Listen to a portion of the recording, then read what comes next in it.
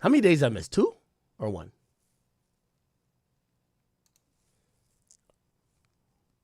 I got coffee upstairs, so like, I'm gonna make sure I hold it down for y'all today. No excuses. All right, y'all hop up in here, man. Y'all hop up in here. Let me take a. Ooh, fuck.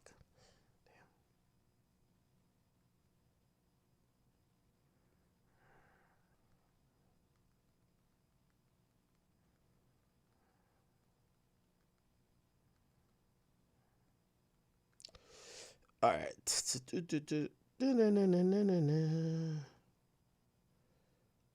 Holy. Wow. Everybody good? Y'all rocking with me here? Oh, what's up? How many days did I miss? Holy shit. Yo, niggas in here demanding an 8-hour stream. Yo, I got off stream last time and I said, yo, we had Top 5 Neon on. We had Charleston White, who gave us a 2-hour podcast, damn near for free, right? And I said, man, we did some content. Let's chill back. Now, a bunch of stuff has happened. We are going to get into the David stuff today. I think that's how we say his name, right? It's written in a weird way, but I think it's Satan David. We got to get to that. Allow me about an hour and a half to 2 hours for that. We're going to get... Yo, why do y'all call me... I feel like I stream... You know what the funny thing is? Y'all could only call me lazy in comparison to like a Kai Cenat who's streaming all the time. You do realize that I put out more content than like podcasts, like all these podcasts. And I think Joe Budden's podcast does a lot. We do more content than them, probably by 2. Every other podcast is even less than them. So I do more content more than do I do more than Breakfast Club? I would say yes, even though not really, because Breakfast Club, they show up from 6 to 10, Monday to Friday. That's 5 days, 4 hours. No, I do way more than them. Yeah, they're doing 20 hours a week. Oh yeah, no, wait, how much hours do we do a week? But they don't talk for 20 hours. They're playing music and doing bullshit. So I think I beat them too. If you listen to they put out like a raw episode of the Breakfast Club with just straight talking. I do more content than them too. Y'all tell me, like, when y'all say I'm lazy, who do more content than me? We're going to get the 30 at 30. Y'all remember my bet, right? If I don't do a 30 at 30, I forgot if I said I'm giving $5,000 in subs to every platforms we stream on, or I said I'm going to pick people and donate to. I think it was just 5,000 in subs, which we're on Kick, we're on Rumble, we're on King Academics, and we're on the Academy. That's $20,000. So basically, I've imposed a $20,000 fine on myself by the end of the year if we don't get to the amount that we should, right? Which is 30 or 30. We're gonna get there. DDG does more content. Does DDG stream more than me? All right, if DDG streams more than me, it's kind of embarrassing. Because he's supposed to be still rapping and shit, right? Fuck. All good. Somebody said, where is Ack? I'm right here, fool. What else? You won't get 30 or 30? Joe Budden makes a podcast every day. That's cap. Joe Budden, I hate to like blow up his secret, but like he films like 3 days a week. Now, those 3 days are like 12 hours. So they might do a pod for the next day, and they might do some Patreon stuff and some side stuff, but they film 3 days a week. Okay? But let me just put hours in. 3 times 12, that's 36. Yeah, it's 36 hours a week. That's pretty good. Yeah. Okay. All good. Anyway, we're in the building. Bunch of stuff to get to. Cardi B's pregnant. Bhad Bhabie still getting beat up by her boyfriend. What else is going on in hip-hop? Where is WHAM? Young Thug pushed his date back because of Cardi B. People getting fired left and right because of Charlie Kirk. What else is going on, chat? What else is going on? Let me know. Throw the topics out early, chat. By the way, I told my man Gran and all my people that work for my ancillary pages, and y'all gotta let me know. I told him, I said, listen, today might be the last day. I know y'all been, because I was watching on DJ Academics TV, which is like ran by like Gran and them people, you know, Gran and the guys. And I was like, damn. I'm like, yo, people really watch my clips and like it's mad grainy. So I'm in the process. I don't even know if I got it figured out yet. I said, this is for really my TikTokers and people who watch me on secondary platforms. Bang! New camera. Upgraded, chat. Upgraded. Okay? Giving y'all the 4K quality. And if we do need, you know what I mean? If we do need, you know, if we do need to, hold on. If we need to go full screen, we got it. Here we go. Okay? So finally, if you're watching me on other platforms, I'm not grainy as shit. Yeah. So, I don't know. Y'all let me know. We rock nostalgia, we're going back to this. This is nostalgia. Nostalgia is this. Hi. Upgraded, bang! Hit him with it. This looks bad too? Oh, hell nah. This is like a DSLR extra camera. I gotta fix it. The audio's... Oh, my bad. Oh, my bad. Ooh. Wait. Okay. Here we go. We should be good. My bad. It was the audio. My bad. I just had to... The camera was picking up audio. My bad. We're good now. Chill. The fuck?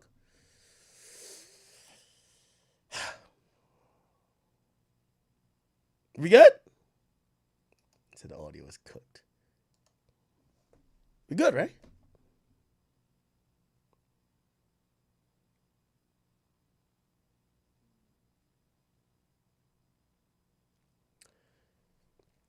Now, here's the thing. I've listened to y'all a million times. I don't think, just like y'all don't think, I'm the most attractive motherfucker out here. So we might go with the downgraded cam. Downgraded cam, bang. Upgraded high quality, bang. Oh, shit, we get a flip between. Oh, shit. Hey, okay. This one makes me look a little darker. It's two different cameras, by the way. This is the same. So this is a camera I've been using since 2017. Yeah, since 2017. It's 2017 camera right here. I don't want to get brand new on y'all. 2025. 2017. 2025. 2017. Now I'm playing. All right, I'm going to stop. Okay, I'm going to kind of use both. Chat.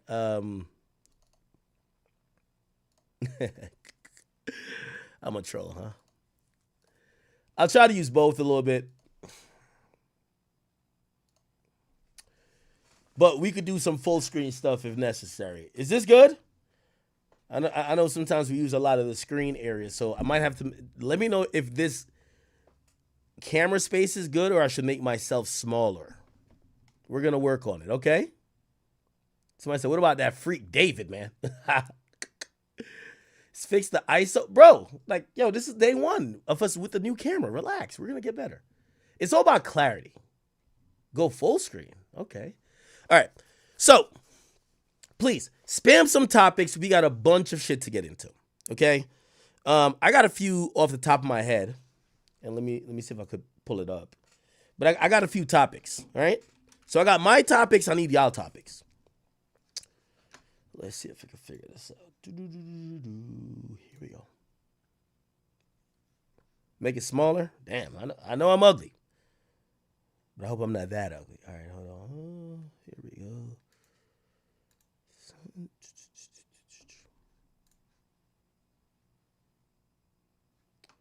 Yeah, Bhad Bhabie, Dame. Oh, yeah, we should do Dame Dash. Okay. All right. I wish there was like a poll every time I ask a question that the majority just came over yes or no. Because I'm really trying to have y'all run the stream. Okay, how about this sequence? We start on Dame Dash. We get to we start Bhad Bhabie, get to Dame Dash, then we get to David. Then we got to get to Thugger. Then we got to get to Cardi. Ooh, Cardi B's crazy. Should get to that too.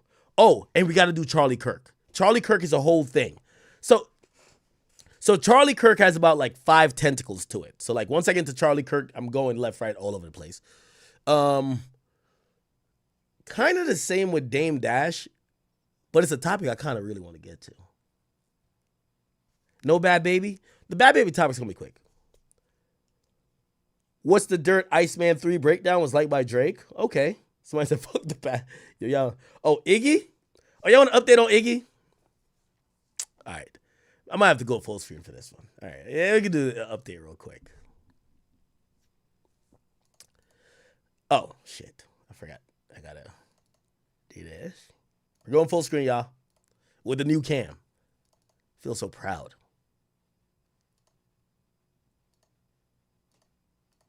All right. How do I do this? Hold on, y'all. Give me a second. Right there. Bang! All right, cool. So, my shoes. I'm gonna give y'all the update on, the whole Iggy thing. Chat, I hope, I'm growing and I'm aging and I'm trying to be better. I'm also learning more maturity. I ain't do the therapy shit, but I try to figure out how to deal with things. I know a lot of people pointed out that this Iggy stuff I dealt with pretty much very different than many other things. I'm gonna be honest with you. Like, I've been squabbling with every artist, everybody. Really, it's not women. It's anybody who has ever disrespected me or challenged me, called me a liar. I usually go back and forth with them. That's been a thing, right? Whether it's a male rapper, a gangster rapper, emo rapper, whether it's a female, it don't matter. And if animals and ghosts could talk, I would battle with them too. Obviously there's a narrative that I only go at women. So these days I'm trying I'm not to perpetuate that narrative, but for me, I'm also not trying to be a hypocrite. I give smoke to everybody. So I'm not going to let some chick just chomp at me like a chihuahua because I'm being too, I'm above this. Nah, bitch, you gonna get it too. And I tried with Iggy. I wasn't trying to give her all the smoke, but I was really trying. She hit me up at Saturday at 4 a.m. I got off stream. I forgot what happened. I'm laying in bed. I'm kind of scrolling through my phone. I even took a nap. I fell asleep to some Netflix show. I woke back up. I usually wake up at 5 o'clock. It just forced a habit because sometimes, club time is. It's been for 10 years. Chad, if you're around me personally, I'm fucked. My body wakes up after every club closes because if anything is breaking then happens in the world, I'm up. I mean, I ain't gonna lie to you. The stitches and game fight, that's how I was up. So usually I get up around 5:30. I check the phone just to see if any breaking shit's happening. Go to my Instagram. And it's 45 messages from Iggy Azalea. And she's going in. And I just woke up out of the stupor. I just couldn't believe it. I'm what is this? But you know what? I let it go. And actually, before I let it go, I was reading through it. And it put me in a pickle that usually I don't give a fuck about. And yes, there is compromise in situations. I rock with her baby daddy, which is Playboy Cardi. But I don't rock with them like I'm some enabler, which that's what she was accusing me of. She was accusing me of being an enabler to an abuser and a drug addict. And these are things that maybe that's her truth, but I look at him as a musician and a really damn good one. She was questioning why I supported him, and she was accusing me of, allowing him to do things to her. And that's where I took issue. Why would you come to my DMs to say that I'm allowing, because of my endearing thoughts about a musician, I'm allowing him to be seen as, she thought that I'm making him seem like a good guy in the media while he did all these horrible things to her. Now, I haven't even verified and even checked out or even cared to if these things are true. Why? Is it because I'm not a human? No. It's because the things she told me should never be upon a blogger to have the moral compass to figure out who's right and who's wrong. There's certain things. If someone comes to me and says, hey, this rapper did X, Y, and Z, I've turned these things on a lot. Hey, this person R-worded me. This person did this to me. Or because they cheated on me in our relationship, I want to let you know about these criminal or unethical things that they're doing. a lot of times I usually say to those people, because let me let you know, I'm in the media. I've been doing this over 10, 15 years. People try to use you.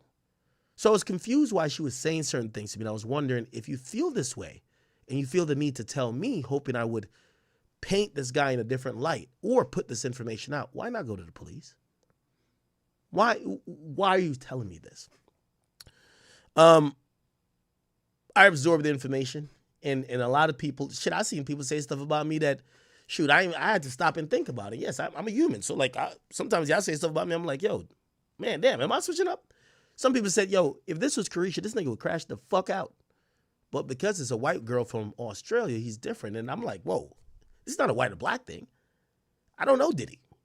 If maybe I know Diddy and his personality and whatever, and Carisha came out saying some wild shit, I'd be like, hold on now. Either go to the cops or again, if you're telling me this in confidence, I'm not putting it out. So yeah, I know Cardi. And I don't know if there's a white person who I knew the guy, or I knew the girl and the guy was telling me, I would be like, you know how many things I know about Offset and Cardi? I don't say nothing about either. Just for them to say. Now, I do tell both of them. I say, yo, if I find out information that is outside of y'all telling me, I got to do my job. For example, I found out about Cardi B being pregnant months ago. And I literally said it. Well, I didn't say it directly. And the reason why I didn't say it directly is because it was supposedly so early on, she could have aborted or it could have been miscarried. And I'd never wanted to be the first so thirsty to try to get some information out that she could make a decision that would be against it, and now I'm either wrong or I'm like out in her business. However, today we could report that was true. So it's a lot of times I know people's personal business. I know a lot of these niggas' personal business. You get what I'm saying? So when Iggy comes to me, I'm giving her grace, and I'm like, listen, yo, I know 3 rappers that y'all love. Like, y'all would kill, well, let me not say kill yourself, but like, y'all would be in turmoil if I told y'all, we're about to talk about this David guy. He was fucking a girl who was like 14 or 15. I know like 3 Chicago rappers y'all might consider legends that was doing the same. It wasn't for me to talk about because nobody went to the police. I don't know if these people were true. I don't know the story, if they lied about their age. It's not for me. And I don't even know, again, I don't know if the veracity about it. I'm not an investigator like that. So when Iggy came to me and said all this shit, I said, okay, what am I supposed to do with this? For me, it was a clear bait that she wanted me to out this person, and she wanted the internet to react to it. So I ignored her. Come back 2 days later, she's back in my DMs again. Very disrespectful. You bitch ass nigga. You lazy fuck. I tell you all this and you still ain't doing your fucking job. That's why. Whoa, wait, hold on now. Ma'am, this is misguided anger. Your issue isn't with me. Your issue is with the guy that you're scared to go to family court with, and that you need to go to some therapy about. She was telling me stories about her pregnancy. She was telling me stories about her being a mother. She was telling me stories of what she claimed was abuse, and also story of neglect. It's not for me to share. Why tell me?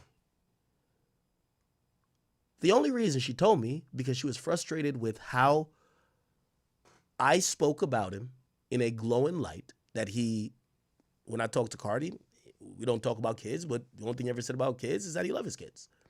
Talk about music. He's a great musician. She wanted a different narrative painted. So I ignored her. She disrespected again. And then after I responded on last stream, and I even said then, I'm giving you the grace, she went on Twitter and she went crazy. I'm not even going to get into that because there's been a bunch of calls made left, right, and center, not necessarily to me.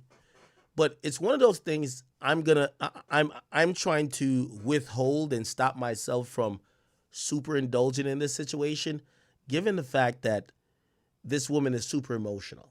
Like, and you know, shout out to Cardi, apologize to me for this. Because I'm dealing with his issue.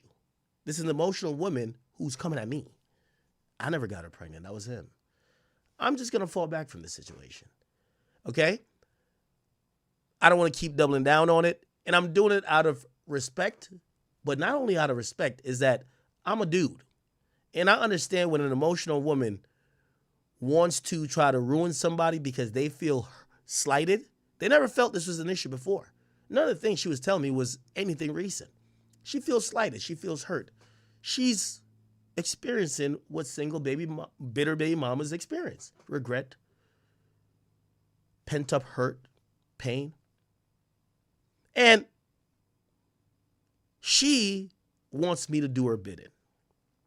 She got at me at X, and I ain't gonna lie, I snapped a little bit.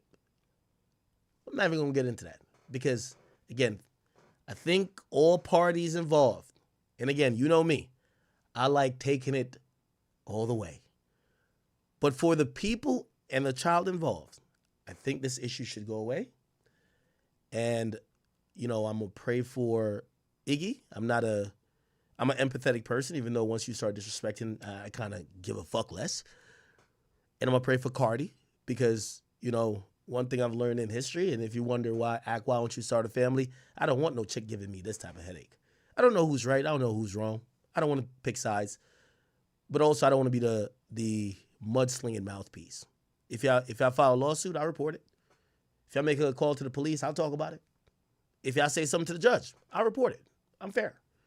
But if you're going to try to slander somebody by planting information, which may or may not be true to me, hoping I'm going to try to do a hit job on someone, I don't want to be a part of that. So, Iggy, respectfully, let's not get into a disrespect contest, me and you. I don't think you'd win.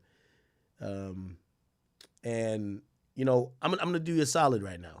I think her thing is, someone else, a guy named Sahil. You ever heard of that guy? I guess he's popular in the meme community.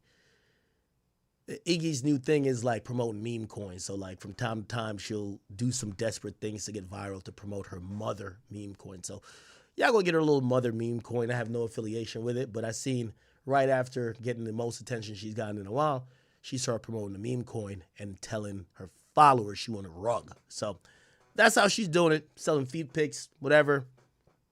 The Cardi train looked like it slowed up. I'm going to just slowly back out of this situation. And Iggy, I'm always down to squabble with anybody, not just women and not just you. And when I mean squabble, I mean verbally, nothing physical. But next time you come at me, make sure there isn't an offset of another person that you're hoping that I crash out on both of y'all. Because I am liable when I get mad enough to say fuck everybody and crash out on everybody. But today won't be the day. Iggy, have a good day. And Cardi, me and him talked this morning. As I said to him, I said, Cardi, listen, man, I'm not no family therapist.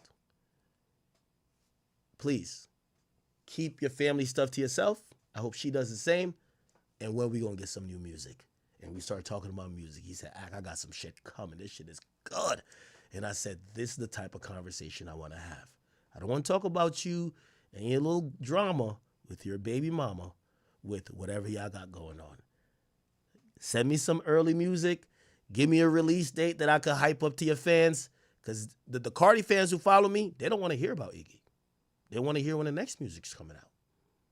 And I understand that. Let's keep it there. All right. Okay. We're done with, what is this, full screen act? We are done. Okay, let me get back into, wait, bang. Oh, shit. Why do I got to do this to just get this shit right? Okay, this is old school act. 9 breaker, I'm going to read it. Her meme coin is down from its all-time high. She extracted a lot of money. Chat, I mean, it is what it is, I don't want to get into her thing particularly, especially about the meme coin thing. I felt like she was trying to get me to attack that. I'm not going to be used as a pawn. Okay. Chat. Are y'all ready? Can we start the stream? Perfect. Okay. I'll give you some updates. I intentionally didn't hit up Drake. And I know people really... it's so funny when I'm telling the truth. It's frustrating for me when I'm telling the truth and people think that I'm lying. Like, Drake didn't tell me to leak the song. We haven't talked since then. I don't think he's mad, though. I don't think he was going to put that out. I'm going to be honest. But we haven't talked. And, I told y'all, I haven't really, usually me and Drake, during the battle, we're talking a lot. These days, I'm trying to be a fan. I'm trying to watch the rollout. But also I could be the person, if I get a leak, I'm running that shit. What the fuck?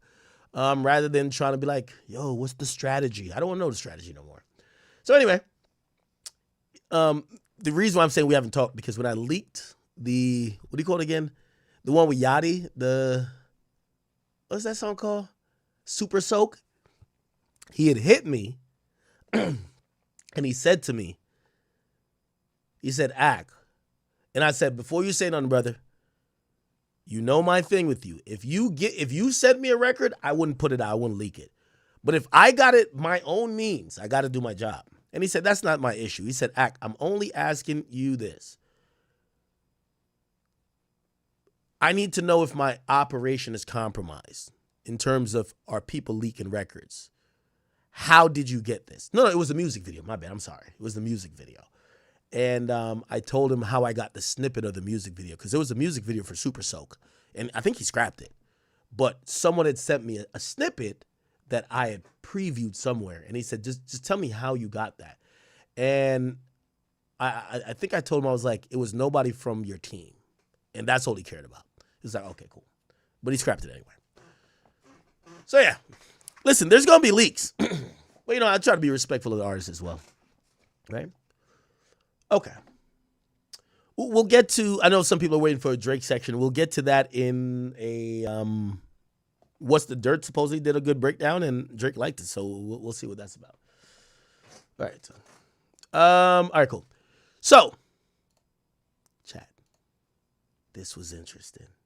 Chat, this was so interesting. I'm going to start here. Watch the flow. Could y'all pick, did y'all like this camera? Or do y'all want me to go to this camera? Like, one's old school, this is new. Like, what y'all want? Pick quick. I'm serious. What do y'all want?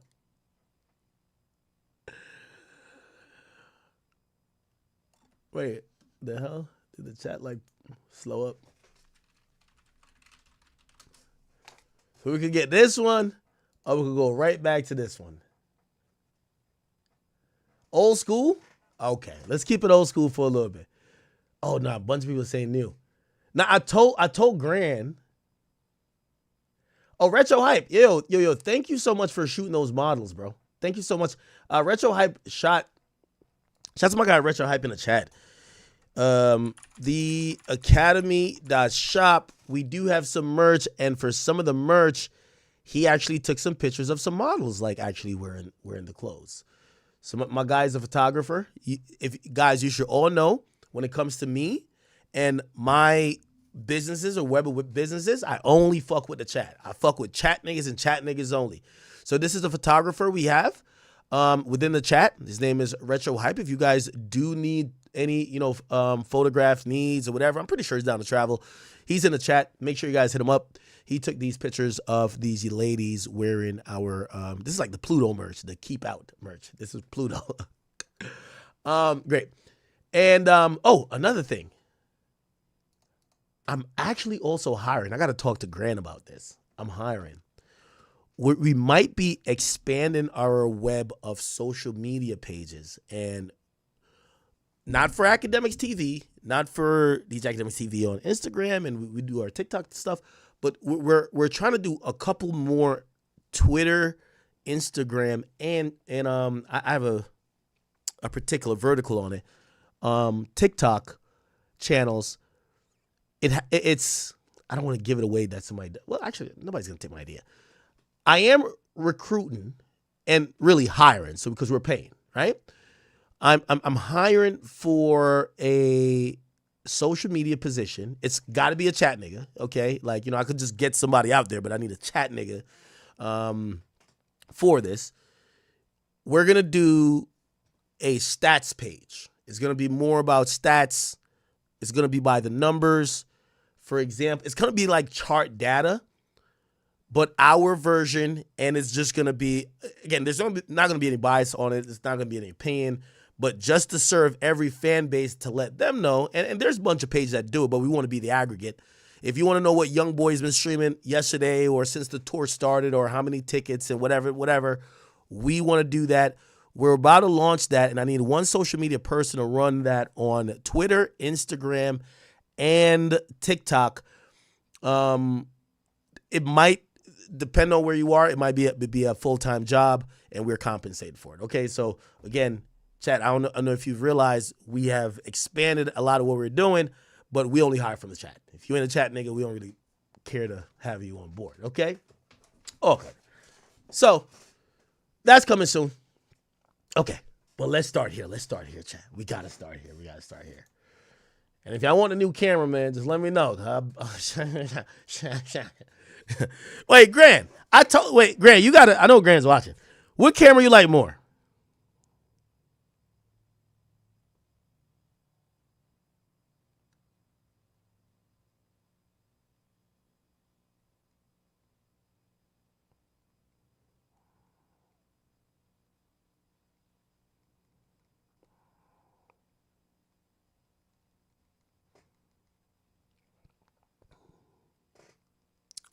All right.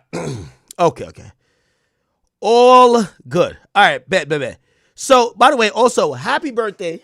I know I'm doing a lot of in-house stuff before we get there. Happy birthday to my guy in the chat. I believe his name is Snapper89. I don't know if Woody's maybe has a new name now. One of our OG followers, one of my earliest supporters that I could remember supporting us. Like, I think I could remember him back in like 2013, 2014, like when I had like 40 viewers on Twitch. Like, I remember him being there, okay? And it's his birthday. And so, Snapper, yo, happy birthday. And I remember one of the things he told me, he said, Ak, when I started watching you, I was in my like earlier mid-20s. And he's in his 30s now, and he says, I got kids now. And I was just like, damn, like, we've been doing this for a while. Like, he got a couple of kids now, so that's dope. So happy birthday to my man Snapper. I think he should be mods in like one of these chats. But just one of our loyal supporters who rock with us. Okay, cool. Enough of that. No more church announcements. Let's get into it. So, first and foremost, chat. Holy. Did y'all see this? Chat? So, by the way, I'm sorry I posted this. Disgusting. Ugh. Anyway. So the news came down that after a highly controversial bid, which, by the way, I have a theory. So this is going to be news report mixed with a little bit of, commentary from myself. I've told you, number one, Roc Nation is going at me vigorously. They feel like we're in war. They basically have declared war on me without declaring war on me. Okay. Remember, I just did a entire 7-hour deposition. They say they need another one. Could you hear that? They claim they need another one. They have filed over 45 new pages in court saying that I made a mockery of the process and I didn't answer a question. I was evasive. Now, I have the entire thing. I don't think I was. I think I answered every question. But it really was one question in particular that they are upset that I did not answer to their liking, right? Obviously, certain things I said they didn't like. It said, has anyone paid you to promote music? I said, Roc Nation. And they're like, gritting their teeth. Ever since then, they've done very shady tactics. I met with Meta this morning. Shout out to Meta. I have a Meta rep. And while discussing, I have a ton of accounts on Meta and, we do our thing on Facebook. They brought up one thing in particular. And they said, well, hey, Roc Nation filed some stuff against you. What's going on with that? I said, well, I'm going to be honest with you. It's a little bit bigger than what our business deal is. Roc Nation is targeting me at this point. Roc Nation had, in a roundabout way, paid to promote a song or promote a snippet, which was a Kendrick snippet that was on a Clips song. Clips is signed to Roc Nation now. And then they struck me having the songs up on all my platforms. I promote music. In the history of music promotion, you don't strike people to take down the music that you're trying to promote. You want it up. But, they're being petty. And I don't even know if they know that the people who they paid to promote the music that came to me, I don't even know if they know that those people came to me. Maybe they thought those people knew that we're in some squabble. So it's kind of clear at this point that Roc Nation is just not a fan of me. So I talked to Meadow about them today. They want to get me in another deposition. And they're sending process servers, allegedly, to the crib every day. I don't know. So that's where we are with it. But I'm going to tell you, and I'm going to tell you why I told you that. So Roc Nation is essentially, upset for a lot of reasons, but not just at me, at a lot of people. Roc Nation was incredibly upset that people kept talking about the allegation that Jay-Z, along with Diddy, sexually assaulted a underage girl back in the early 2000s. Obviously, they vehemently denied it. I want to be very factual. That case also fell apart. And the woman basically even came out, the woman now, she was a child then, she came out now to say that the lawsuit she filed, she was basically damn near coerced by her lawyers. Roc Nation's gone vigorously at that lawyer. That lawyer's name is Tony Buzbee. Tony Busby's a really successful personal injury lawyer, but he's been getting his money's worth, for lack of better terms, by Roc Nation's lawyers, who are very upset that he would sully the name of Jay-Z. Now, why did that matter? Obviously, Jay-Z has a family, and Jay-Z, no one would want to be falsely accused of some heinous shit like that. But it was an allegation. The real thing was that it fucked up a lot of things for Jay-Z. Jay-Z these days isn't concerned with putting out music, isn't really concerned with putting out artists. Roc, a fella that got sold and then was basically turned into Roc Nation, is primarily now focused on strategic businesses. And I'm going to be honest with you, not to get pinky and a brainish, but I plan to take over the world. Okay? So their new venture in trying to take over the world, because they did try sports management, but they were kind of quickly ousted for a little bit.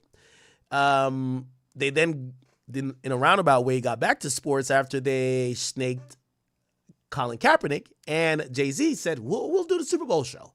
They've been doing the Super Bowl show, and you see not like us at the Super Bowl, right? It's all good.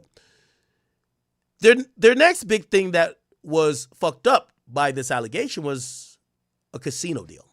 So there was New York State made available a particular amount of casino licenses that were going to be open in New York City. Now, there's a casino already in New York City limits, but that casino doesn't have table games. This was going to be a full casino license, not just for slots and other stuff. Jay-Z, along with, I believe, Caesars and a couple other companies, got together in almost like a SPAC, if you know what that is when it comes to Wall Street, and basically said, we want to put in a bid to get a casino license for Times Square. We're going to propose a multi-billion-dollar project to revitalize, bring new money to the area, and be the place that is going to be the biggest casino in the world. Keep in mind, home of gambling is pretty much Las Vegas. And Jay-Z was pretty much picked to be the guy because, just like how he did with the Barclays, he helped grease the whole thing with gentrifying folks out, getting the Barclays Center built, and also the owner, with the Nets, getting the Nets to move there. That was partially the work of Jay-Z. Jay-Z's role in a lot of these business deals is that he has cultural favor. It's the reason why he told, he sat in front of the NFL Commissioner Roger Goodell and he said, we're done with kneeling. It's time for actionable items. And then he snaked Colin Kaepernick and he started running the Super Bowl. And people stopped kneeling. So Jay-Z's a guy who could make shit happen. So they gave him the role again. Make this happen for us, Jigga. Make it happen for us. We want to bring casinos to New York City, Times Square. Now, I'm going to give you the spoiler. Before they could do it, there was basically a neighborhood council that represented the interest of the people living in the business already operating in the area, had to vote on a panel to say if this would be approved. Okay? Essentially, they denied it and they rejected it 4-2 on a vote. After the vote, this is what happened. And this is by I believe, one of the important people that was with SL Green, which is another partner that was on this entire thing. So it's Roc Nation, Caesars, SL Green. You know it? So this guy's complaining why they voted no. You have to live with that history forever. Wow. You have to live with that history forever. Okay. Okay. Well, give me 1 second. I'm pulling it together for y'all here. I'm pulling it together for y'all here.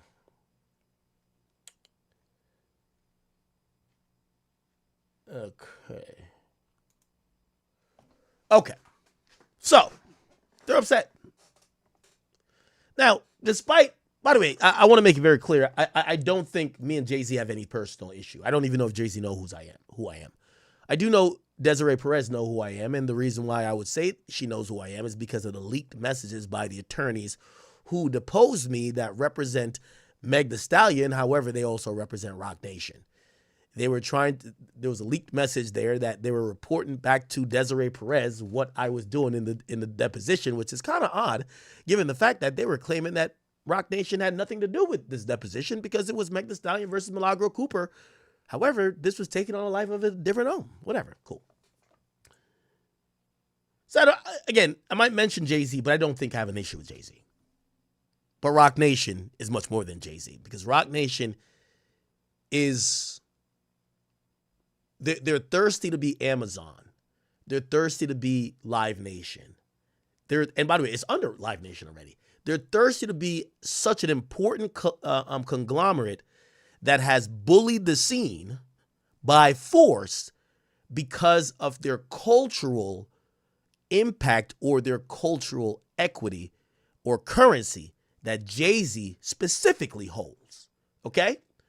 So, they're upset that they didn't get this vote. I want to just say this before I get into the next part. I'm a big gambler. I gamble a lot. It's very interesting hearing this guy say, yo, all of these, all of the stimulation to the economy and all of the benefits that this casino was going to bring to Times Square. I want to let y'all know, and this is me speaking unbiased, and I'm a gambler. Two of the most pieces of shit cities in the entire America is Atlantic City, which I live about like an hour from, and motherfucking Las Vegas, which I've been to a shit ton of times. Anywhere where gambling goes creates degeneracy, creates crime, creates dependency on said gambling, and usually depletes everything around it. Go look at any city that has multiple casinos in it, and you tell me if it has a thriving economy outside of them casinos. The casinos eat everything into it. The clubs get into the casinos. Everything gets into the casinos. Massage parlors start getting closer to the casino because they know what, if the casinos are there, you need to feed the people with the money, and people with money come to casinos, and then people without money, they then have to try to figure out how to get money from them, and it creates I'm telling you, it creates a ripple effect. For anybody who don't believe me, let me tell you this, and this is actual fact. I go to Atlantic City. I want to tell you my history with Atlantic City. In 2014, I had a regular job. That's the last time I had a regular job. I worked at Verizon in Brandsburg, New Jersey. I was a temp worker there. I was popping on YouTube, but I was too scared to quit my job because I didn't know if YouTube was going to last. I didn't know this could be a real career. So I was getting like really good money from YouTube, right? I started monetizing the year before.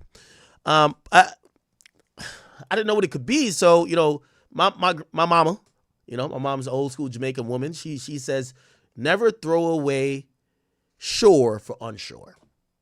So I used to do YouTube videos in my car, in the parking lot, in my Mazda 3, in the back seat, and upload, but I would still work my job. To put it in comparison, I was a temp worker, even though I had a math degree, but I was getting so many loans, I just had to do some shit. I was getting about $600 a week as a temp worker, not full-time yet. And by the way, that's not even what I went to school for. I went to school for math, but I never ever used my math degree, right? I was getting so many loan letters saying, you owe this, you owe this. I couldn't just wait around for the perfect job. So I just got a job, and I had experience in fixing computers, and I was fixing computers at Verizon. I would get about $600 a week. Because I was temp worker, they paid me every week. I used to take the $600 I would get. They would pay me on Thursday. And after Friday, after work, I would drive to Atlantic City. And I would gamble the entire thing, whole thing. Sometimes I would come up, maybe I got $1,500, and I feel good coming back. But a lot of times, it was a really depressing 2-hour drive back up to where I used to live. When I realized I just worked for free. I lost all the money. Now, it's not about an addict or someone who is gambling whatever they got. That's not the point of why I'm bringing up this Times Square thing. Through my travels to Atlantic City, and anybody who's ever been to Atlantic City, but even Vegas, tell me if I'm not telling the truth. Outside of those beautiful casinos, big bright lights, they might comp your room. You see these big ballrooms. You know, a famous guy, well, not a famous guy, but somebody always tell me about these casinos when, you know, I would walk in there with bright eyes and my paycheck in hand, and I'm like, I'm finna win. They always said to me, how do you think they got this big-ass building, this great-looking? They ain't get this shit by losing to you. So you already knew what it was. But nevertheless, I still did it. The point is, while in Atlantic City and going there every week, I learned a lot more about Atlantic City. It had a boardwalk, had a beach. But I realized that there was really, they sculpted highways that if you want to go from one casino to another, because I used to go from Tropicana to Harrah's, and after a while I started partying at Harrah's, they would build a highway that drove straight there. Because it was about 4 miles away. That was interesting. You know, one time I didn't get on the highway. And I said, shit, I missed the highway. Let me just take the local route. I drove through the worst hood you've ever seen. And that's the thing with every casino. Every casino, you could go to Vegas, they build amazing roads that lead you from one casino to another. But drive through those neighborhoods. Go to every casino and drive 5 blocks to the left and see what you see. Trap houses. Escorts. You see all type of crime. It's the most decrepit thing you've ever seen. It's in Vegas and it's in Atlantic City. Anybody think I'm wrong? Just go to any casino, turn your GPS off, forget them nicely lit signs that says, hey, take this up ramp to this freeway to get to, no. Just drive road by road, go to the shit with the 4-way stop, with the shoes, the fucking Air Forces on the goddamn thing, and see what you see. It's a symptom of what casinos do to a city. The economy in Atlantic City, every company that's not a casino left. So if you live there, you gotta either sell drugs and you're trying to sell it to the people who come there. You're either a dealer, you're working somewhere in hospitality. There's not much economy outside of those casinos. Why am I saying this? Even me as an avid gambler, and I gamble. I was gambling before this. I'm not here for you to feel sorry for me for gambling. I'm here to tell you the realities of gambling. There is not one city that is thriving and not any regular people that a casino has ever benefited. A very brilliant man, Warren Buffett, once said, gambling is a tax on the poor. And it is. So, I agree. Times Square is not the best place, by the way. I don't know if you guys have ever been to Times Square. You got your panhandlers, you got your hustlers. People come there and rob people too. But there's a lot of businesses, there's a lot of companies, there's a lot of stuff for tourists to do, a thriving theater, Broadway. There's a lot of different things that you could feel like you're in the greatest city in the world, which is New York City. So if you ask me, a casino in the midst of all of that, I don't think it's placed for that. Everything I've described, every city with a casino is not what you want New York City to be. It already has enough problems. So for me, it was a no-brainer. Bring that shit to Coney Island. There's already one in Coney Island, I believe. Bring it anywhere else, not Times Square. But that's me thinking as a regular human.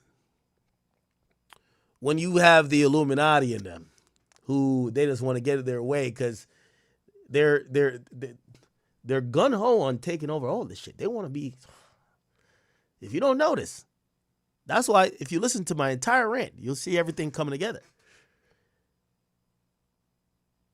They want to be a monopoly. They want to be Amazon. Okay? So this wasn't taken nicely.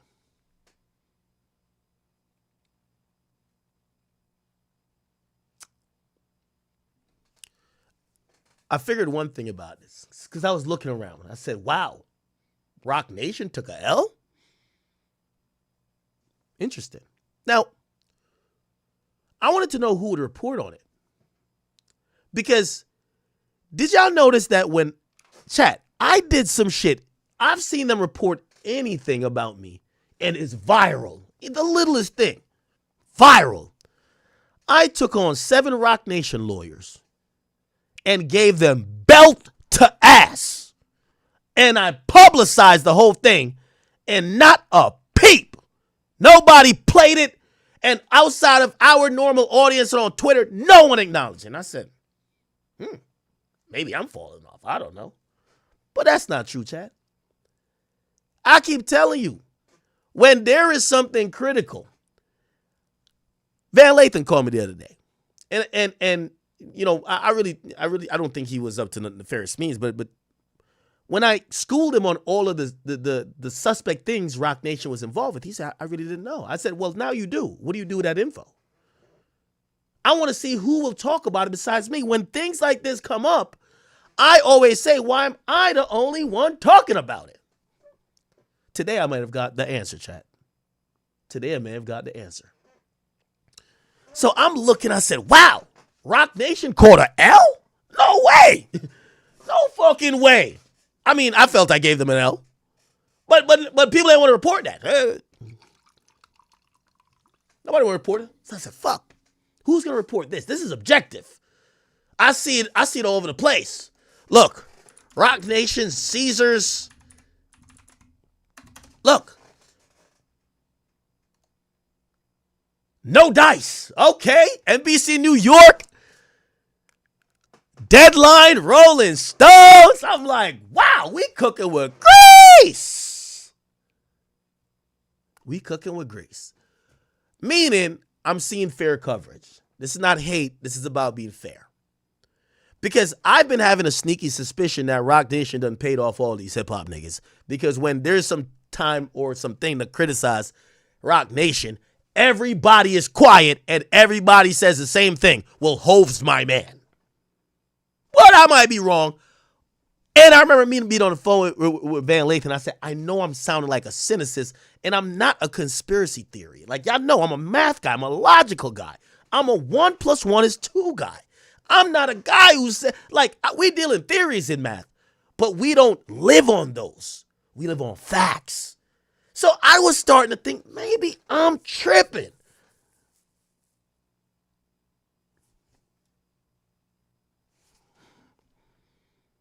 Until I seen this. So I seen one outlet cover it. It's a big outlet. It's the Breakfast Club. Oh, shit. The Breakfast Club. I'm like, yes. I want to hear what the Breakfast Club has to say about Roc Nation. This is good. Let's see what this is about. Here we go. Remember, maybe I'm just like, I'm cuckoo now. I'm Alex Jones. Maybe I'm Alex Jones.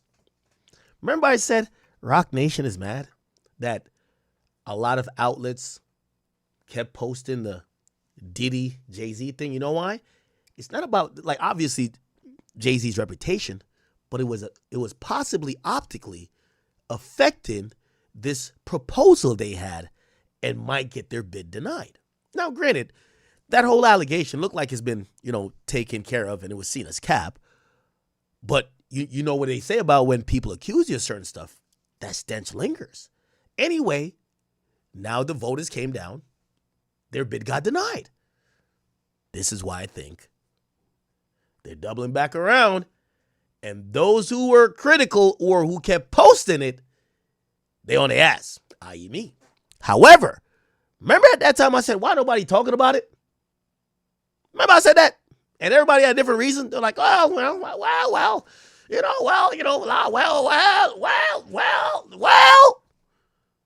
Okay.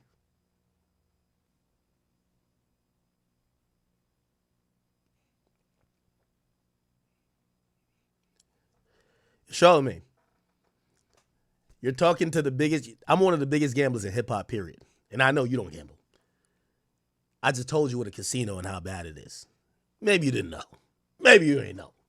This is not some investment for some community. This is a vulturistic business model that's coming there to take advantage of tourists, run out locals, and ruin the entire morale and lifestyle of people who come to Times Square. But I don't think Charlamagne knows. He's not a gambler.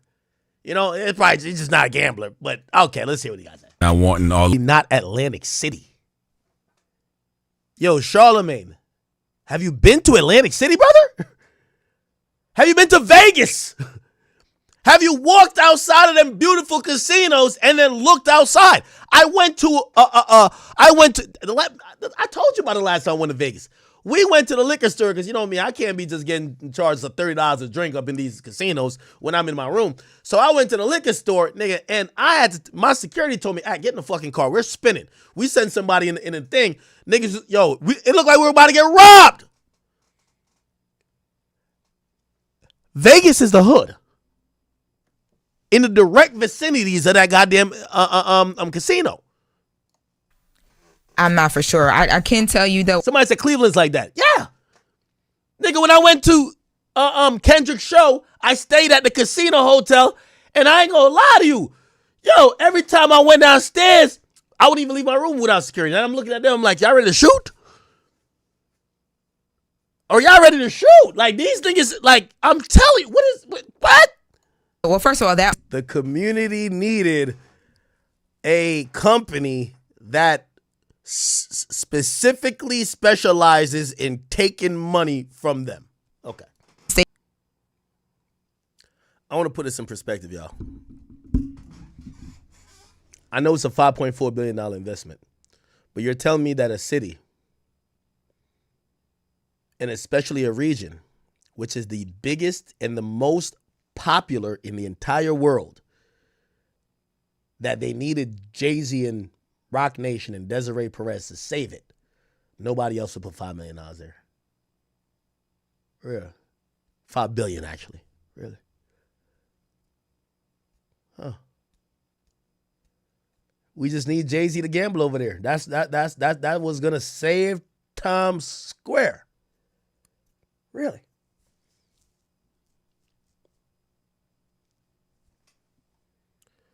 This is very ironic, chat. I want to make y'all aware. I want to make y'all aware that every poll that they did of the constituents that lived in the immediate area around Times Square, in large majority said they did not want a casino there. Yet they're saying this is why voting matters, like they wanted it. Okay. Now,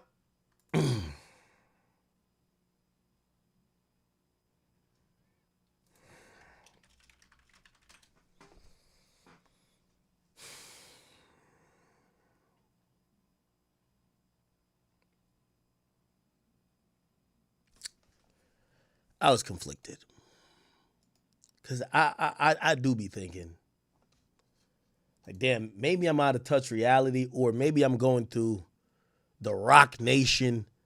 I'm going through the Roc Nation hate syndrome.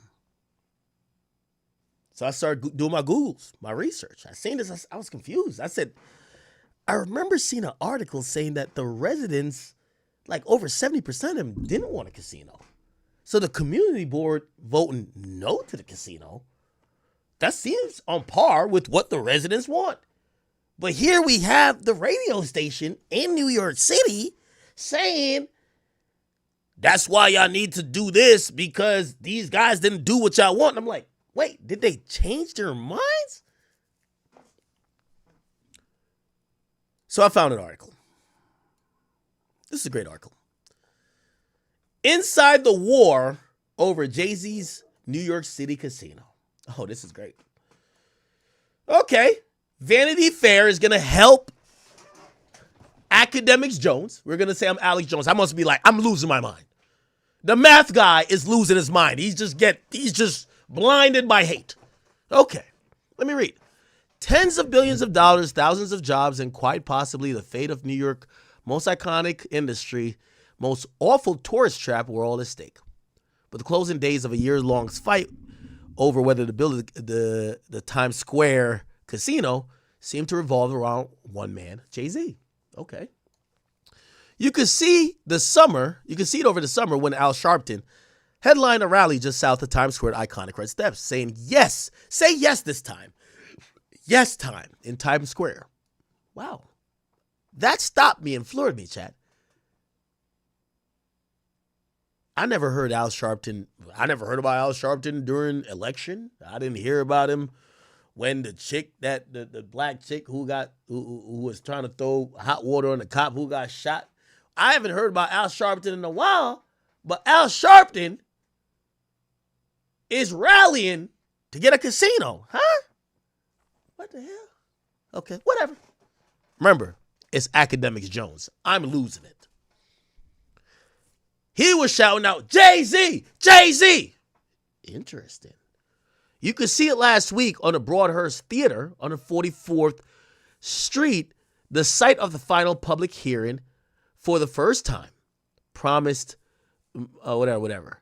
Everyone has a seat at the table with Jay-Z at the head. Huh. Supposedly, there was a billboard, and there's a picture of it. I'm going to find it. It's a huge picture saying yes to the casinos right over the place where the vote was going to happen.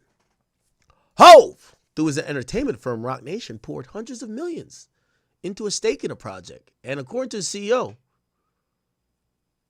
Desiree Perez, they joined Holiday's company, Green, and Caesars in spending millions more, promoting it to sometimes wary lawmakers, municipal bureaucrats, public at large. The goal?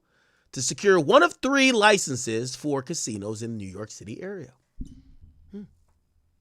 On Wednesday, everything fell apart before the bid could even be considered by the state's regulator. It had to capture 4 of the 6 votes from a community advisory committee. So think about it. The community voted no. And everybody is mad at the community saying that y'all don't know what's good for y'all. Interesting. All appointed by local politicians. Now, I think that's why they were mad, honestly. The vote happened after years of buildup, and the committee decisively rejected the bid 4-2 against Jay-Z's big play in Times Square, despite support from the mayor and the government of New York. The Times Square casino deal is dead. Wow. It's a massive loss for all the partners in the Times Square casino project, including the most famous one, whose up from nothing, keep close to the street story was at the center of the closing arguments. We from these neighborhoods. By the way, I think there's a video of it. Let's try to play it.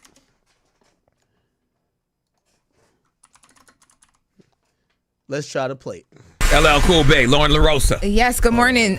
So we've been talking a lot about... Stop. Jay-Z Casino Board. He gave a speech. Let me see if I can find it.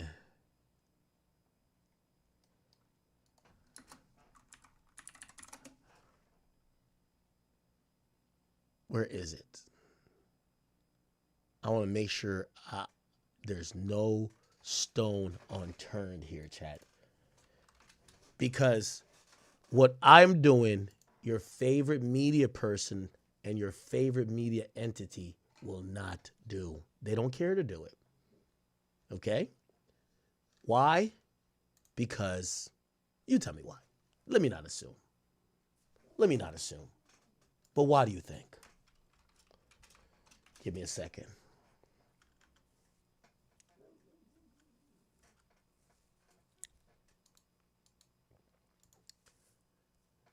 Give me a second. I'm going to find it. I'm going to find it for y'all. Don't you worry. I got y'all. There's a video of Jay giving a speech.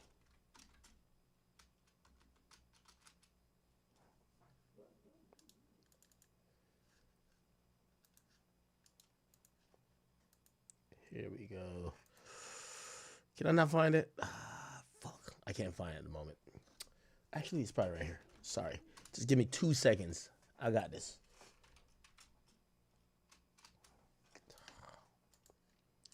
It's basically, you know, they're quoting him, but like, I wanted y'all to see it. Because I want to show y'all. Little old act here, you know, I'm a lot of things. One thing I ain't is dumb. But okay.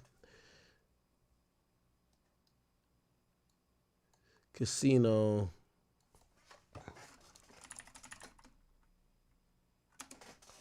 I'm trying to see. Yeah, I can't find it. Okay. Because I don't want to bore y'all that y'all leave. But he did. He was sitting in a room, and I can't find it. Fuck. So I need to save my clips when I'm doing my research throughout the day. But I usually have a drill in my hand. That's the thing. I'm doing construction. Okay. But listen, so we from these neighborhoods. This is what Jay-Z's saying to them. Let me put this over here a little bit more, chat. So we from these neighborhoods. Right? We from these neighborhoods. Oh, maybe I just search advisory committee, Jay-Z. Jay-Z advisory committee.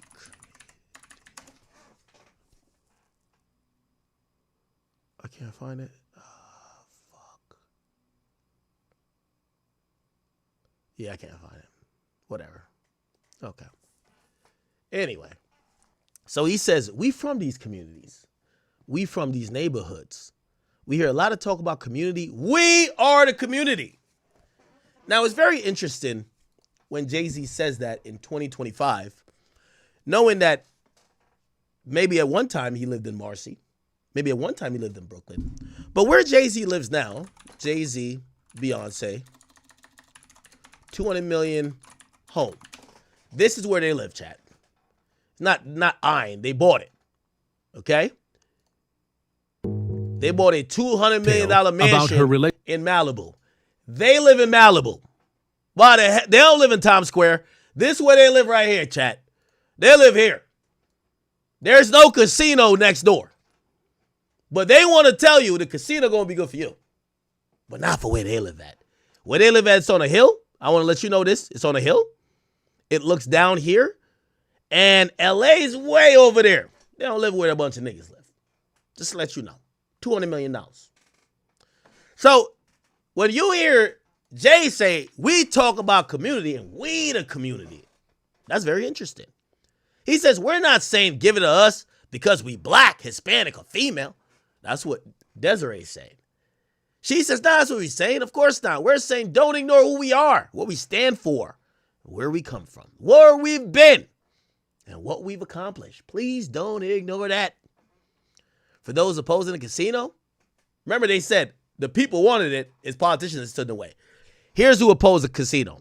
The theater types who worry that tourists might gamble away their Broadway money or that a casino might poison the delicate ecosystem. They might create traffic Armageddon in Midtown. Well, to borrow a phrase from a different rapper, Not Like Us, Jay-Z's allies argued that the opponents weren't just a bunch of finger-wagging hall monitors standing in the way of thousands of black and brown people getting casino jobs. So the people were backing Jay saying, our goal is to get people casino jobs. You ever You ever date a girl who worked at a casino, or you ever worked at a casino yourself? They say they get paid minimum wage, $4, $5 an hour. They live off tips. Where does tips come from? Tips from the people that are gambling their fortunes away. So that's the jobs they are trying to create.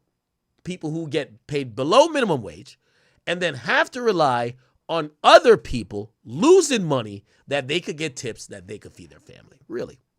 That's what they're trying to say. This is the money creating situation that's going to help the people by Big Jay-Z, Roc Nation, and Desiree Perez. Interesting. They were, according to Sharpton, Al Sharpton, oligarchs, an iconic word of choice given Jay-Z's billionaire status. But the opposition had his own case to make. The case ultimately prevailed. Casinos were not only dangerous to the theater community, they argued, they rarely brought the revenue they promised. See Atlantic City. Trump even went there saying, we're going to do X, Y, and Z. He shortly left. One of the casinos in upstate New York, for instance, is pursuing a deal with the county right now, worth up to $585 million to stay afloat. A lot of risk with little reward. What's more, casinos tend to bleed money from the sorts of communities Jay-Z says he represents. Exactly what I said. A casino is predatory to the people who get that $600 paycheck. When I was a person making, you know what $600 is a week? Times the time 52. It ain't that much, my nigga. Okay? It was about I think I was getting about $36,000 after tax. That was my yearly pay. And I was taking that money hoping to, I always had aspiration of being wealthy and having money. And I would take it and dump it into casinos. Those are the people primarily casinos prey upon. It was me at that time and the people in Times Square that is nickel and diamond is going to prey upon them. I don't know how Jay-Z thought he could convince hardworking people that bringing an institution to prey upon them would help them. How? But somehow, because we've allowed Jay to do everything, he tried. Promises to the contrary were empty and even harmful to the community, kind of like the ones from former casino owner who's now in the White House. And in New York City, that man is hated more than Jay-Z's loved. They're talking about Trump. Jay-Z's interest in the casino goes back over 15 years. He's been trying to get it in 50 years. At the time, New York State was looking to build a slot parlor near the decrepit Aqueduct horse racing track. One of the bidders tapped Jay-Z for informal marketing and community advice. That bidder eventually won, beating out SL Green, but after that deal collapsed, Resorts World, a subsidiary of a Malaysian firm, was given an Aqueduct contract instead.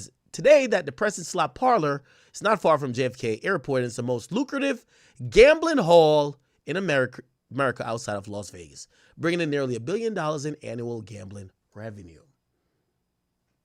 What am I saying, Chad? They have realized that New York City, with the amount of money that is here, you could get the most amount of people losing money to create revenue. That's why New York City is such a great market. Las Vegas is always going to be number one for gambling. But New York City easily could be number 2 or maybe number 1 if you get one in Times Square. The most visited tourist attraction in terms of city, local area in the world. Jay-Z and Roc Nation continue to explore casino deals. In 2022, SL Green chief Mark Holliday was chatting with Jay-Z courtside at a Brooklyn Nets game. Do we have the picture? Do we have the picture? Oh, we don't have the picture, huh? But they were courtside at a game. Maybe they discussed or they tried to get that into a higher stakes contest for one of the license of a full-blown casino in or around the city.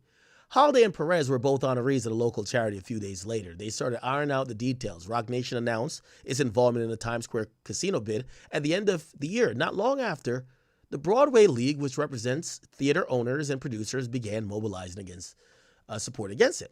What unfolded was a miniature political campaign similar to what was happening almost a dozen sites. On one side, the promise for more work and the buzz that comes with billions of dollars in economic activity. On the other, fears that a casino would leech more from the neighborhood that it would add. Every casino bidder promised hundreds of millions in improvements in the community around them. Each casino bid faced opponents who noted those payments were around an error compared to the money to be made. The ultimate goal for the campaigns were to persuade those 6 people on the Community Advisory Committee to vote their way. Remember, the Community Advisory Committee is supposed to represent the community. That's why I was surprised when Charlemagne said, this is why y'all need to vote, because he was alluding to the fact that maybe the people on the the Community Advisory Committee did not vote for the benefit of the people in the community. Interesting. Early on, the Times Square group approached State Senator Lisa Kruger. She may have been a die-hard gamble opponent. And she said, I voted against bingo in church basements, she once told me. But she controlled one of the 6 votes on the Times Square Community Advisory Committee. In a Zoom meeting, she said the casino team asked her if she wanted to meet Jay-Z. What? Why? I don't like his music in particular. And this is where Kanye, you ring true. What did Ye says?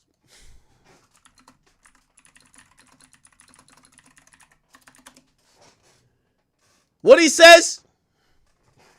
What did Kanye says? I know he right now in Australia or something. He can't go to Australia. He's somewhere in the world. Even if you in a Benz, you still a nigga in a fucking coupe. JC found out that the hard way. They tried to sweeten the deals by saying, you want to meet Jay? You're going to hear, they're going to even offer up Beyonce. You want to meet Beyonce? Beyonce will come hang out with your kids. Anything to make the deal. Remember, Jay got people to stop kneeling. Jay got people to leave their houses for generations that it could be demolished and the Barclays could be built. Jay-Z could do anything. Jay is the ultimate savant when it comes to convincing niggas to give up on everything they love in his pursuit of ultimate profit. So one of the votes was controlled by the state senator. They said, hey, you want to meet Jay? Yo, you ever hear that song, Ace to the Izzo? You ever heard that? You ever heard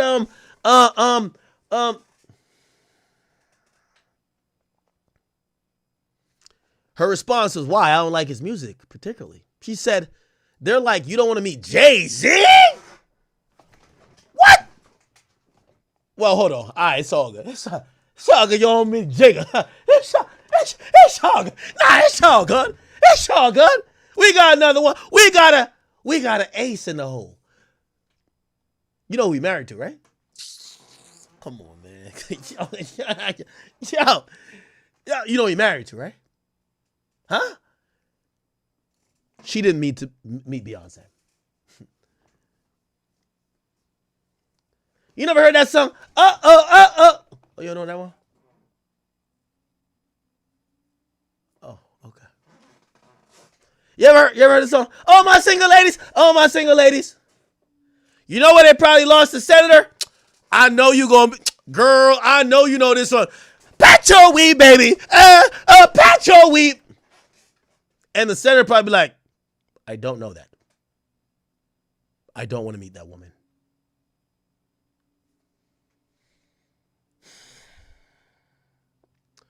Roc Nation, I know. Y'all send people here. By the way, Roc Nation sent people to my house for the last 4 or 5 days. That's what my housekeepers have said, allegedly. I haven't been to my house. So I guess after this video, someone will be here tomorrow again. Process service.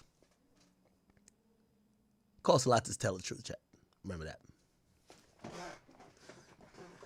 There's somebody at Roc Nation right now that's probably saying, yeah, how much you think we could have paid Act for him just to not do all this bullshit, man?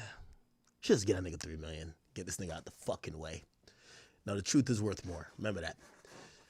She didn't want to meet Beyonce. Wow.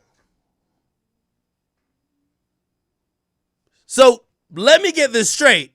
This ain't about the jobs no more that could be brought to the community. This is not about the ecosystem that could be interrupted. This is about, do you want to have a private meet and greet with Jigga? Oh, no? Do you want to meet Beyonce? Really? Okay. And that's what billions of dollars was going to determine on. You want to meet Jay? You want to meet B? Not even when Jay-Z went up to the state capitol in Albany this May. But a Times Square casino crew used other ways to make their plan more convincing. They recruited people. What? Keep in mind, you heard what I read up above? They spent hundreds of millions. I want y'all to see it. Look, Hove, through his entertainment firm Roc Nation, poured hundreds of millions into a stake in the project, in spending millions and millions promoting it to sometimes wary lawmakers. They spent hundreds of millions for this. Okay, let's keep it going. So they don't want to meet no Jigga. They don't want to meet no Beyonce.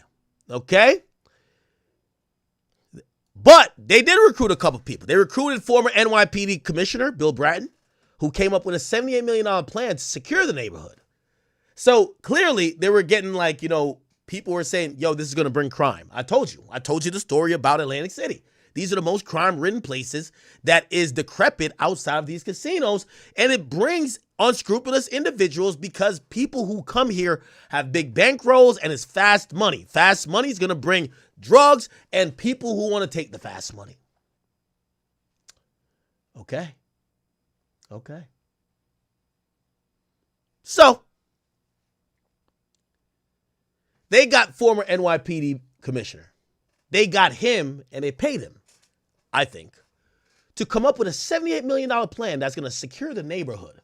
So New York City, you ever been to Times Square? They were going to have drones flying around just to see the crime and figure it out. And it's going to be like Big Brother all over again. Hey, criminal, stop. Put that gun down. Take your knife down.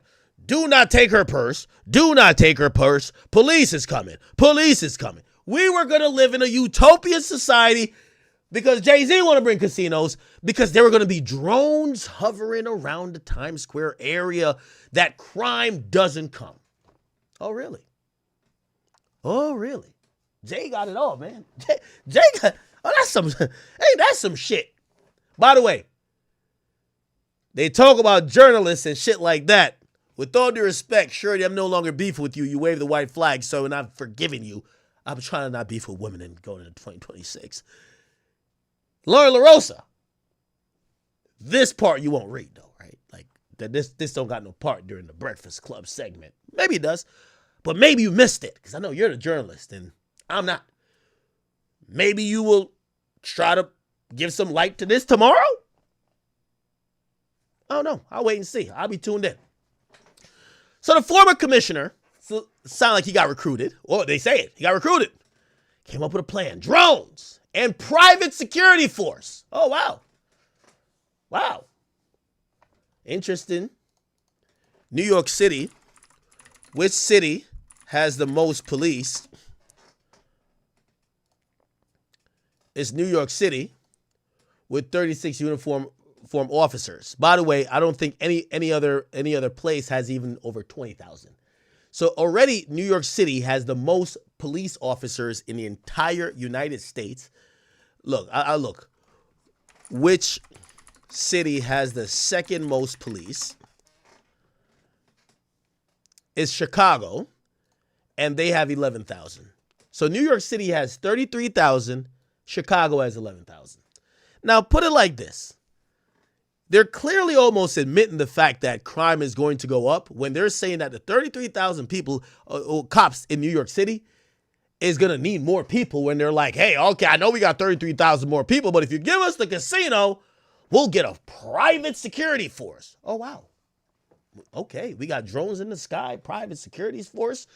I guess we're anticipating some extra crime here. Okay, all right. This is, go back to what Charlamagne said. This is what the residents were signing up for. This is what they're missing out on. Okay. They pledged to buy tens of millions of dollars of theater tickets to boost the economy. And then they were going to pour into local charities. Of course, you could do that when you're robbing everybody who's coming to Times Square. They even made the point over and over again that operating a casino in Times Square isn't like doing it anywhere else. It's not like we're trying to stick this casino between some residential neighborhood, like super quiet. Desiree Perez says. It's supposed to be live. It's supposed to be loud. Let's go.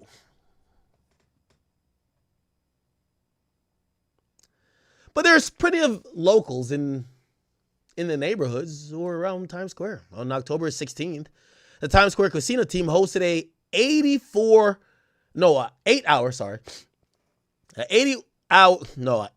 free buffet for the locals. The rapper Fat Joe. Wow. They had Joey Crack there? Oh my God. Yo, we got free croutons and we got what? Free burgers and we got Fat Joe? Oh, bring the casino on. Come on, man. Fat Joe showed up to lend his support. Really? Okay. One prominent local community advocate told reporters she wasn't that impressed. She wasn't that impressed.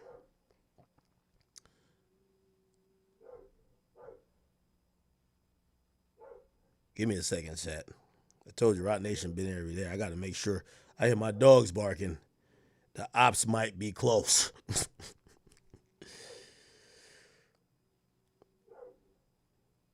The ops might be close. Let me tell you this. Everybody tell me I got too many dogs, and I say, listen, I got a few lines of defense. If all else fails, Pluto, get him. Anyway. I done turned this shit into a bunker, huh? I love it. So anyway, one prominent local advocate told reporters she wasn't that impressed. This is what a local community advocate said. I think it's a predatory business. Why would you think that? I've only been spelling out the same thing, but okay. This was the presidents of the Tenants Association. So remember, according to the Breakfast Club, this is why people need to vote, because the voting public aren't being represented. Now we get to find out the president of the Tenants Association thinks casinos is a predatory business. Okay. It's a massive apartment complex with subsidized units for people working in the arts. Lafargue grew up in Atlantic City. Didn't I tell you about Atlantic City? She explained where casino promised to lift up the local economy, but did the opposite instead. The association joined the Broadway League No Times Square Casino Coalition. The following September, Lafargue struck a more conciliatory tone. You know what that means? Wait. Changing their minds. We are to listen to what they gotta say. So she went from saying, I think casinos are predatory. But the following September, she then says, let's listen to what they gotta say and what they gotta offer. She said, as executives from Roc Nation and SL Green prepared to make a presentation. Shortly thereafter, local news outlet, The City, published a unsigned $20,000 monthly contract for Lafargue to provide strategic counsel.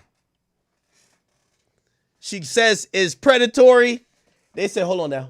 We got 20 bands a month for you. She said, let's listen. Let's listen. Let's listen.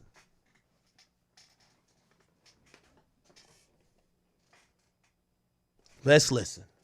Okay. Why was she getting 20 bands a month? Or why was the offer for 20 bands a month? For her to provide strategic counsel. You know, she could strategize. Remember, she's like the head of the Tenants Association. She could strategically figure out, yo, this is the first floor time to go gamble. Third floor, y'all turn right now. Go gamble. Go lose y'all. Make sure y'all got rent too, though. Make sure y'all got rent. Okay. 20 bands a month. Okay. Desiree Perez said it was for strategic counsel. Strategic. Got to figure out what strategies to use and got to hire her. Now, she also said that Lafargue never signed the deal, but they said they continued to speak to her. Lafargue continued to be a conduit to the community. It was one of many such offers. Perez added. We have another community leader that did take a consulting fee. Perez doing what she does best, telling again. You think these people want to be outed as taking money from y'all to try to sway the community? But look up Perez's history. We have another community leader that did take a consultant fee and did sign up for us to work with her so she could lead. Lafargue initially gave several conflicted explanations in her response, but today maintains she has never consulted for the casino. Ironic. This July, Perez announced that the casino would give $22 million over 15 years to the Manhattan Plaza and put 0.5% of the casino's profits into a trust controlled by the residents. Considering the project bill to remodel 1515 Broadway into a casino would come out to $5.4 billion, that stake could be beyond lucrative. Alicia Keys. Oh, my God. Oh, my God.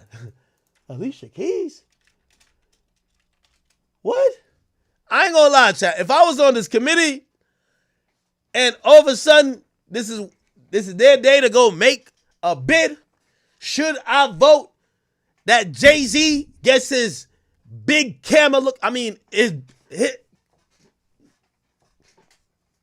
Jay-Z gets his face on the casino and I'm ready to vote? Nah, I don't think so. No. And all of a sudden they said, before y'all vote, we got one more person to talk to y'all. Come on in. And all I hear was, lay your head on my... Wait, how I go? Be like, yo, I can't even sing. I gotta sing it. No, I gotta have her sing it. We might get copywritten, but fuck it. This is my song. This shit right here?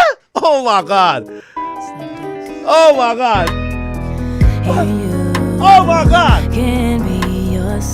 Bring it. Jay-Z, just take our money. Jay-Z, take my pockets. Take it. Rob me blind.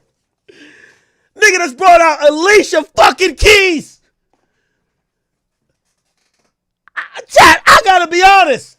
I would have kept my composure with Fat Joe knock-knees ass coming out talking about lean back. Lean back. I'm like, man, get your stupid ass. Nigga, you trying to get a lien on my house with all this dumb shit talking about we should vote a casino. Get out of here. But Alicia Keys walking through that door. Lay your head on my pillows. Here you can be yourself. What? Chat, I might have to vote. I'm bribed. Y'all bribed me. Y'all got it. Y'all bribed me. It's okay. It's okay. Y'all bribed me. We not done. Alicia Keys, a Roc Nation client, who grew up in Manhattan Plaza, reportedly met with residents. Did she play the piano or she just talked? Later that day to talk up the deal. The tenants associations withdrew from the anti-coalition. Oh, so the tenants association withdrew from the anti-casino coalition a few days after that. You see what celebrityism does to people? Fuck it. Residents' reactions were mixed, however. More than a few were worried that the grant had hidden strings attached.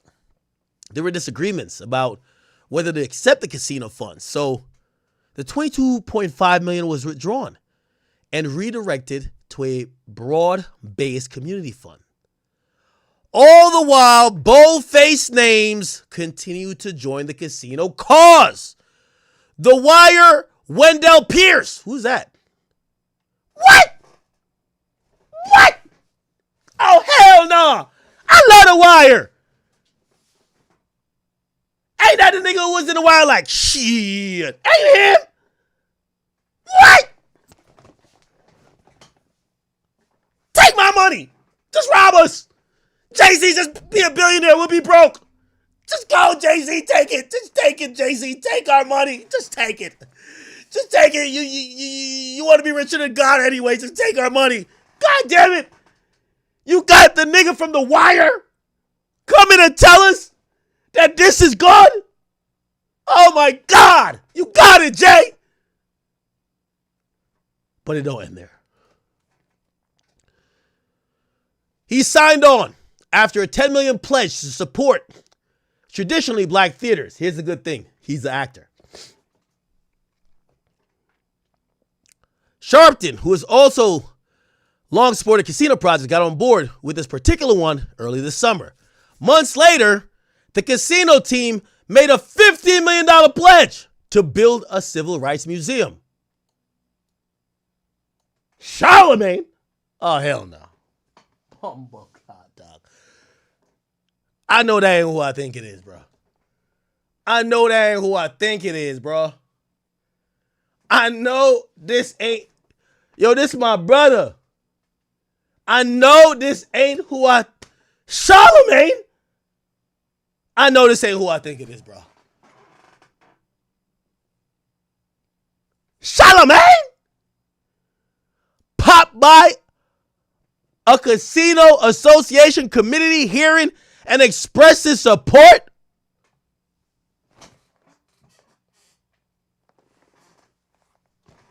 I'm going to be honest with you. Charlemagne is my nigga so much, I don't think he could be bought. This must be like a mistake.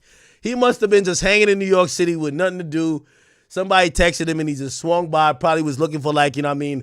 He was trying to see the Alicia Keys performance, and he was just caught up in the mix, and they just gave him a mic, and he said a couple words, and it's no way. It's no way. It's no way. It's no way. Charlemagne's my nigga. He could never be bought. That's my nigga right there. That's my guy. That's my boy. He couldn't be bought. But I don't know how he got to this meeting. What the hell? Yo, Charlemagne, you got to tell us that you've been to the meetings when you're reporting about this on the Breakfast Club. Like, we were listening to this shit on the Breakfast Club.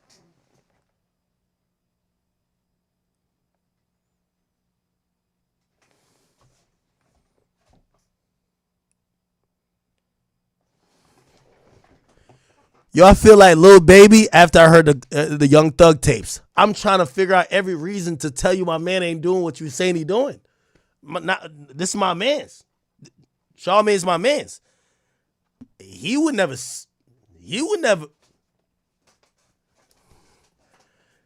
Yo, chat, I might have to go on a Lil Baby hiatus. This.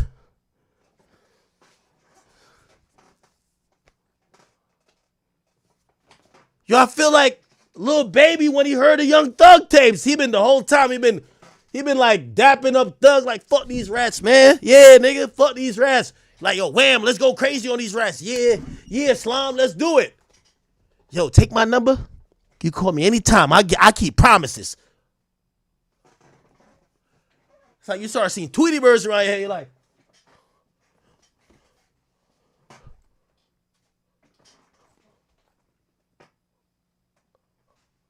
wait.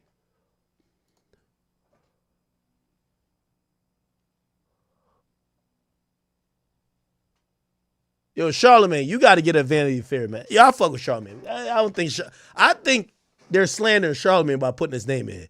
Charlemagne, you got to get at these niggas because they try to act like, let's be clear. I'm just going to speak directly, and Charlemagne's my nigga. Like, you know, I'm not even being like slick or phony or nothing like that. Charlemagne, I don't think you got paid by Roc Nation.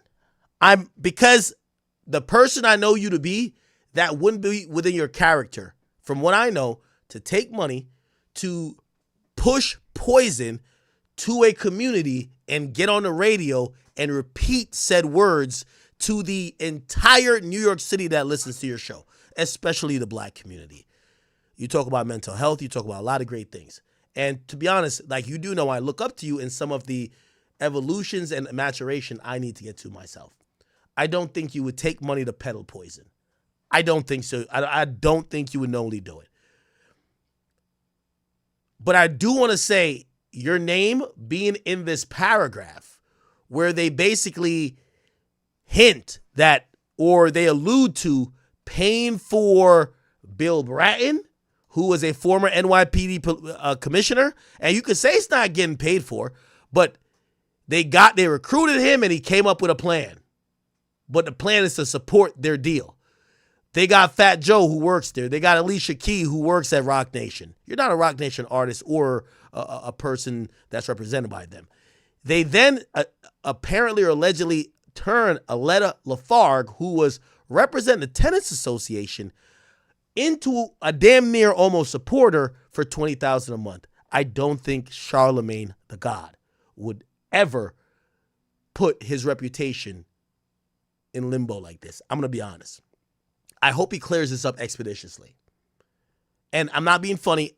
I don't think that there is a dollar sign associated with his thought. But it does look that way. And it looks fishy. Because they mention your name in line with a bunch of other people that seemingly have dollar signs associated with their pledge. Wendell Pierce, he's an actor. But you could tell it's like a political bill. He signed on after they made a $10 million pledge to support black theaters. No matter what happens, he can say, I got $10 million funded for black theaters. That's why he signed on, right? They got Al Sharpton, who they made a $15 million pledge to build a civil rights museum. I guarantee that $50 million to build that civil rights museum, that museum was going to be called the Al Sharpton Civil Rights Museum. I guarantee. So he was going to get something out of it. This is why I don't believe Charlemagne was actually, and I hope not, because I don't see what he got, unless it's just for like a little paycheck. He popped by a hearing and said he supported. It's vague. Charlemagne, I love you. And I look up to you so much, I want you to just clear this up for me, okay? Fat Joe and Alicia Keys, they work for Roc Nation. They gotta do what's told. Respectfully to you, Fat Joe, I want no smoke, I love you. But you work at Roc Nation, bro. Like, you know what I mean? Like, come on. Right. They weren't the only backers. Several of the city's most powerful unions supported this because of the jobs they'll provide. They'll help convince mayor frontrunner Zoran Mandami to table his previous oppositions to casinos. But there's been consistent opposition. Saks Fifth and whatever. Let's see if we see any other more names.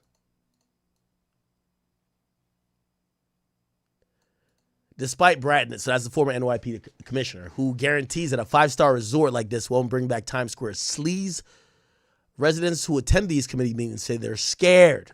Then there's traffic, which is already a nightmare. Then most are important are the fears that it could screw up the theater scene and it's enjoying a post-COVID boom. But the community woes, there are never that many flops away from a bus. They don't want added risk. All our theaters are here. A casino could go somewhere else, but we can't go anywhere else, okay? All right. Sharpton, for his part, brought things back to Hove. He stressed the broad burst that Roc Nation would give the casino diversity at the ownership level. You're not just a given token. Jay-Z's nobody's token. He's the token booth. Okay. It's a great turn of phrase for New York of a specific age who remembers when it took a coin to get on the subway, it didn't get out of the project station. Casinos need a uniquely strong degree of community buy-in. Despite extensive outreach by applicants, the level of support has not materialized. The appeal to Jay-Z as an aspirational avatar and genius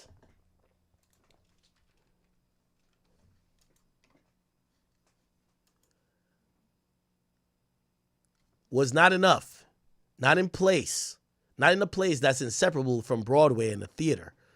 Around New York, around the world, Jay-Z's an icon. In this neighborhood, he's just another motherfucking businessman. Wow. Strong. I think someone's sending me the audio of Jay-Z trying to convince these people. Let me see if I can find it.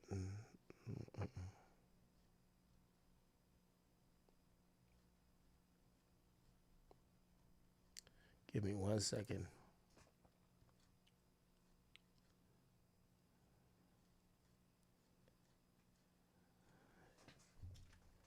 can't believe they threw Beyonce as a prop. Like, hey, you could meet her.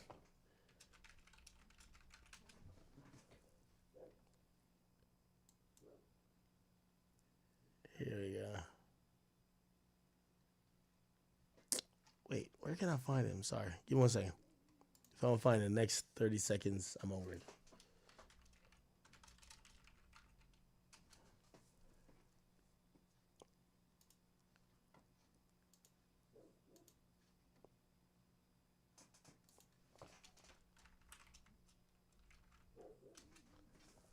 Yeah, give me 1 second.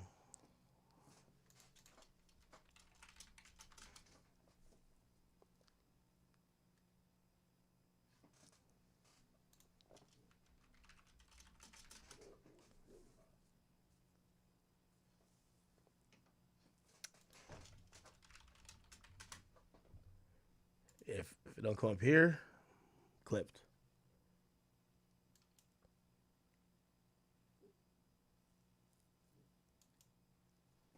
What the hell?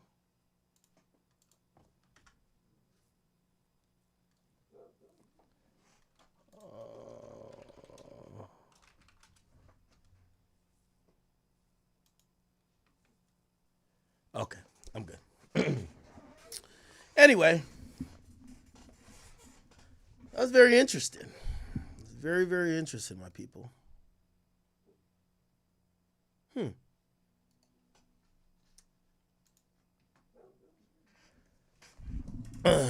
I would love to hear,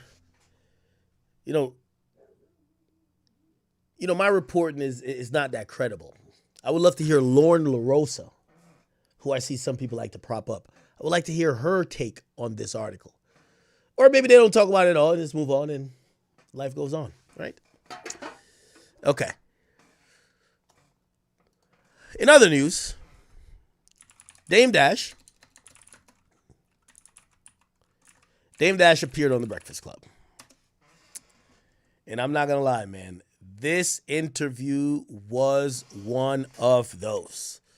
First and foremost, I want to give credit and salute to, again, just someone who I've always said is, pretty much the GOAT of all of this media stuff. Charlemagne the God, just all throughout. Charlemagne reverted not to the mental health version of him that's scared of cancellation, and some of the quips are just so safe in like his, retorts to people that you could tell he's trying not to get canceled rather than be funny. Charlemagne was himself this one, okay? So anyone, Dame Dash, we're going to watch some pieces of it, right? Now, Dame Dash recently, and I'll give you some background on it. Dame Dash recently filed for, I believe, Chapter 7 bankruptcy, or maybe Chapter 11. I think it was Chapter 7.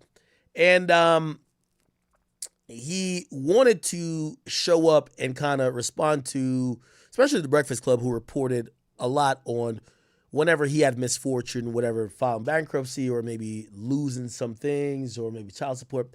And he seemingly took real issue with Charlemagne the God. And for whatever reason, I think he felt that Charlemagne was somehow protective or would treat him very differently than he would treat stories or random allegations to do with Jay-Z, right? Don't know why he would think that, given the last story we were talking about. But he showed up, and this was a sparring match, not going to lie. And this is where I do think Charlemagne excels, and he's at his best. So let's listen to some few. Now, there's a slight little level of tension here, and I got to give, Charlemagne is such a professional in knowing how to kind of he's a veteran in this game, one of the best ever. He would be well within his right to be like, I don't know if y'all watch Piers Morgan. Actually, Piers Morgan's actually on a suggested over there. Piers Morgan don't go for none of this shit. Like, he tells these motherfuckers, this is my fucking show. This is how it's going to go. This, that, and the third. Like, I don't care if he's talking to Andrew Tate. I don't care who he's talking to. He puts his foot down more or less. Charlemagne, and I take a little bit of this from Charlemagne. Charlemagne doesn't ever let his ego fuck up the content. Where I know sometimes y'all would be like, well, why you ain't talking like how you're talking when they're not there. I actually admire that. The point is to get the content out of the motherfucker. It's your platform. You could talk about it anytime you want. Allow it to happen. But sometimes people feel like some people allow too much disrespect. And I guess that's what they miss. I actually believe that, if me and you are in a war of words and you hit up my girl, you hit up my child, which I don't have, or you hit up someone who's really close and personal to me, and you're trying to talk to them, you're trying to use them.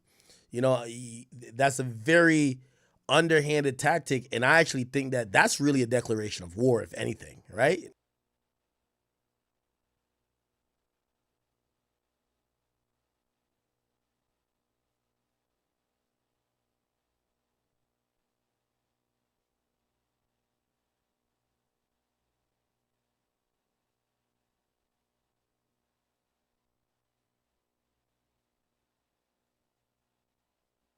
Oh, my bad. No, sorry. So, chat, I have to stop playing this thing. So they put a warning on my dashboard, which I didn't see last time. That's why our stream got cut. So they had warned us that, you're playing some copyrighted shit. I think they're getting tougher on copyright. Because here's the thing, I feel like, what we're doing is still fair use. We're stopping it. We're giving some commentary, but I think their rights manager stuff is kind of a little effed up right now. So we're not going to be able to play that. Damn, fuck. I wanted to show the back and forth. I think they allow a certain amount of minutes. We probably exceeded it. It's whatever. All good. We'll just skip past this for now. I'll see if I could find it in another way to play it. But right now, I cannot play it. Fuck. It was some interesting back and forth, though.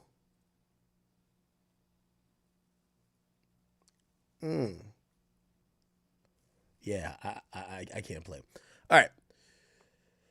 Okay. All right. Let me see. I'm reading what they said.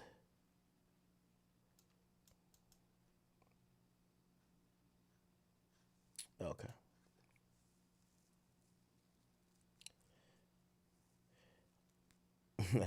Now, wait, y'all don't like the new camera? Now we get back on the old. So I got both cameras here. Bang, bang, bang.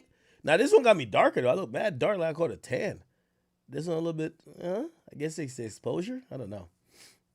Whatever. It's on Twitter. I wonder if I played off Twitter, they'll strike me still,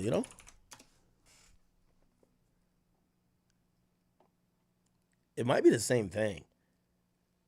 Okay, the warning went away.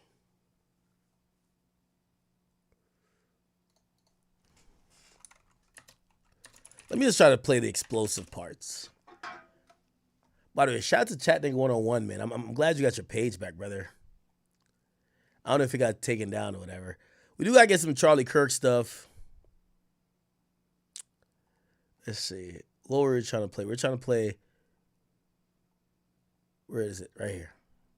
Oh, listen to some of this shit. Great one-liner, but I want to make it known for the record. There's no problem with Wendy Williams. I've always said, I think what everybody does in talk radio and majority of podcasts came from Wendy Williams. Gossip.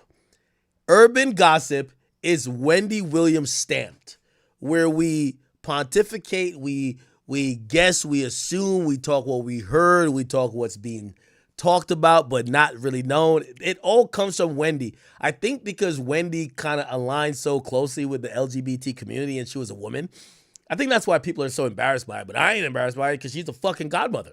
I think without Wendy, we don't get Charlemagne. Without Charlemagne and Wendy, you don't get everybody else. And I don't care who's picking up a mic. And I'm including myself in that. You just got to keep it a bean. Now, granted, somebody saying that's your OG, that do sound crazy, bro. Your OG is Wendy. CRR Records, gossip is embarrassing. Welcome to every podcast. Every podcast gossips. Every podcast. Joe Rogan gossips. Now, they won't own it as gossip. Like, even Commentary Channel usually goes into some form of what gossip is. It just is what it is. You just act. Now, I'll be honest. People have said, first of all, Charlemagne joking about gay stuff with Envy probably helps push that narrative. But people have said Charlamagne is gay, but you know, it's not because they seen him fucking a guy. It's just because they look at certain tendencies. Do I think Charlamagne is gay? No. Charlamagne has a wife. Charlamagne is into women. You know what I mean? But I do think he plays around with gay themes, and I think that's reviews though. A little gay. You got a problem with gay people? Not at all. I've got a problem. Now, I ain't like when Charlamagne did that, saying you got a problem with gay people. And I'm sorry I'm cutting it off this much. I don't want to get copyrighted. You know, I don't like Charlamagne saying that because that's that cancellation shit. You got a problem with gay people. You know what he's saying. Like, the culture and rappers still talk down on people that, like, the opposite of being a masculine guy would be like gay. Like, that's what the culture still puts out, whether musicians or people when they're speaking colloquially. So when he says you got a problem with gay people, you know what he's saying. You're just trying to make it you're putting it in a cancelable way. Just act. Was the Vic Mensa thing a pumpkin? You know what's so funny? Like, I rock with Dame, but like, Dame is trying to like die on a hill that Charlamagne gives no fucks about. Like, you have to say that. You have to say that to Envy, and not that Envy. Well, I think Envy cares about it because Envy will fight over those stuff. He'll be like, "What? I'm not broke. What? I ain't been like." I remember the first interview that was viral. He was like, "Man." He'd be like, "How does your son look when he calls you when you have to call another man boss? Like, that's calling another man daddy." And Envy got triggered a bit. And the funny part about it is I'm like, yo, Envy, like, you're so goddamn rich and successful and you got other businesses where your boss is. How is he triggering you? Charlamagne is richer than everybody in the room and he'll get dressed down by Dame Dash and his ego won't let him fuck up the content on some, nigga, what? Nigga, show me your bank account. Like, he won't do it. He just lets it happen.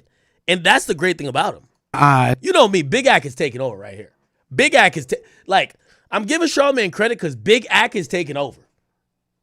Any point Charlamagne could say, nigga, I'm richer than you and I'm more successful in my business over my career than you are in yours. You know he could literally say that and end the conversation. And yet he sits there and he's letting Dame get all this off. There's a couple more. Let me see if I can find the other pieces. There's another guy who, like, he had a good compilation guy named It Survived. Let me see it.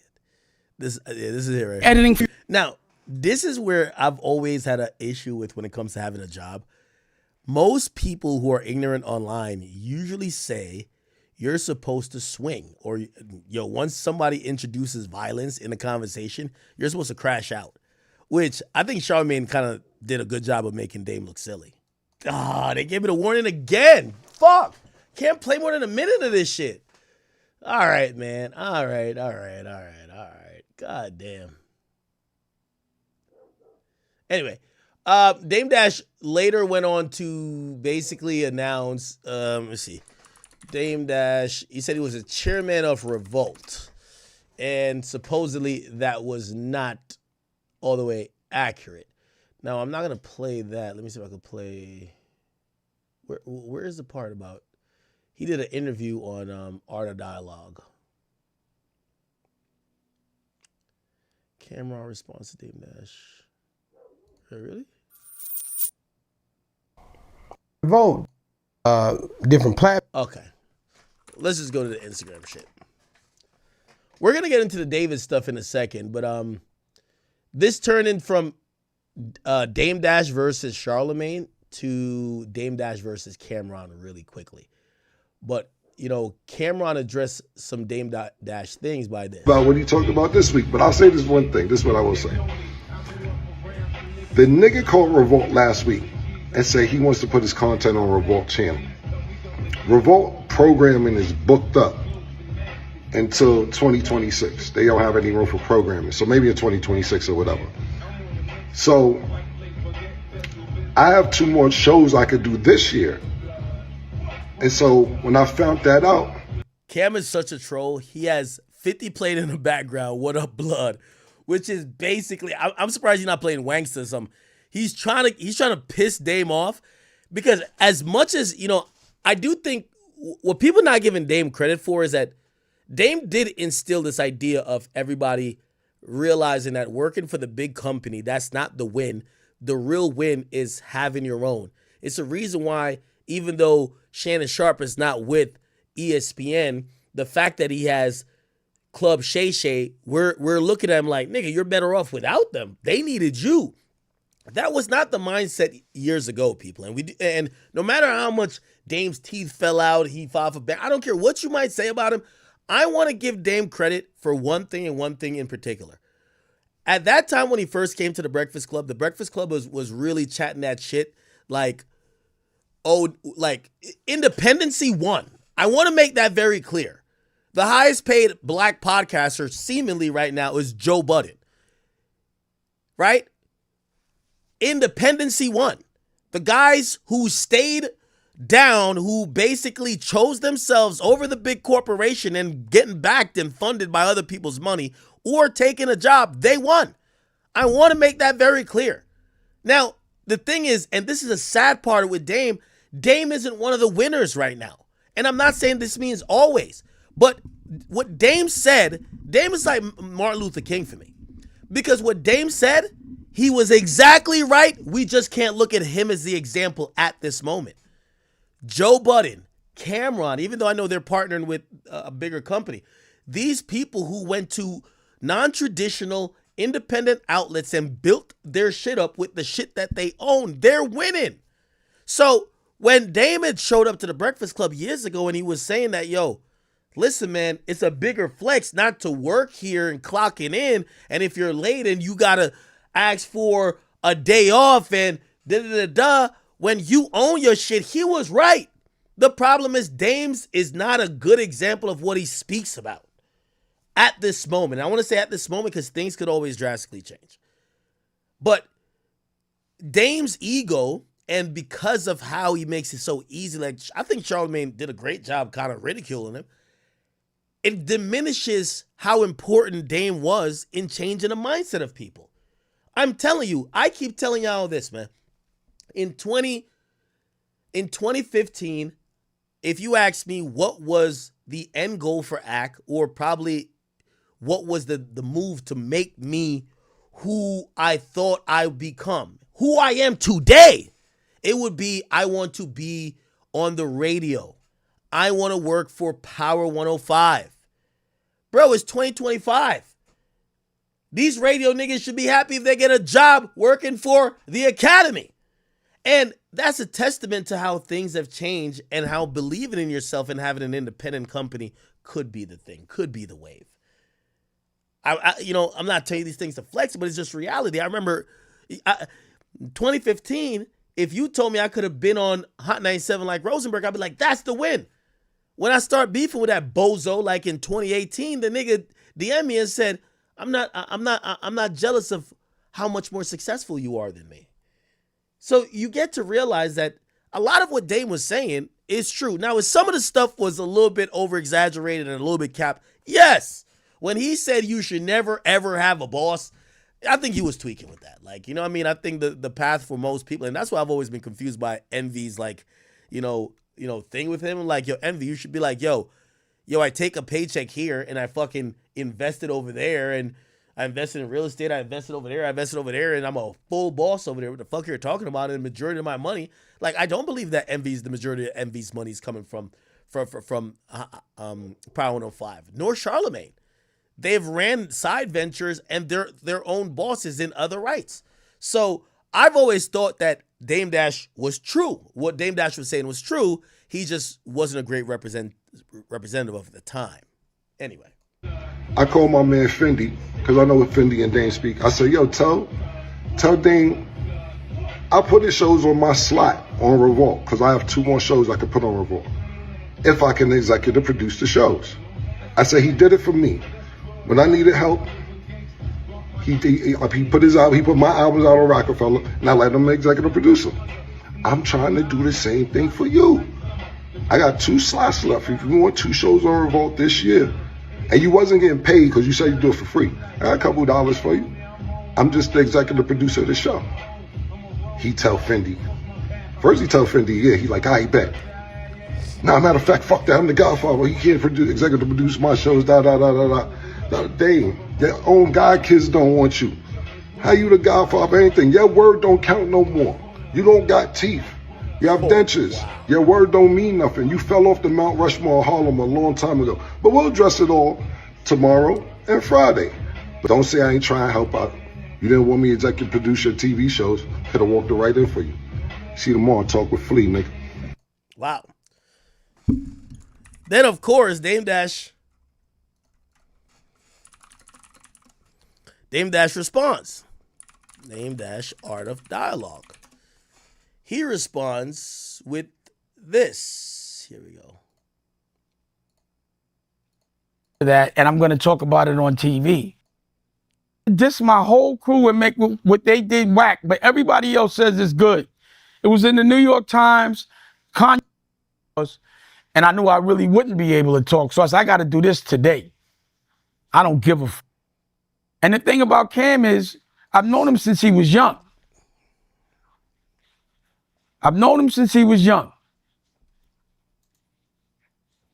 But he's known me since he was young.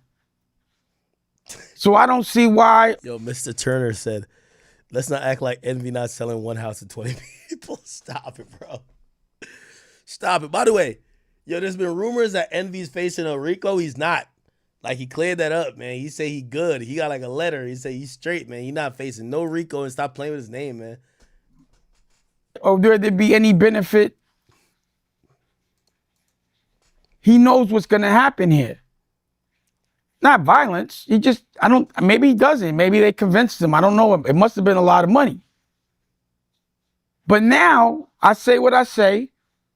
And then my son calls me and says, Cam gave him some money to do an interview on his show. And that really bothered me because Cam knows, he known Boogie since he was born. He knows our relationship, the reasons for certain things.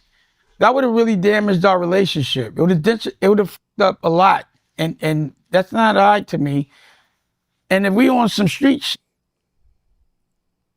with the kids, so it also means you must think I'm soft, that you could with my kid. Yeah, I think that was foul. Love Cam, but like,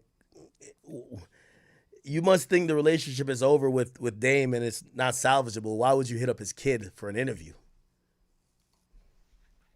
So to me, I'm like, this is what it was like. Because I pattern a lot of what I do, or I'm influenced a lot by the gangster movies. I watched The Godfather. So The Godfather 2, it was his little brother. It was Fredo. So right now, if we were saying, what character is Cam in this movie? Because he botched up a hit. They tried to hit him. His brother tried to get him hit, but they missed. Cam is Fredo. He's Cameo. That's his new name to me. He's Cameo. Hey, you talking about The Godfather? I don't know if I remember watching it. Maybe I gotta watch it again. Everybody in here watch The Godfather? You know the plot? And to me, Cam going up against me is like Fredo going up against Michael Corleone. And you saw what Michael Corleone did. He hit the 5 families in one day, and he made everybody think he was weak. That's power. So what happened was he botched, for me, because I'm not dumb. Let me put this in context. Do you remember 50 saying that he had a documentary about Puff with Netflix? Yeah. I'm gonna watch it, Chad. It's highly promoted. So I know he be capping. There's no rights to buy from Paid in Full. The thing there is I was there. I don't have to buy rights for my own story. I already told those guys' story. Now I'm telling my story, my Paid in Full. I don't have to buy the rights. Never hustle. You see, another thing that was bugging me out was Cam made this statement that he was the best that ever did it in Harlem, but he never hustled one day that I know of on a Harlem block. And because you said that and did this thing with my son, I don't want to have to. That's why I told the story about why I never hustled with Cam. The reason I never sold a drug with Cam. You know why? Here's this. Because when he was young, I was on my way to the hill, me, him, and Big L. And I made a left on Amsterdam into a checkpoint, and I didn't have a license. But at that time, they didn't really always lock you up, but they sometimes did. So I was like, yo, I think I can get out of this, but I'm just letting y'all know I got 3 bricks in the car, but I'll wear it.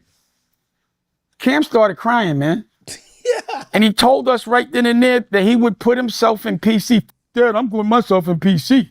Me and Big L like, what? So we went to the side and was like, you know, afterwards we were laughing, but we were like, I was like, I will never hustle with him. He's a ball player and he does music. So I never really, he's a civilian. But you can't be saying you the best that ever did it in Harlem and you never sold drugs and you had to go to Ohio after you was a rapper. That's not the best that ever did it. How dare you say some shit like that? And another thing is like, I want to see Dame and Cam in a joke off, man. These niggas just got jokes for days, both of them. He made up no homo, but this nigga saying pause has pause on his forehead. You didn't make up pause. So you lost your rights. You're not, to me, you're Fredo, you're Cameo. No more. Pause, don't act like every time you say pause, you're celebrating the Godfather, me. We made that up. Stop saying it. Wait, are they beefing over pause? Like the word pause? Oh, shit. Unless you think I'm the best that ever did it. Don't act like you did it. That was, come like, and the reason why is they can't say no homo, because they'll get canceled. So now you're going to try to now take that? So how could you say you the best that ever did it? Don't ever say that. So I also have to regulate that because I don't want people ever to think that's a reflection of Harlem. Guys that curve, stab their brother in the back to help them out, won't pick up their phone. And this is the thing about the character, my character. This is one thing Cam knows. Nah, this is hilarious. Anyway, Cam hit back and he said this. $800,000 to a debt, or these people would get his third of Rockefeller. Mace was like, yo, nah, bro, come on, B, that's Dame, bro. Word to everything I love. He like, that's Dame. And he don't even, like I said, they aren't the best relation. He's like, nah, tell him, he's like, yo, you want to go 5-5? We can't let this nigga go out like that. So I called Dame. I say, yo, Mace want to help out. So he's like, we got $1 million. He's like, well, I don't know. Cause young boy NBA called me up. He got $2 million. We like, all right, cool. Like we just wanted to get you out the news for looking bad. So I guess the young boy NBA thing fell out. So Mace called back the next day. Yo, see what he want to do. He like, yo, just wait on it. I might got another deal. Yo, so look like you were saying that young boy may have offered him like, and by the way, this goes to YB's like business acumen. Yo, so Mace like, yo, bro, he said, you got $1 million today in your account today. Hold on, I might got a deal for $6 million. I'm like, all right, cool. Dame waits 3 weeks to call back and says, yo, what's up? Y'all want to bust that move? So when I called Beth back, Beth like, nah, man, the deal's off. We ain't doing it. He waited 3 weeks. So I said, Dame, Mace ain't picking up. I just said like that. I said, I don't think he want to do it. He tries to use reverse psychology on me and be like, oh, you got to wait for that nigga to bust a move. Oh, you can't bust your own moves. I feel you. I feel you can't bust your own moves. No, I can't, Dame. I can't bust my own moves. Yo, Brown Skin Dragon says, yo, young boy had that goddamn deposit for the new teeth. I'm not feeding into that. No, I can't. I had 500,000. Mace had 500,000. And no, I don't have $1 million to give you for that because the thing about it was this. Jay-Z offered him $1.5 million. Okay. So let's get back into it. For the third. Jay-Z. Before anybody. For the other third of Rockefeller. He got offered $1.5 million from Jay-Z or Biggs or whoever or a combination. And he like, nah, I'm not selling to them niggas. Fuck that. He didn't want them to have it. So you got 1.5 on the table. You got a guaranteed $1 million from me and Mace on the table. And then you gamble trying to get $6 million. You talk about Drake is calling you. All these other people that are supposed to call you never followed through. And the deal fell through. $800,000. Wow, interesting. So 800. Jay wanted to buy it for 1.5. They had $1 million. Drake supposedly, yeah, I heard about a Drake thing, but I heard it was like 3 or something. But YoungBoy wanted it for 2. To a day, all these people would get his third of Rockefeller. Mace was like, yo, nah, bro. Come on, B. That's Dame, bro. Word to everything I love. He like, that's Dame. And he don't even, like I said, they aren't the best relation. He's like, nah, tell him, he's like, yo, you want to go 5-5? We can't let this nigga Okay. So they were going to go out 5-5. like that. So I called Dame. I say, yo, Mace want to help out. So he's like, we got $1 million. He's like, well, I don't know. Because YoungBoy NBA called me up. He got $2 million. Now, I want to be honest about this. I actually believe Dame in him saying YoungBoy was going to pay $2 million. Now, if I'm not mistaken, let me see. Dame Dash. Let me see. Fuck. Damn, everything's going to say that. It was over a year ago. Now, again, and I'm trying not to also expose YB's business here, but I do want to give some insight that could shed some light on how much of a young entrepreneur and an astute businessman he is. First and foremost, ask OG3. OG3 really told me that, right? He says, yo, we call YB 100 mil out the garage. Why? They said in 2023, they say YoungBoy ran up $100 million on house arrest, just basically making videos inside his garage. 100 mil out the garage. Now, I'm not trying to do a pocket watch, but I guess I am pocket watching. I know some of y'all say, what the fuck? How YoungBoy get do 100 million in a year in his garage? Well, supposedly he had sold some of he had sold some of his catalog. I think he had gotten like 40 or 50 million from that. He did a $30 million deal, or was it 30 or 40 million dollar deal with Capitol for his new record deal because he left Atlantic. And I forgot, he did some other deal. Like, he did a bunch of deals, and also he was streaming really well like he always does. But supposedly he ran up $100 million. My boy was wheeling and dealing, doing his thing, having it his way, right? That's why they call him 100 mil from the garage. And that's him on house arrest. So, cool. That happens. And, while all this is happening, he's on house arrest. And if you ever wonder, I got a couple interviews that never came out. And, we'll see what happens with them. Obviously, you know about that one that I said he requested it don't come out until a certain time. But we did some other stuff. And, without getting too descriptive on it, we were planning it for a while. And at times he would call me. I was on the phone. And I hope, if he hears this, I hope he doesn't get mad at me. Because I'm not trying to expose him or nothing like that. But it doesn't make him look bad. So that's the only reason why I'm sharing it. I'm on the phone with him. And while we're on the phone, we're just chopping it up, talking about whatever. I hear him, approve a $6 million real estate deal. He gets a call, somebody walks in the room, hey, remember the deal, the $6 million, or we're going to blah, blah. Hey, say, wired. And I knew then that despite what we're seeing with YoungBoy, that boy know what's up with his bread. That boy's, he's smart with his money. He's making sure he's getting into real estate. $6 million, that's a fact, okay? And that told me that, yeah, he's probably reckless. He probably does buy a bunch of shit that probably don't need, whatever. But a guy who makes $100 million a year, he knows at least some of it, let's get into investing. So if he's invested in real estate, I actually believe that his investments would also turn to maybe owning some valuable assets within music. Rockefeller, 33% of Rockefeller could be valuable, especially if now he owns it. And we all know YB has a real love for nostalgia when it comes to music. He could possibly help bring that value up, maybe with certain moves if that was within his heart at the time. So I actually do believe that maybe he was interested in and said, hey, I'll give $2 million for it.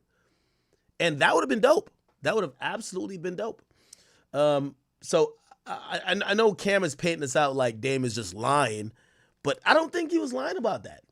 YB is, he's a power player in the game. Also, I believe that Drake was down to spend some money. We've seen Drake buy a lot of these, artifacts, a lot of people's, pieces that he wanted to keep as, cultural emblems and things that could go up in worth because these are historic. So I definitely see Drake trying to buy things of the nature. So I'm glad Young Boy has that mindset. I believe it wholeheartedly. And I believe he, he getting all that bag. He just got 50 mil for a tour. He using that money. He gonna buy some bullshit, but trick on some chicks a little bit, you know what I mean? But he gonna get to the shit. And I'm proud of him for that.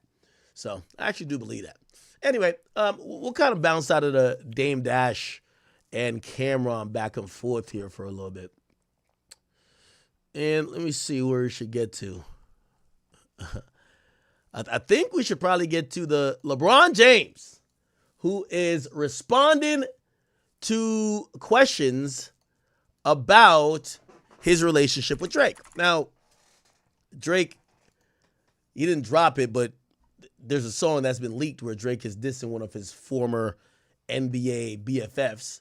The part that people heard is the part seemingly addressing DeMar DeRozan. The song is called, what's it called? Let me see. I got it right here. It's called what?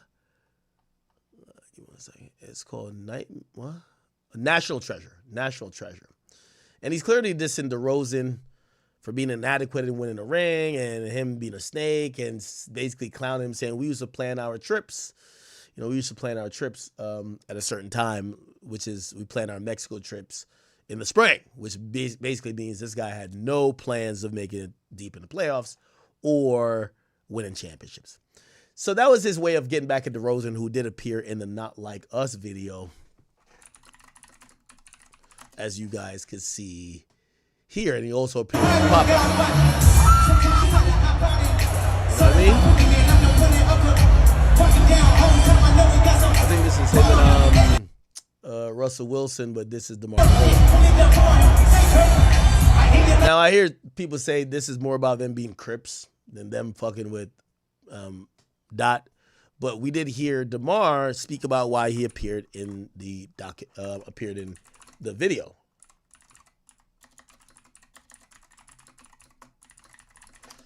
He explained it here.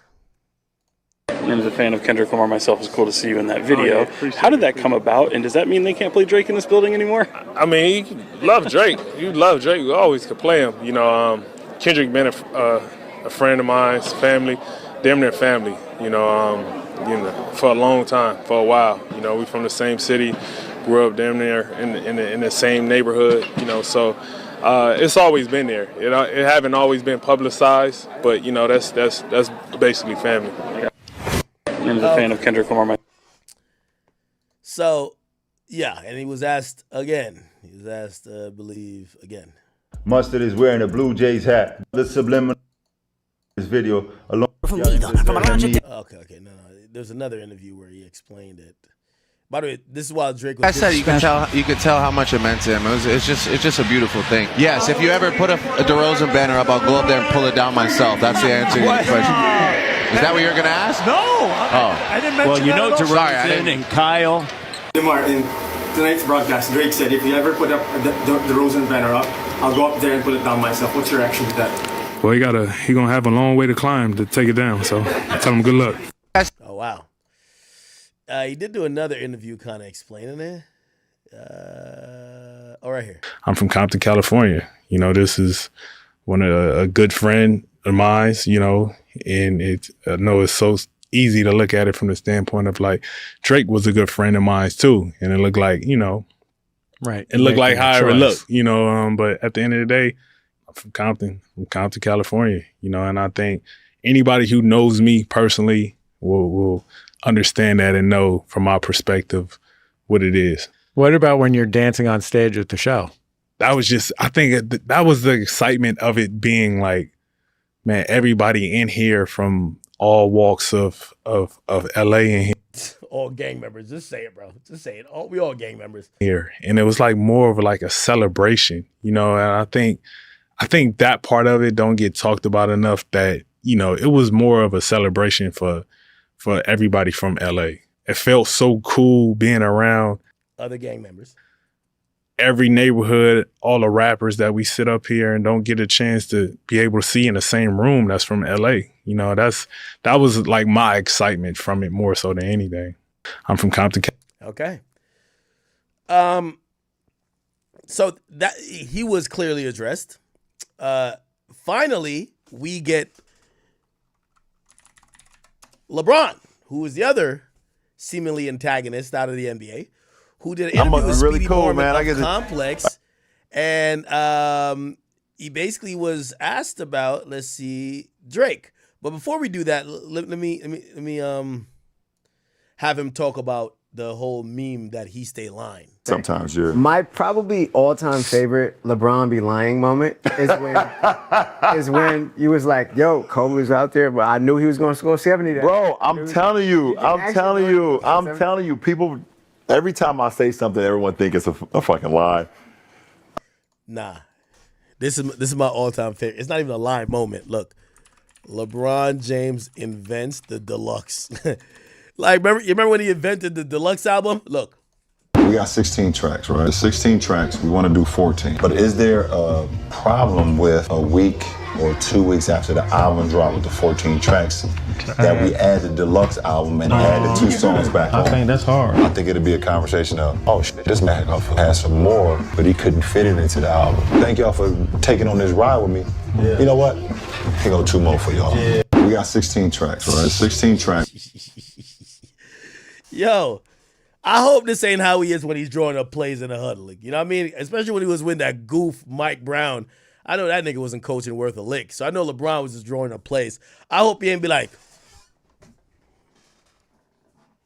and they gonna think I'm finna take it from the key and jump from the free throw line, but that's when J.R. Smith go in the corner and then Tristan Thompson gonna go here.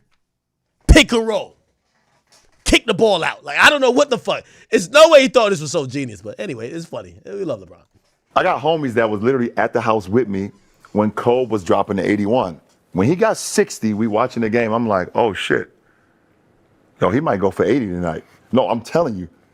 I got homies we could call on the phone. What time is it now? Yeah, back in the States. I got homies that was literally in my room. I lived in the house in Ohio at the time. That's now torn down. That's now the big house. Uh-huh. We sat in a small room watching the game, and I was like, oh shit, Kobe going for 80 tonight. And he really did go for 80? He went for 81. He went for 81, so I did lie. Right. Yeah, you were. Yeah, I was wrong. But now that you're sitting in front of me, I believe you based off of the body language. I'm telling you. But when I seen the clip, I'm like, that guy's a good liar, man. All right, let's hear what he got to say about Drake. Smoke lyrics? And a day for the day. Yeah. Guarantee you take me back to the 90s, early 2000s. I could rap a whole song of an artist for sure, front to back, no question about it. These new rappers sometimes they lose me for a little bit. They bring me back, but they lose me for a little bit. Bro, that Pop Smoke lyrics, and a day for the day. Yeah. Pop, you know, rest in peace, the late great Pop Smoke. Yeah, but you lost me, champ. You lost me. Someone you have been friends with seemingly forever, Drake. Are y'all cool? What's the status there? Is this someone you always have love for? Always wish him the best. Obviously, different places right now. Currently, he's doing his thing. I'm doing mine. But it's always love for sure. Savannah, your wife, you guys have been locked in seemingly forever at this point. What would you say? I'm gonna be honest. That was the only time he addressed Drake, and I'm gonna be like.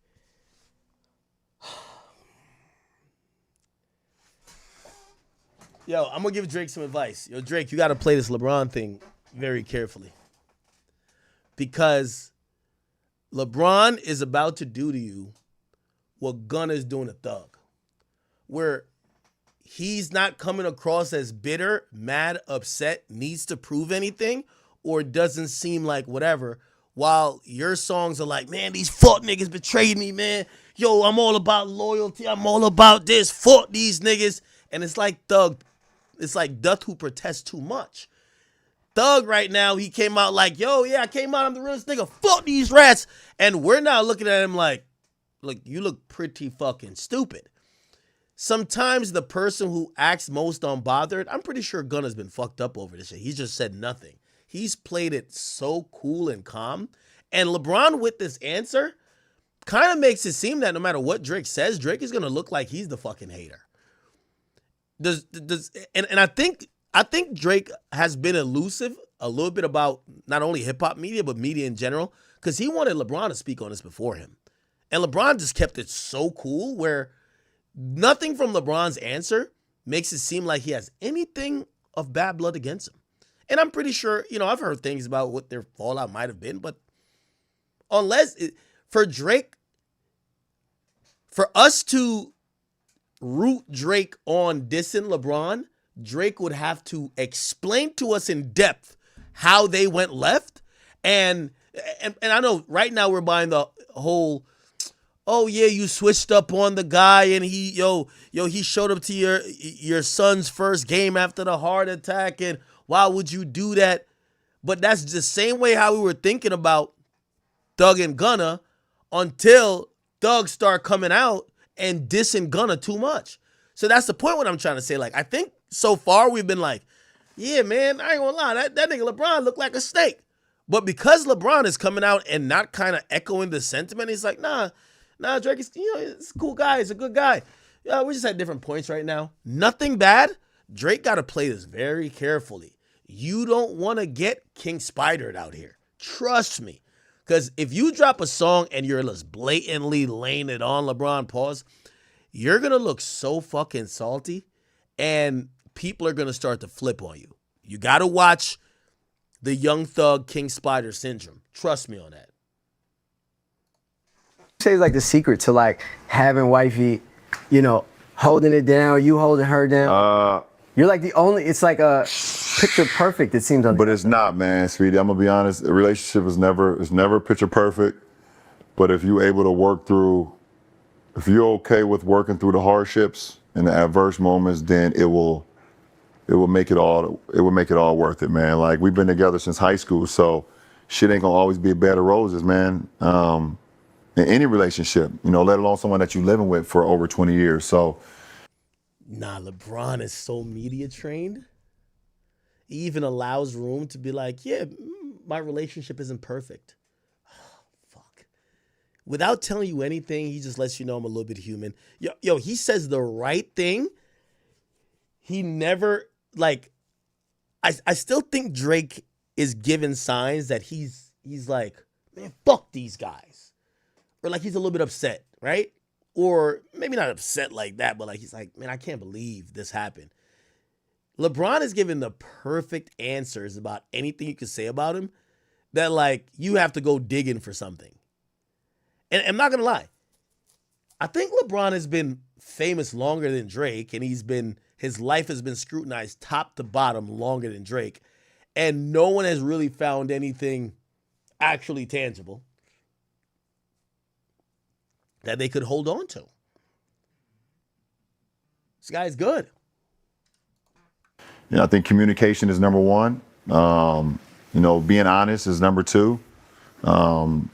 Number three is just like, you have to be okay with being uncomfortable in relationships sometimes, man. You can't always have it your way. You can't always think that, my way or the highway. It's never gonna work that way, The saying happy wife, happy life, that shit real, bro. But also happy husband. Happy loving. Yeah, there you go. Made that up on the top, my boy. Right, no, that's why you're not speedy, man. That was quick. Yeah. But for real, produce the album, bro. There you go. But for real, it's not. Nah, LeBron too smooth, man. I'm gonna be honest with you. He's too smooth. And another thing that I think that Drake got to be careful about, LeBron is starting to he's acting his wage. Okay? Like, he's removed the ego part from him, where I'm pretty sure he could be like, man, I'm LeBron at the end of the day. This nigga over here sneak dissing me, or he's whatever. Like, I'm going to air him out.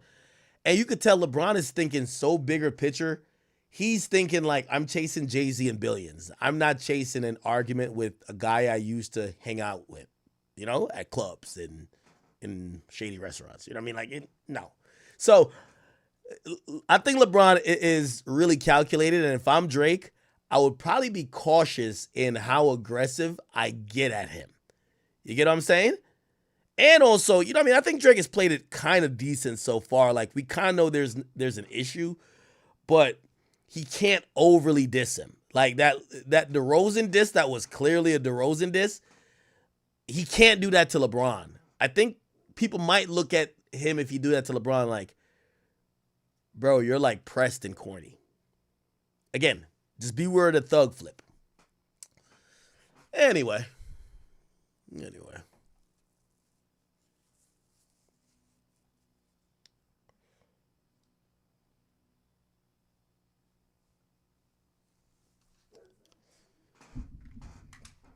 By the way,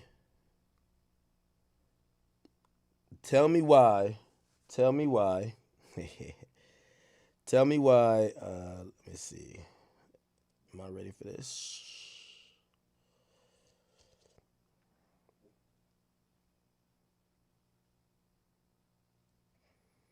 I have came to a conclusion, chat.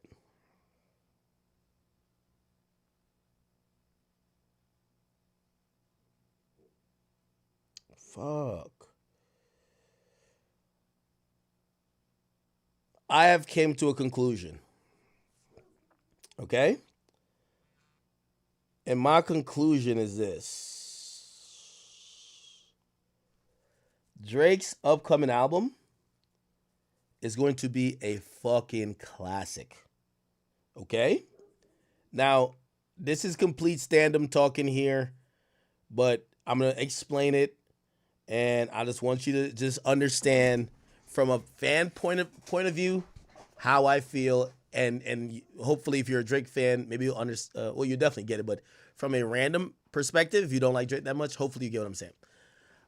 I believe rappers make the best music when they actually go through shit. I don't think the idea of not being from the hood, like, it's like Meek Mill not living in them Philly blocks. He hasn't lived there for the last 10 years, but he's still rapping about spinning the block. Could he rap? Yes. Does it hit the same? No. It's a reason why we like drill music. We like shit that's real. Like, we could tell when it's real. Like, I love Q50. When he say, yo, man, I ride a nigga for 60K, man. He said, I still got that 60K after the shooting. Like, some real shit, it hits a little bit more. It's actually, I think, the thing that makes, good lyrics is one thing, great melodies is another, but having something that takes on a different life of its own is a whole nother thing. The great musicians have always done this. It's the reason why we're going to get into the David stuff too. You know what I mean? What's his biggest song? Romantic Homicides. What's Melly's biggest song? Murder on My Mind. You know what I mean? King Von's biggest song, Celebrating Murders. These are guys who their music was kind of almost true to what the fuck they were going through. It wasn't like they were just rapping in a studio and making shit up. And that does matter in music. I believe that, and how it relates to Drake, every time we've gotten great music from Drake is because he has real life experience to pull from, whether it is heartbreak, whether it's beef, whether it's conflict, whether it's, a diss song from another rap. Like, there's always some shit to really pull from within his life, and that's how good music comes in. It's my thing even with, like, for example, people like A Boogie. Like respectfully, A Boogie and Uzi. Respectfully, I think those guys make some of the greatest, heartbreak songs. And yes, Uzi's one of those guys. I've always said Love is Rage 2 is a heartbreak album. And these people, when they're happily in love, especially A Boogie, you can't make a heartbreak song when you're loving on your girl. Now, I'm not wishing misfortune for these guys, but you get to realize how much life experiences and true experiences are to the music that we enjoy. You get what I mean? One of the people who I've felt have sacrificed personal relationships, and this is why he's one of my favorite artists, or my favorite artist is Drake. He sacrificed relationships with his family, women, and he's used women as muses. And by the way, even when I'm talking about that, I think YoungBoy is that too. YoungBoy, whatever baby mama drama he got going on, he's cussing his baby mama on the track. He's talking about who's pregnant for him. He's really real to what the fuck is going on with him. That's the most honest and I think the best way to make music. Just rapping about designer bags, and I've even suggested that Lil Baby needs to do that. You're going through a lot of trials and tribulation. Bring it into music. We don't want to hear. It's only so long you can hear about scat packs and switches and just shit that you're not seeing niggas in that life. You know what I mean? It's different if you're King Von and we're thinking you're the killer. The rest of these guys, we just think they're personal shoppers. All they do is buy shit, right? So I hope you get what I'm saying. But the reason why I think Drake's music, this new album is going to be a classic. Not only does he have the fallout from the LeBron, DeRozan, other rappers, the Khaled's, and all these people who he has strained relationships with, Futures, but he also is going through a lot of girl drama. Number one, three drama. So I think he's going to have a great revenge album. So he's going to be talking shit because a bunch of niggas he fell out with. But he got some good girl drama to use as well. Three things. The girl he rapped about on For All the Dogs, he rapped about her a lot. I don't even know what her name is. Well, I do know her name. I followed her. This girl right here, she been throwing shots at Drake, man. Now, I don't care I know some people like, we don't give a fuck, but I'm telling you, there's like, on For All the Dogs, there's like 3 songs written about this girl. She's back in the picture. She's over here flexing on Drake because Drake's simping and buying her a bunch of shit, which is good because he's going to have some good material to sing about. Secondly, another one of his chicks, I feel like I'm exposing Drake's hoes. She just came out of the blue dissing Drake. This is her right here. No revenge because your biggest misfortune is losing me. Imagine telling Drake that. Get out of here. By the way, how did I know she was talking about Drake? The other slide was her tagging Drake. I'll never forget who I am, even if you spend millions and billions of dollars to try to make me forget. Come and kill me, do it. I don't know what she's talking about. I don't know what she's talking about. Anyway, let's look at her page. Yeah, Drake got a little tight, man. I don't feel like I'm airing Drake's personal business out, but fuck it, man. We're going to get some good music. That's all I care about. Like all these chicks, whatever you got going on with them, I be rooting it on. Like, yes, break that nigga's heart. We need a song. Fuck it. You know what I mean? So this is a chick. Look like Drake cut her off or something like that. She's in her feelings. She's been crashing out over Drake. And then the baby mama stuff, like, which, remember he showed up to family court. We don't know what happened, but guaranteed Drake gonna rap about it. So we got some personal drama. He got some beef with some niggas. He still gotta, red button the shit up. He gotta, get his little get back in war mode, talk some shit. It's gonna be a great album. This is gonna be a really amazing album. Because all the context is there. And by the way, I do believe Drake completely uses chicks as muses. So this is a muse. And it don't matter. Who gives a fuck about her? We care about the song. You get what I'm saying? And for every other artist, y'all got to start using people as muses. Go date a chick for 3 months. Cheat on her, have her cheat on you. Make a great song about it. Okay? Stop going on Instagram until I expose it. So anyway, that's what I know. Yeah, so I'm waiting on that. All right, am I done with Drake topics? I think I am. Ooh, should we get to Cardi B? Holy shit. Motherfucking Cardi B, man. I think we should get to Cardi, huh? All right, let's get to Cardi B. All right, so Cardi B has now announced what we've kind of like speculated about, but she has announced that she is pregnant by her NFL baller, Stephon Diggs. In an interview with, not Entertainment Tonight, who she sat with? She sat with Gayle King. She admitted this. Well, yes, I am. I'm having a baby with my boyfriend, Stephon Diggs. Cardi B pregnant, expecting baby number 4. Okay, let me just get to this. Now to our exclusive interview with rap superstar. That would be the one and only Cardi B. Back in 2019, she became the first solo female rapper to win a Grammy Award for Best Rap Album. Her much anticipated new album is called, and I love this title, Am I the Drama? Drops this Friday. Ahead of its release, we sat down with the 32-year-old superstar for a wide-ranging conversation. So we started with some very exciting personal news with her boyfriend, NFL star Stephon Diggs, that she's sharing first and only on CBS Mornings. But I want to start right away with, because the rumors on the streets be talking. Mm-hmm.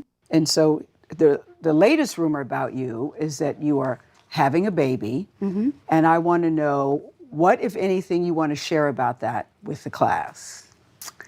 Well, yes, I am. I'm having a baby with my boyfriend, Stefan Diggs. Congratulations. Thank you. Congratulations. How are you feeling about that? And that this will be baby number 4 for you, Cardi. Yeah. Congratulations. Thank you. I'm actually I'm excited. I'm happy. I feel like I'm in a good space. I feel very strong. I feel very powerful that I'm doing all this work, but I'm doing all this work while I'm creating a baby. Me and my man, we're very supportive of each other. We're like in the same space in our careers, but like in different, By that, what do you mean by that same space? That you're both doing well? What do you mean? You know what it is? That I feel like we're really great and one of the best at what we do. And me and him think the same way. Like, it's like, yeah, we're one of the greatest, but what's next? What we doing again? We do it again. We have to do it again all the time. It's not like we're never like comfortable. We just want to keep doing it. And that's just how we both are. You have a song on your new album. I can't wait for people to hear the new music, but there's a song called Safe. Yeah. Is he somebody that makes you feel safe? Very safe. In both ways. Physically, I mean, like, you see how big he is. Yes, yes, I did see, yes. And he just makes me feel safe and very confident and she is pregnant. very like strong. I mean, like 2 weeks ago, I was literally having a panic attack. I was like crying and crying and crying just because I was just getting really nervous with, the whole album rollout. People were coming at me very hard. Sometimes people love you, people hate you, and people was just saying very mean things about me. And I'm like, see, this is why I don't put music out, because it's like, this is my art and this is something that I put a lot of love and time to. And it's just like, sometimes like, it's like when people just rip it apart, it hurts you and it crushes you. And he was just like, girl, you better get it together. And it's like, he makes me feel very confident. I feel like feeling safe is feeling confident, feeling like it's like, you could do it. And it makes you feel like you could take over the world. Well, there was all sorts of speculation. Is she not? Did you decide that you weren't ready to talk about it? What was your thinking there? Why did you think, okay, now I'm going to talk about it? By the way, now that I talked about it, y'all better get my album. Y'all wanted to know, right? Now y'all know. Now y'all could buy my album so I could buy Pampers and diapers and all that type of Y'all love Cardi, but Cardi, you are not beating the rumors of this being a promo baby. Obviously, me personally, I don't think she's having kids to promote an album. I think she's been doing a really good job of promoting her album, by the way. I got to give her credit for that. Her album drops at midnight tonight. You guys should check it out. I will. I'll say this, though, about her with the pregnancy. This is one of those topics that, because I talk to Cardi and because I like her, and I'll admit my bias, that I'm probably not going to say what I would normally say. Because I'm going to be honest with you, it kind of is crazy that Cardi got a kid. And I don't think the ink has been finalized on the divorce. I do think it's crazy. But I like Cardi. And I know some of the things she's been through. I obviously empathize with her because I like her. And I know she was looking for happiness. She felt like she went through a lot and obviously led to her being pregnant. So I'm kind of reserving a lot of thought to see what happens here. And because I'm sending her well wishes, I'm hoping for, a healthy child that she can see, or not conceive, but she births. But, I'm kind of skeptical of the rebound factor. You know what I mean? I infamously said, how you leave one cheater, get to another. And that's not me trying to like throw any shade on her guy. Maybe some of the shit that's online is wrong, and it's not about, I don't care, he's a guy, so a lot of men are infidelis, if that's a word, or indulge in some type of infidelity. What I will say is that, bro, like when I look up, they say this nigga got like 3 other girls pregnant right now. I'm like, yo, this nigga's like a breeding factory.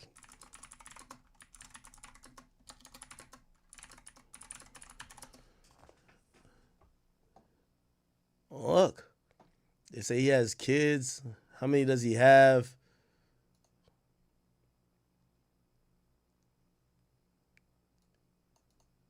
supposedly there's like 2 other girls pregnant. I don't know if this is true.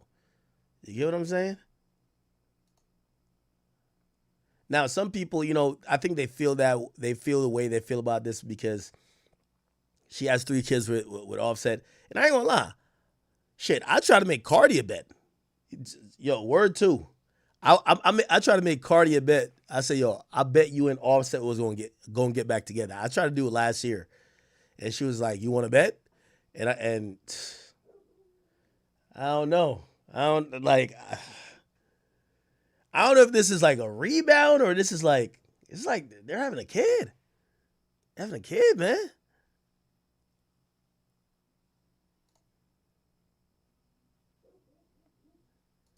Now, let me see if I could. Look, it says Stefan Diggs. It said 4 months ago. Stefan Diggs welcomes a baby with an IG model. So he supposedly had a baby with this chick. Which girl is this? Oh no, that's who's this girl? Stefan Diggs, baby IG model. He's in a paternity dispute with the IG model. Her name is Alina Lopera, who she goes by the name Lord Giselle. So apparently this is his baby too.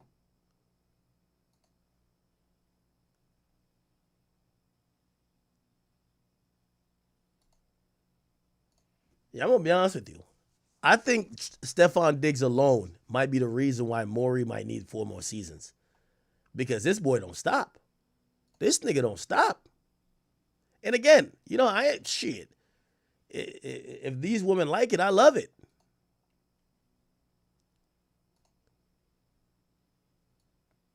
He said he wasn't sure if he was the parent. So that means, yeah, I fucked, but I thought I pulled out. Who was ultimately born in April, Diggs requested a genetic testing to officially make the determination. Stipulation that was signed by a judge shows that both Lopera and Diggs were required to submit to genetic testing, though it's not known yet if either had taken the test yet or what the results would be if they did. They reached out to Diggs' attorney. She had no comment. Lopera's lawyer said to The Sun, "My client looks forward to the day Mr. Diggs acknowledges and provides for his infant daughter in Los Angeles." God damn. How many? I heard there was another girl that was supposedly pregnant as well.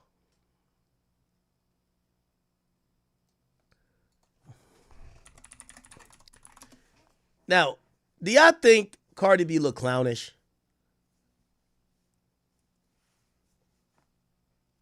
I can't answer these questions. I like Cardi too much. I really do like Cardi too much. And because she, you know, as much as, you know, Offset's my guy and, you know, I don't get involved in stuff like that, but, you know,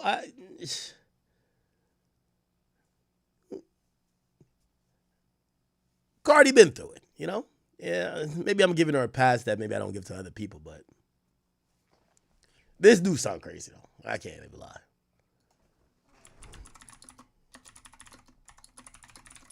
I already had 2 girls pregnant.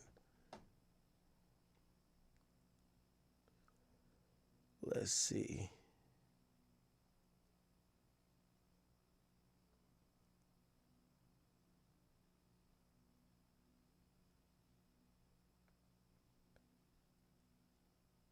Huh. Okay, everything is being dominated by this news. Wait, what? Would say Stefan Diggs is for the streets and he's no better than Offset, and the public might be correct about that. But I'm sitting here being humorous, saying to myself, because Diggs allegedly urged her to get an abortion in California, where it's oh my God, now. It's Tasha K. We gotta be careful. Who's this? For the Love of KJ? That's his baby mama too?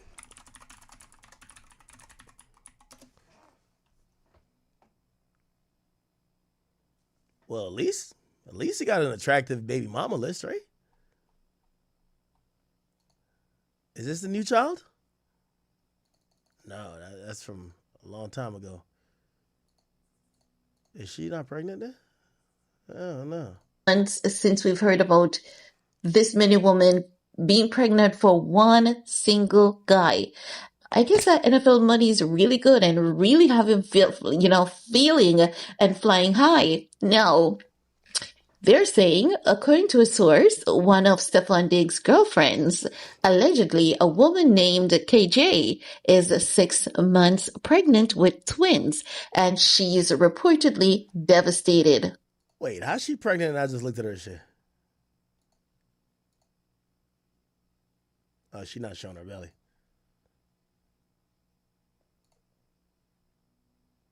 Huh. Why?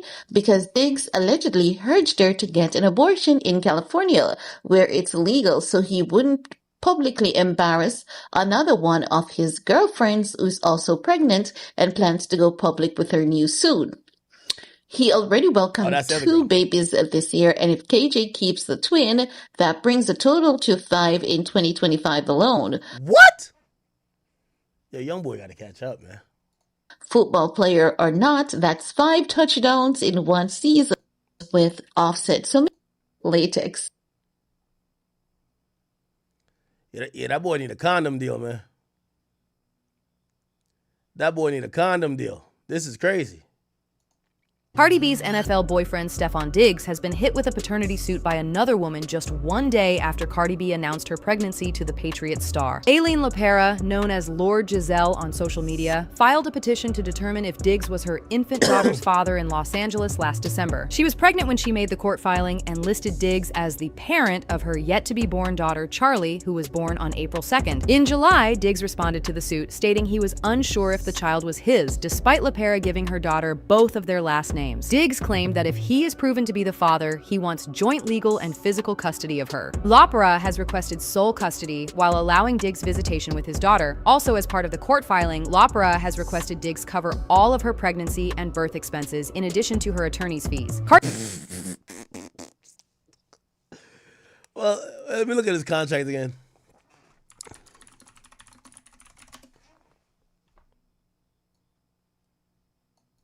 Oh. Worth $69 million? 3 years, $69 million? He'd be all right. Cardi B announced she was pregnant with Diggs' child on Wednesday during an interview with CBS Mornings, with her due date coming before her next tour starts. Damn.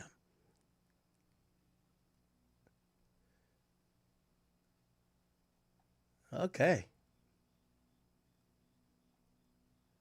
All right. Anyway, congratulations to Cardi B and Offset.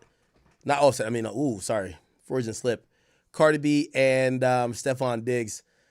I hope that the substance of their relationship outlasts them having a child and is probably ready to weather the storm of having a child. Because I've heard from many people who have children say that usually after you have a child, that becomes some of the most trying times with your partner. So Cardi B's doing it again, having a kid with a new person. I hope her divorce gets finalized soon. And I hope Offset and her keep it decent during co-parenting while there's a new guy involved with a new child. So congrats to all of them. All right. We got to get to this story, man. Have y'all heard about this story with this guy, David, bro? Oh, my God. Okay.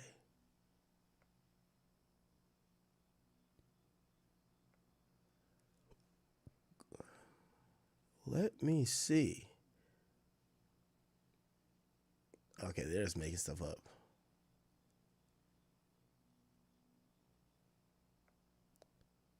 Huh. All right. So, chat, there's a rapper named David that I didn't know that much about, but apparently I actually talked to the guy before. So, during Song Wars with Platboy Max, apparently I was on a panel judging this guy, right? I had no fucking idea. How this gonna work? It's very simple. You feel me? Is it this one? You heard that song. This nigga's fired. No, it's not this one. And then I also feel like broke niggas. No, it's not this one. It's the one before.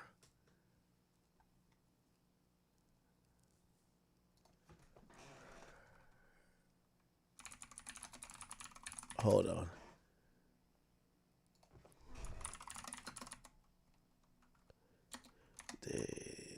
How do I spell this nigga name? Look, right here. I'm gonna get David. Yo, David. Yo, why they said this man Academics knew it was something up with this nigga David from the start. what's good, Brady? How you doing? No, chilling, man. Eating Chipotle. You know what I'm Yes, saying? sir. Yo, introduce yourself. Yeah, I'm David. Nice to meet y'all. Hell yeah. Max said he needed some versatility and some Facts.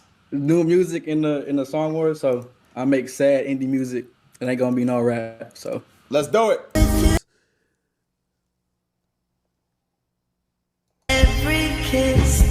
Brother, how you say your name? David. David. Yeah. Yeah, I ain't gonna lie. This song sound like your background. Like, this is where you got to be in an empty room to listen to. Me, I'm usually a turd nigga. I do like the song though. Okay, this is some shit I can see. You know what I mean? I've you know, it's been well documented. I've been through some issues with some hoes. Not some fire vibes still. You feel me? Appreciate that. Who broke your heart though, homie? Man, 2 people back to back to back. That's back to back.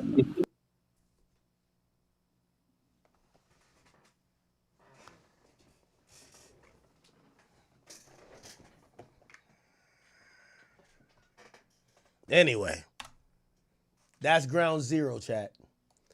So apparently this guy, and I remember during Song Wars, we checked him on, you know, I checked him on Spotify. And on Spotify, the dude, look. Yeah. The dude actually is like popping. 34 million monthly listeners. He has a song, 1.5 billion streams, Here With Me, 500 million, Feel It. And his biggest song, 1.6 billion views, is called Romantic Homicide. Interesting. He has other songs, Sleep Well, You and I. Okay. Now,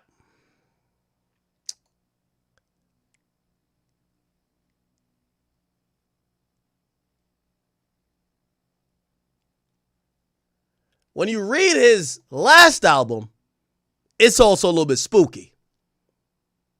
You Left Me First, Crashing, Where'd It Go Wrong, Ghost,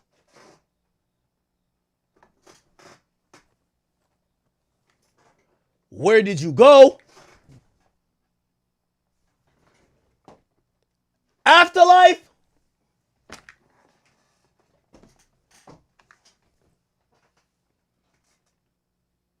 now chat,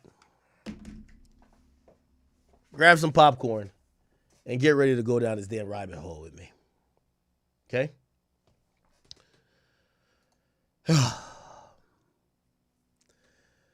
So this guy, David,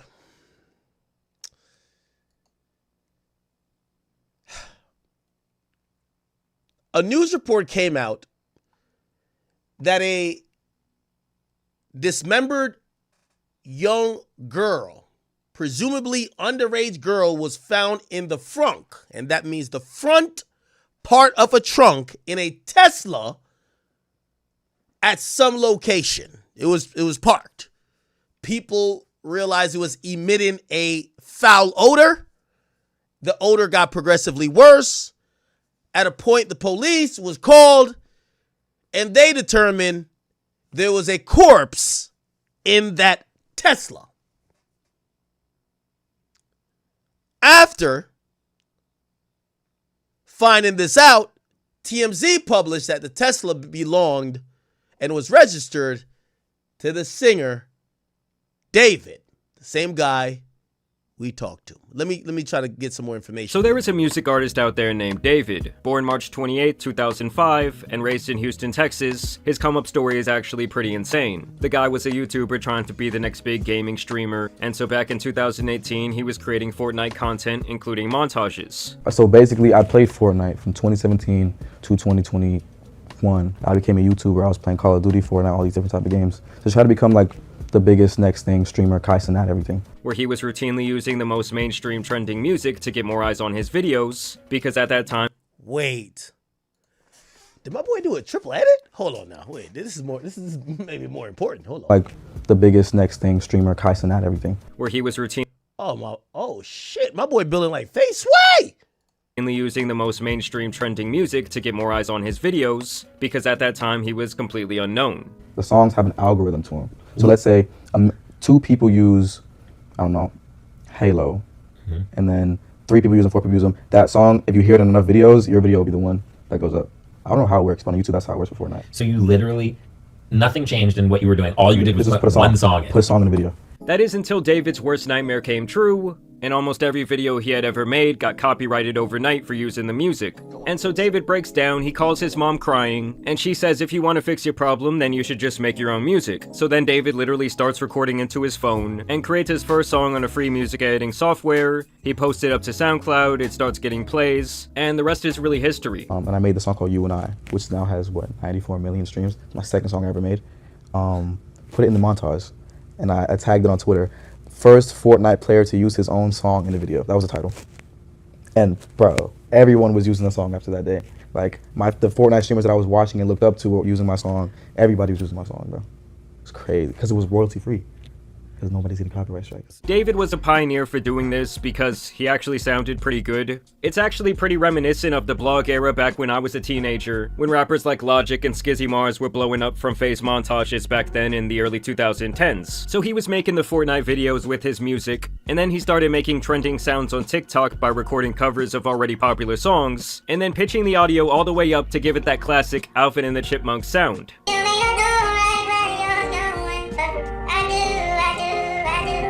I got 500,000 followers off that, bro. But then literally 2 TikToks later was the romantic homicide one, which has like 16 million views. Wait, what? Everybody, my mom was commenting on this one, bro. Wait, Like, so you made this one as Alvin still? dude, yeah. Yeah. Still, same thing. Everything is crazy. He actually credits making those covers as the place where he honed his sound. So the reason why you developed your style was just because you were pretending to be Alvin the Chipmunk. Dude, yeah. That's insane. And from here, David would explode onto the scene in 2022 with his actual music, ironically with his most popular song called Romantic Homicide. Understand that his music was especially trending on TikTok, which at the time was the platform producing smash hits from all kinds of unknown artists. To most people, they go into a studio, they have a professional microphone, they have like a mixing board, there's a person who makes the beat, there's a whole thing. He does everything in his cell phone. I mean, understand that David's rise was a matter of months, going from completely unknown to a massive internet musician. I mean, I would say that he showed off around as much internet prowess as someone like Lil Nas X, who also really utilized social media kinda in a different way for his blow up. It hit 78 on Billboard a week and a half later. And so the guy was getting billions of views and plays across the internet. His debut album, Withered, was released earlier this year. It sold 30,000 units and reached number 13 on the Billboard Hot 200. And overall, he was really on the brink. Is he signed? Let me see if I can figure this out. Be able to tell if he's signed. Oh, he's on Interscope. Is he Interscope? He's on Interscope. Wow, okay. So he did get signed. Of becoming a more mainstream artist, not just popular on the internet. He would even go on tour last year opening up for SZA, and the guy was currently headlining his own tour. Feel me? We're in the mini arena, you know what I'm saying? We got multiple levels. Wow. Well, first of all, is that Hammerstein Ballroom? No, that's Irving Plaza. Oh shit, that's Irving Plaza. He opened up for SZA on a tour? We done upgraded, you feel me? Last time I was here was with SZA. Now we headlining it. Let's go crazy and go stupid and go dumb. You feel me? Yeah.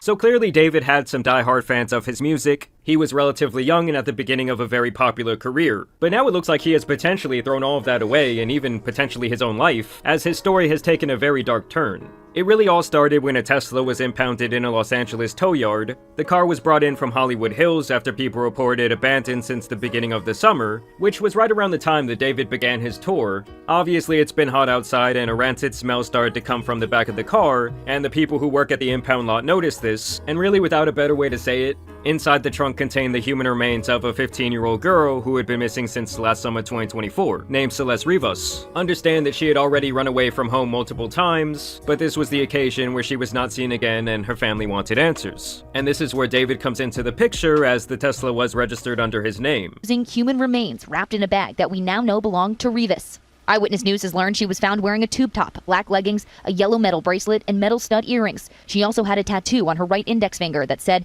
"Shh." Now listen to what they said there about the tattoo, because it's actually really important. She also had a tattoo on her right index finger that said, "Shh." I want you to take a wild guess who else has a matching tattoo on his hand. That's right, that man David. They both reportedly have the very same tattoo that just reads, "Shh."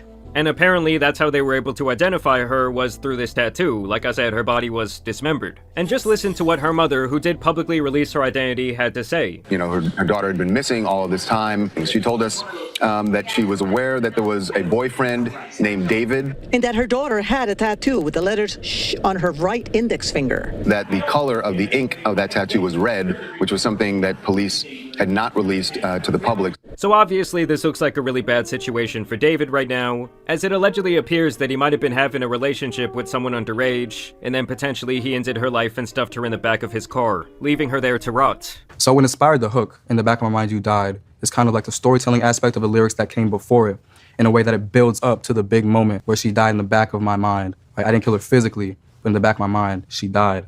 And keep in mind, guys, if these allegations have any truth, that means she was more like 13 to 14 years old when she went missing. To make matters even worse, when you look— So I think that's like also the craziest, and well, this whole thing is crazy. It's disturbing that supposedly he was talking to this girl like while she was like super underage. Like he might have been talking to her when she was 12.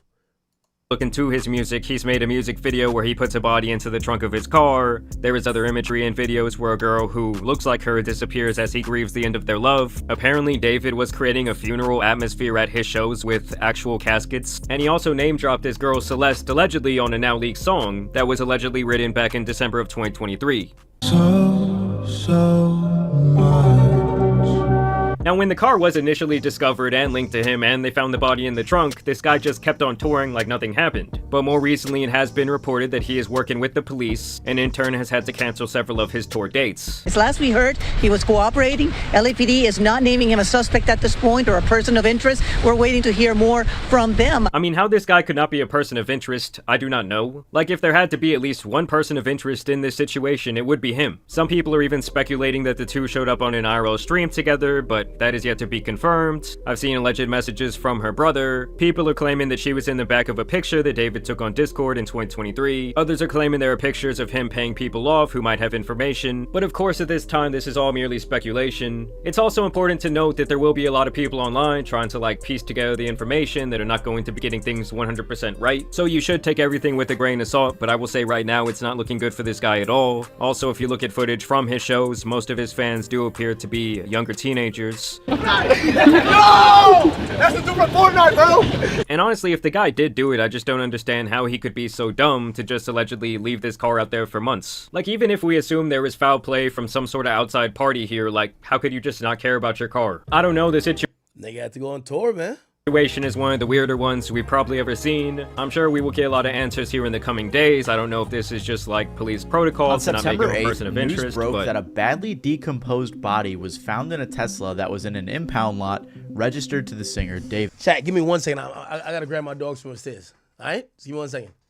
Now, David is a 20-year-old kid, ex-Fortnite pro. He has a grassroots type come up, making music on his iPhone. And on top of that, he was on tour. So because of his personality, everyone just assumed it couldn't have been him, right? Until some more news came out just recently that may change the entire story. Real quick, I want to say I'm making this vid because the story is really confusing. There's a lot of theories and misunderstood things floating around right now. I mean, you have people like XQC who are investigating this on stream, and it's probably not the best source, as well as people who are just straight up making things up or posting misinformation. So I'm going to separate this video into two different sections. The first is going to be stuff that we know for sure, and the second is just going to be like theories and speculation from all the fans online. Also, here's a quick trigger warning because a lot of the stuff in this video is pretty disturbing. So with all that in mind, let's continue. If you don't know who David is, like I said, he used to be a Fortnite pro. He had a cool come-up story saying he wanted non-copyright music for his montages, so he started making his own songs with just his iPhone on BandLab. After uploading a couple songs to SoundCloud, he released the song Romantic Homicide. This song went super viral, and I'm sure you've all heard it. It's the "In the back of my mind, you died,"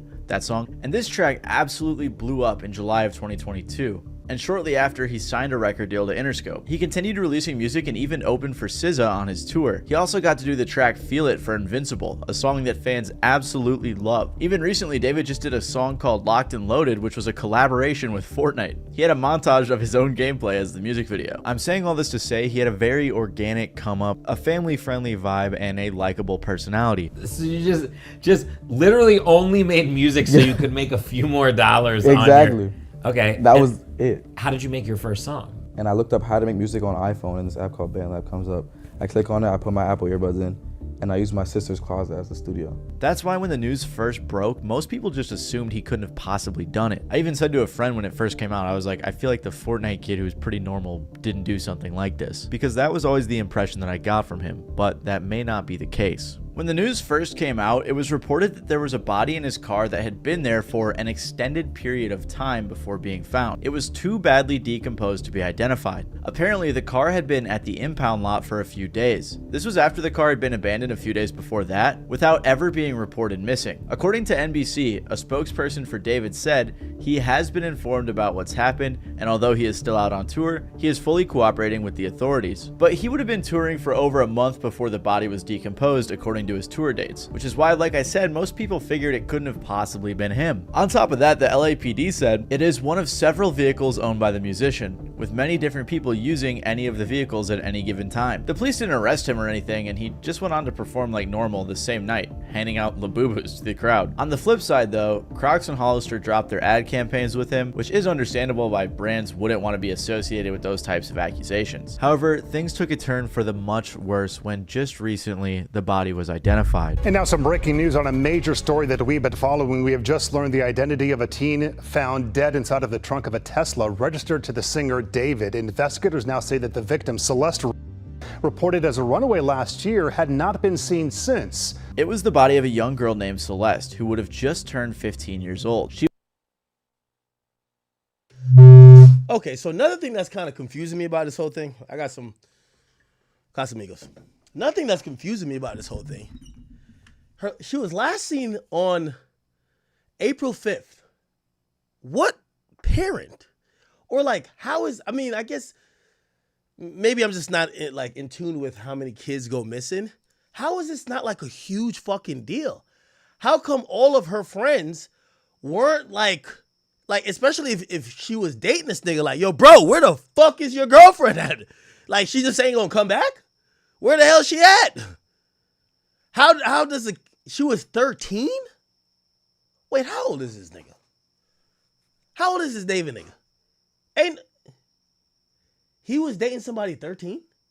Nah, this is weird. She went missing in April of 2024 when she was 13, so she was missing for over a year. Of course though, this in and of itself doesn't directly link her to David, but TMZ interviewed the girl's mom, who said that her daughter had a sh tattoo right on her index finger in red ink. Well, David also has a sh tattoo on his right index finger. This tattoo isn't necessarily unique to David. I mean, Rihanna has it, Lindsay Lohan and Lily Allen do too, but what makes things fuck? miles Rihanna got a worse sh is that tattoo? Does she? Oh shit. Do they have it in the same place? Oh wow, they do. Lindsay Lohan has it too?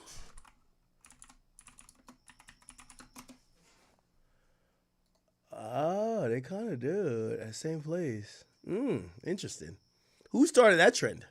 Mom claimed her daughter had a boyfriend named David. Right after this news came out, David canceled his upcoming show. TMZ confirmed that a house David was living in was searched by the LAPD. The house was being rented by his manager from Interscope, but there are a ton of pictures and videos of him in the house over the past year. Apparently, LAPD homicide detectives searched the house Wednesday and walked out with a computer and several evidence bags. Now, Mike, do we know if the search has anything to do with the girl's death, though? Yeah, so Susie and Juan, we are working on those details right now. What I can tell you is that it is literally right where we know that the car was towed from. So remember how this all happened, as you heard from Nicole. The car was towed from the Hollywood Hills. It wasn't until it was at the tow yard where the body was found. So if we go back to where the car was towed from tonight, There's a presence of Los Angeles police detectives that are out there. We can see them in their plainclothes suits. We also see crime scene text. It appears to be centered at this home. Sky Cow was able to get a peek before it got dark. To be clear, LAPD has not said tonight if this investigation is related to the investigation of the girl's body being found, but they are like less than 100 feet away from where it was all found. So this is all happening in the same neighborhood. For reference, this is how close the house was to where the car was found, which I think is a lot more incriminating than it originally was led on to be. And on top of that, the police are saying that the car was driven through an alley, possibly with the intention of trying to avoid traffic cameras or something like that. So it's just crazy how close it was to the house that he was staying in. The only other thing we know for sure. Now, here's the thing. Chat, from what I know, wasn't them Tesla vehicles gave the clearest 4K pictures ever of the shooters of Julio Fulio? If that's the case, this goddamn Tesla should be the key.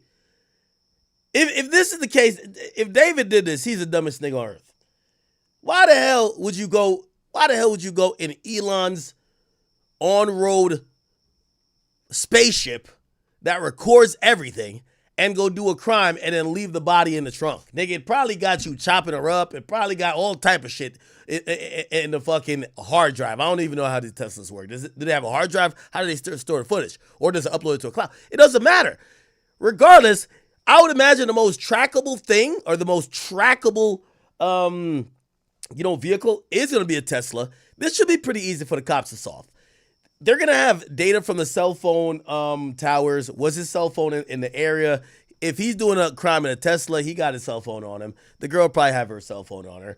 Like, and again, I'm wondering, I mean, not that we care about motive, but like, how the fuck does this happen and this guy just go on with life looking unbothered and is still like, on a cryptic way writing songs about this girl?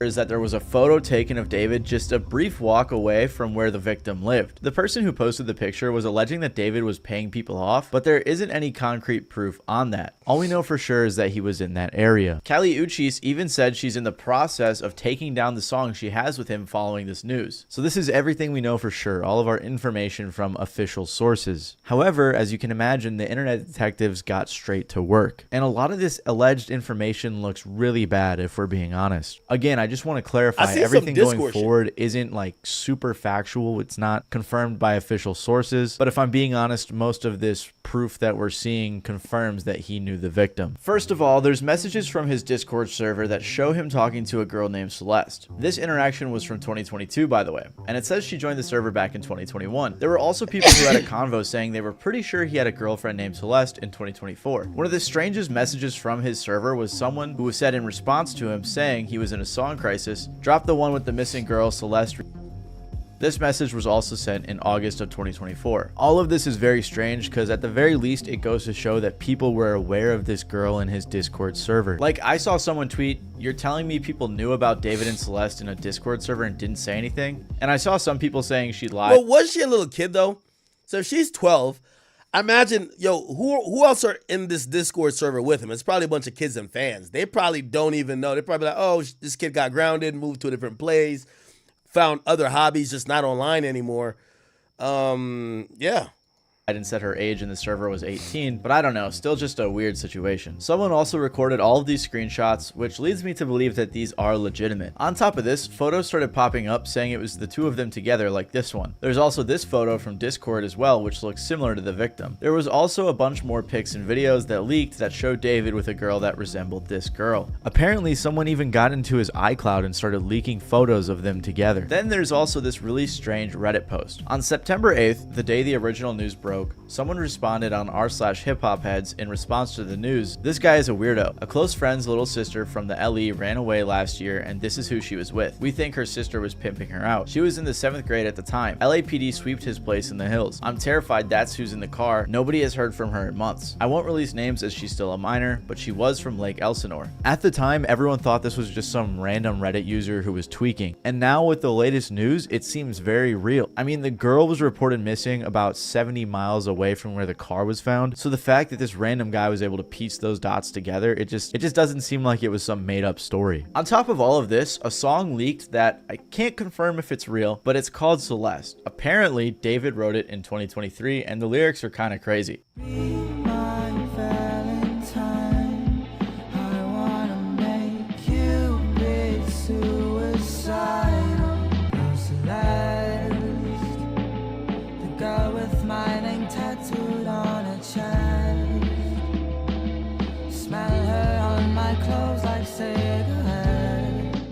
This very well could be AI or something, I couldn't tell you, but a lot of people believe that it is in fact real. There was also this weird tweet from 2022 where he said, "When I was writing this, I got a notification from you. As you were talking about wanting to be with your mom and your sister again, take me where I belong. But our circumstances won't allow us to be in our ideal situations. We gotta push through it, bro." This was from an old thread where he was talking about Romantic Homicide, his breakout hit. Another crazy coincidence was that the music video for Romantic Homicide was released on the victim's birthday. Fans also pointed out that the lady in the video resembled the victim. On top of that, the lyrics just look a little weird now. Everyone has been looking at his old lyrics under a new lens, and a lot of them don't look great. Like this one where he says, "He might have you, but I've got your ghost." Everything just looks so weird now with this news. Like he apparently brings a casket and stuff to his shows. And his TikTok reposts just look terrible. Like there's this one that reads, "Imagine we were two cannibals in the late 80s who randomly met, and then we fell in love and tried to be better and start a life together. Then you died and I ate your bones." Like why would you ever repost that? Or this one that says, "Me watching her scream after I poured boiling water on her after she told a boy happy birthday because why you happy, he made it another year." Just weird stuff. That's super weird to repost, especially under this context. The latest thing to happen was the alleged brother of the victim, who was followed by David,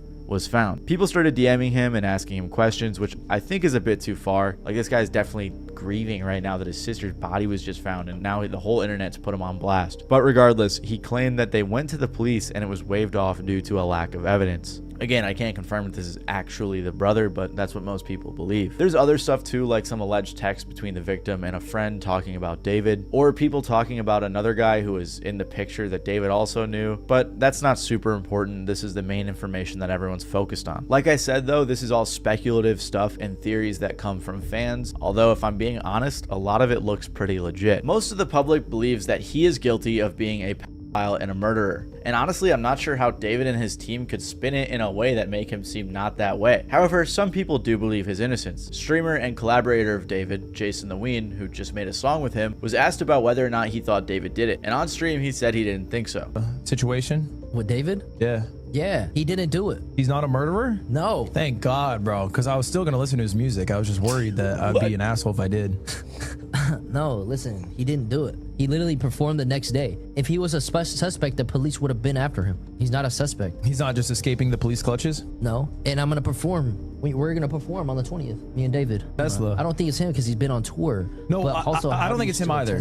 I think it's like almost obviously not him. Quick little update, Jason, among a bunch of other people, celebrities and influencers and friends of David, have all unfollowed him, so his case is clearly getting much worse. But as of right now, with everything that's come out, people in general are assuming he's guilty. Like this person who said, "TikTok, you will crumble for running to defend this not only a killer, but a pedophile." Or this person who said, "He's 20 and she was 15. He's a pedophile and a murderer. Yeah, no, he needs to be locked up now." This person even said, "I'm usually an innocent until proven guilty type of person, but with the amount of evidence against David, you're just delusional if you think he's innocent." I don't know about the delusional part, that's kind of harsh. And I don't want to jump to the conclusions in this video or make some false accusations, but I have to say the allegations look very bad for him. Even if he wasn't involved in her passing, it does seem like they dated or were very close based on everything we know, which at the very least, allegedly, would make David a pedophile. I don't know though, this whole situation just leaves me with a ton of questions. Like if the mom of the victim knew that she was dating someone named David, did she not know his age? And I'm not blaming her specifically, but it seems like the people around her knew a bit about it, like the guy from the Reddit post who apparently knew that she ran off with David, and I guess other people knew too, at least that's how he made it sound. However, on the flip side, the brother claimed that the police didn't do anything, so is that really the case? Did the police not do anything at all? I don't know, I just can't imagine there's a way in which David and his team can spin this without any sort of admission of guilt, at least acknowledging that he knew her or had a relationship with her, which is wrong. The only possible explanation that could make him innocent is the fact that maybe it was a setup, but even then it just seems so elaborate. I can't imagine that was the case. Maybe they were friends, but I doubt that was the case based on all the pictures that we've seen. At the end of the day, this is a super tragic story, and I just want to say rest in peace to the victim. I couldn't find anything, but if anyone knows of any resources available to help the victim's family that isn't scammy, please let me know and I'll make sure to pin it in the comments below. Other than that though, if there's any other major updates, I'll make sure to update you guys, so feel free to stick around and subscribe if you want to get more news. But yeah, it's been your boy Matty Balls, and I'll see you guys next time. Many rappers who blow up are lucky to have experienced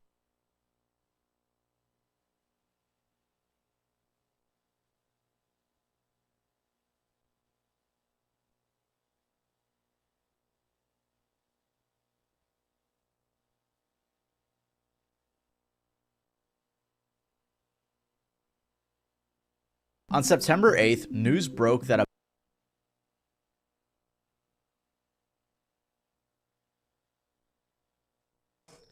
My bad, that's Vlad. I just threw some more business this way because somebody hit me up and asked me for an interview. Well, not for an interview. They hit me up and they were like, yo, we got so-and-so's first interview. And I was like, okay. And I essentially, like, they asked for so much money. I was just like, this is the Vlad price, clearly. This is the Vlad price, you know? Okay. Wow. This David thing is kind of crazy. Like, so let me look up some of these things associated with it. David, Discord messages. So apparently he was dealing with this girl, and there's so many things. Apparently he met her when she was 11. Oh my God, it gets worse. And that was from 2022. By 2024, she's like 13 or whatever. And they were in a relationship. And apparently, like, all the people that knew, especially some of the other little kids, looked like this was like a little kid server he was in. He would pay these kids to not say anything. He would give them money. And then some people, right? Like, there's a guy, I've seen him on Twitter.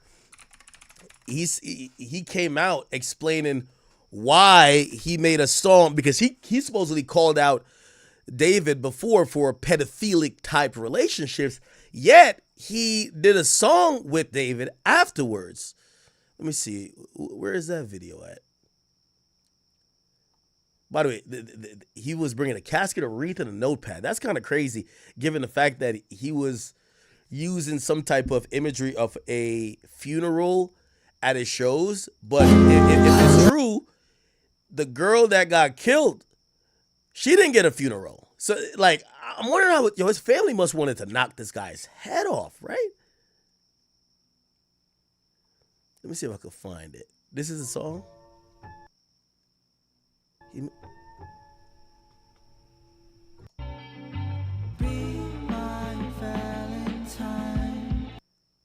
Holy shit.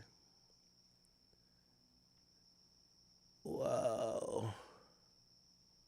There was a kid who was like explaining. I watched it. He was explaining why he didn't blow the whistle. David, explain. Let me see. Let me see if I can find the kid who. Hold up. That's her in my classroom in front of this poster right in my class. Our school. Huh. The hook, in the back of my mind, you died, is kind of like the storytelling aspect of the lyrics that came before it, in a way that it builds up to the big moment where she died in the back of my mind. Like, I didn't kill her physically, but in the back of my mind, she died. And I didn't even cry, not a single tear. Like, I've seen people online. Now, I'm almost kind of certain that this guy must look up to like Melly and things like that, where like he know he finna get caught. Like, I'm not saying Melly did it or Melly knew it was gonna get caught, but the way all this shit is playing out is like this nigga's like, yo, bro, I might be in jail, but when this shit hits and people connect the dots, fuck Kendrick. I'm the nigga who got the Easter eggs, and I'm not trying to trivialize her death and her passing, but this guy kind of seems a little bit sadistic, like he was trying to get caught, you know? And take different meanings and interpretations from that one part of the song where it's like it's their past selves that's dying, and they're not even crying about it because they're evolved or become better people or have killed addictions and other different stuff like that. So I think it's very powerful in that way too. In the back of my mind, I killed you, and I didn't even regret it. I can't believe I said it, but it's true. I hate you. I wanted you to feel the emotion in this part of the song, not just to repeat the hook, but to say it in a different manner with the same feeling that the first part of it conveyed, which was in the back of my mind, but then you think that I'm gonna say you died, but I say I killed you. So it's not like the thought of her is gone by itself was something that she did, it was something that I decided to do. and I killed her in the back of my mind. It's really more of a figurative I killed you, especially in the back of my mind. I try to stress that in the back of my mind. That's why I say it so loud. In the back of my mind, you died. In the back of my mind, I killed you. So it's all in the mind because that's the most secure place you can be is in your mind.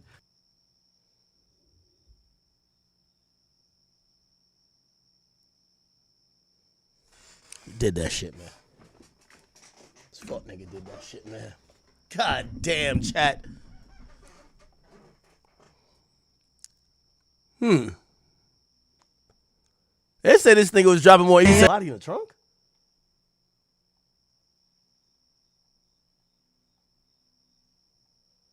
Allegedly, she lied to her age to David and claimed she was 19, and he was blackmailed by her friends. The boy in the photo was who interacted with David, sent this message to the person who originally leaked the photo. So actually, Ethan, you don't even know how bad this is. Explain how bad it is. Bro, this was a secret that wasn't supposed to get out. David didn't know how the girl was. She said she was lying and said she was 19 when he was 20. And the second he found out, he took her home. And since we were dumbass kids, we tried to blackmail him. And we really messed up. And if you keep that video up, you could ruin his life for doing nothing wrong over a girl lying. And you could ruin my life because he would know I leaked it and I could go to jail for slandering him. And dude says, pay me. In the back of my mind, you died. It's kind of like the story. What in the fuck is going on with this shit?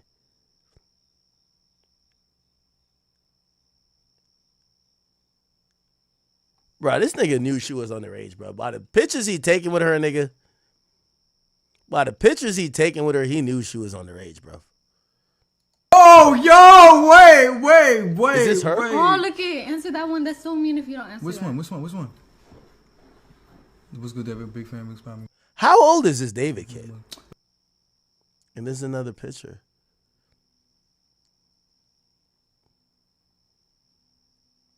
This is some crazy shit.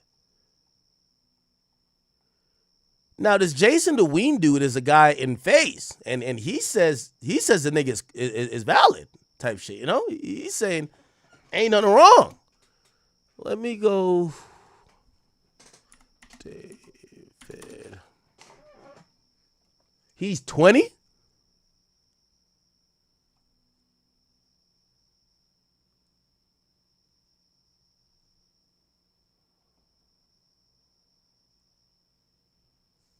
Look like in this TikTok David posted on February 7, 2024 was the same day as his photo taken with Celeste Rivas Hernandez wearing her Hello Kitty Crocs. Keep in mind, Celeste was 11, which would make David 16 at the time.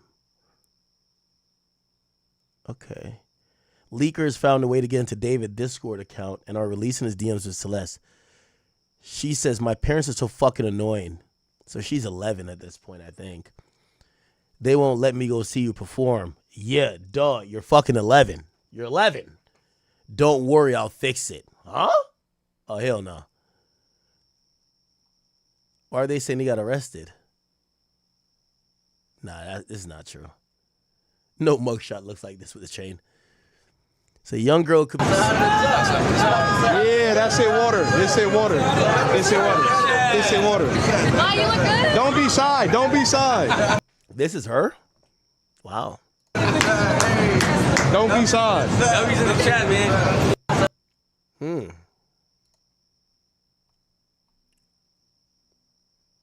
So he met her at 11 and she died at 14 or 13? This is some crazy shit. This is some crazy, crazy shit.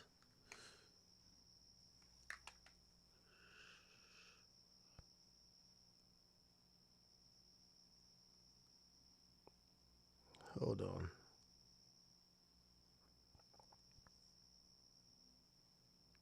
Oh my God. Hold on, I gotta play something. What they got EDP? Oh, this is a video. Here we go. I don't know who this guy is. Now, a lot of people on Twitter are mad at me because I tried to expose David for what he was doing at the time. And I just want to clear up the stuff from 2023 was not about the Celeste girl that was obviously recently in the news. It's nothing to do with her. I didn't know about her. I didn't know she was 13. I maybe heard her name once or twice. I had nothing to do with her. The stuff I have from 2023 was nothing to do with Celeste. These were other girls, underage girls, that had claimed David had messaged them or had, relationships with them or, doing inappropriate things with them. And I want people to know that in 2023, I did try and bring the situation to light. And a lot of people remember, I was having a lot of shit for it. It got so bad that David's legal team had got in contact with me to remove everything. I've attached an email here that I received from his team in 2023. And basically they removed my song with David from, streaming services because apparently I was spreading misinformation. The thing is, after that, I got in touch with David and I was like, yo, are the claims true and all of this? And he was like, he literally said, I've got it here. He said, no, it's just some people trying to get clout. There's no evidence and stuff. After that, everything was shut down. Everything, no one else came out after that. So from my point of view, you guys need to understand that it did look like they were just claims. So a lot of people are asking. Okay, give me 1 second. I gotta step out for a second. So just give me 1 second. How long is this video? Fuck. I'm gonna play this after, but give me 1 second. Major shit happening. Not really major. I just gotta take some shit real quick. Give me 1 second. We're gonna play what that guy was saying. So what he was saying, literally, they saw some other shit, essentially saying the same shit. So this guy talked to young girls before, and supposedly, okay, great. Here we go. If they have a suspect or a person of interest. Earlier this month, employees at a tow yard in Hollywood noticed a strong odor coming from one of the cars. The smell was so strong and foul, they had no choice but to call police. When officers arrived, that's when the startling discovery was made. A body was wrapped in plastic and dumped in the vehicle's trunk. When investigators dug into who that car belonged to, they learned it was registered to the singer David, whose real name is David Anthony Burke.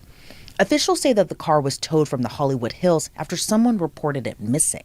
Investigators believe that the body was put in the trunk about 5 days before it was towed to the impound lot. Now, initially, we didn't know much, including who was the victim. Did the victim have ties to the singer? Was the singer a person of interest or a suspect? We're still waiting to learn more. But now investigators reportedly identified who the victim is. We're learning this week that the Los Angeles County Department of Medical Examiner ID'd the victim as a 15-year-old girl named Celeste Rivas. According to LAPD, the victim was 5'2", had wavy hair, and a tattoo on her right index finger that says shh. She was found wearing a tube top, black leggings, an earring, and a yellow metal chain bracelet.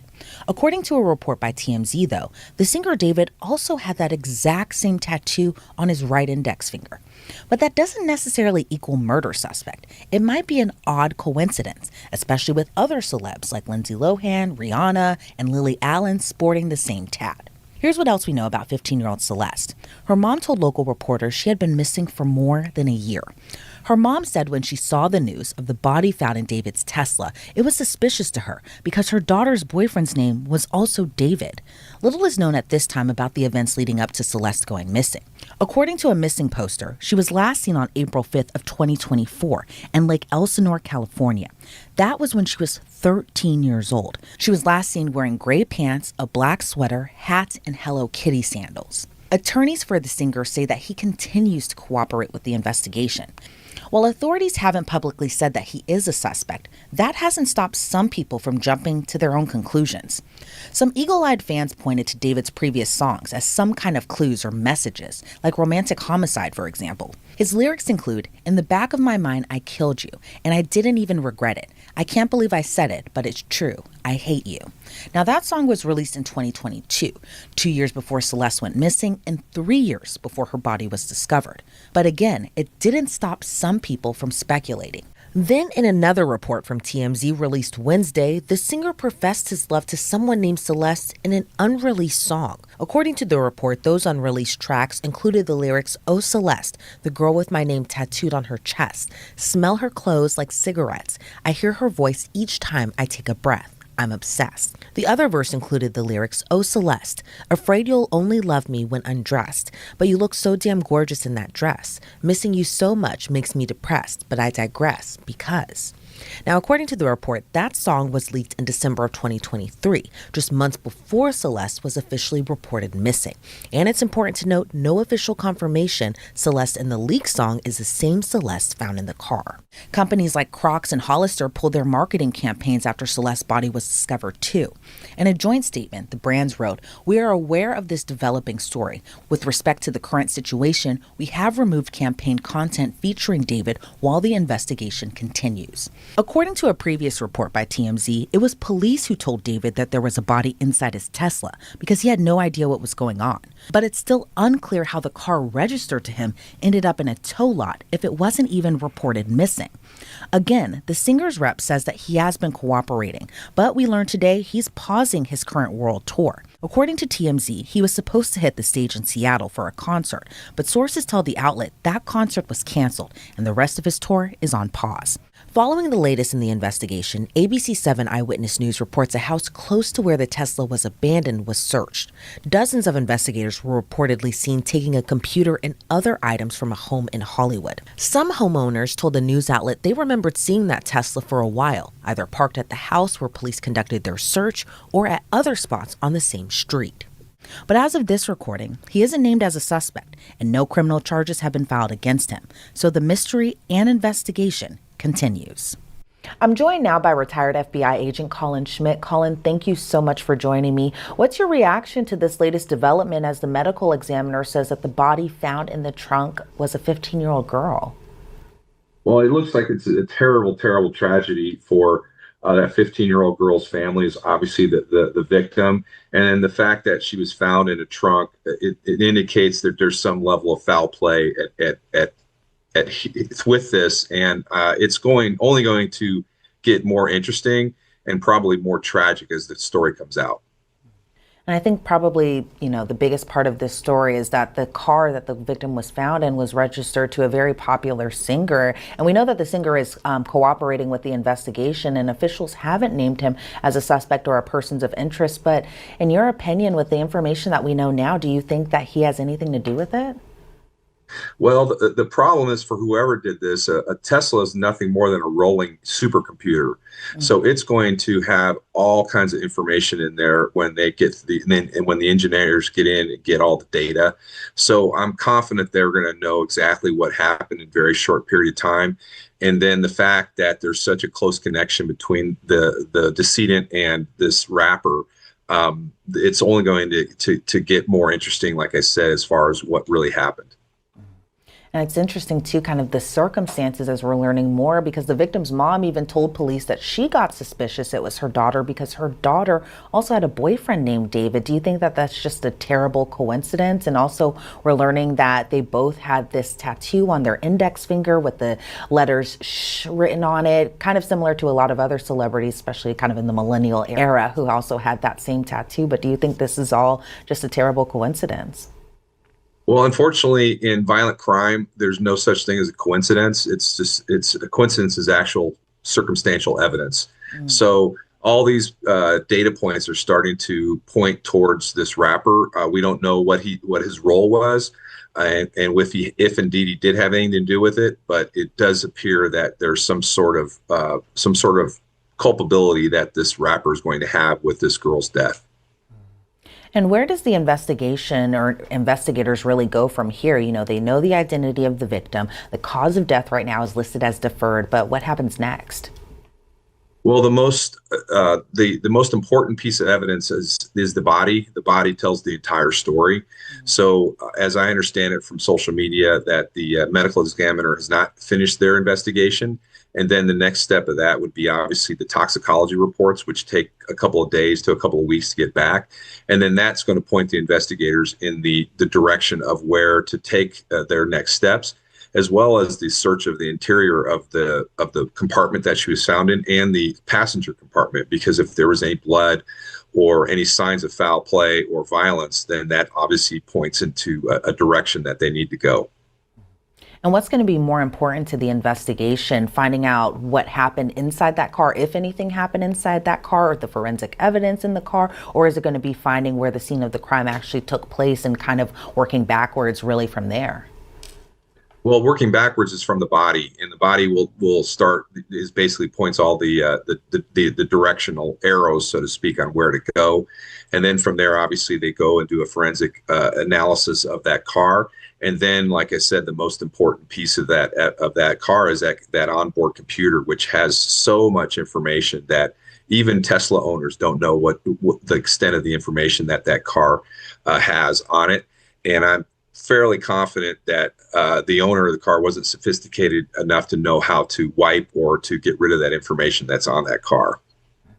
Does it change anything? You know, we know the Tesla car is like kind of like a smart car. And even though I'm not as technologically savvy as you are, Colin, I'm interested in knowing, does it change anything in terms of the investigation because the car was towed over into that impound lot? Does that change anything in terms of the data that might be on that car or anything like that? No, I mean, when the car is on, it's gathering thousands and thousands and thousands of data points.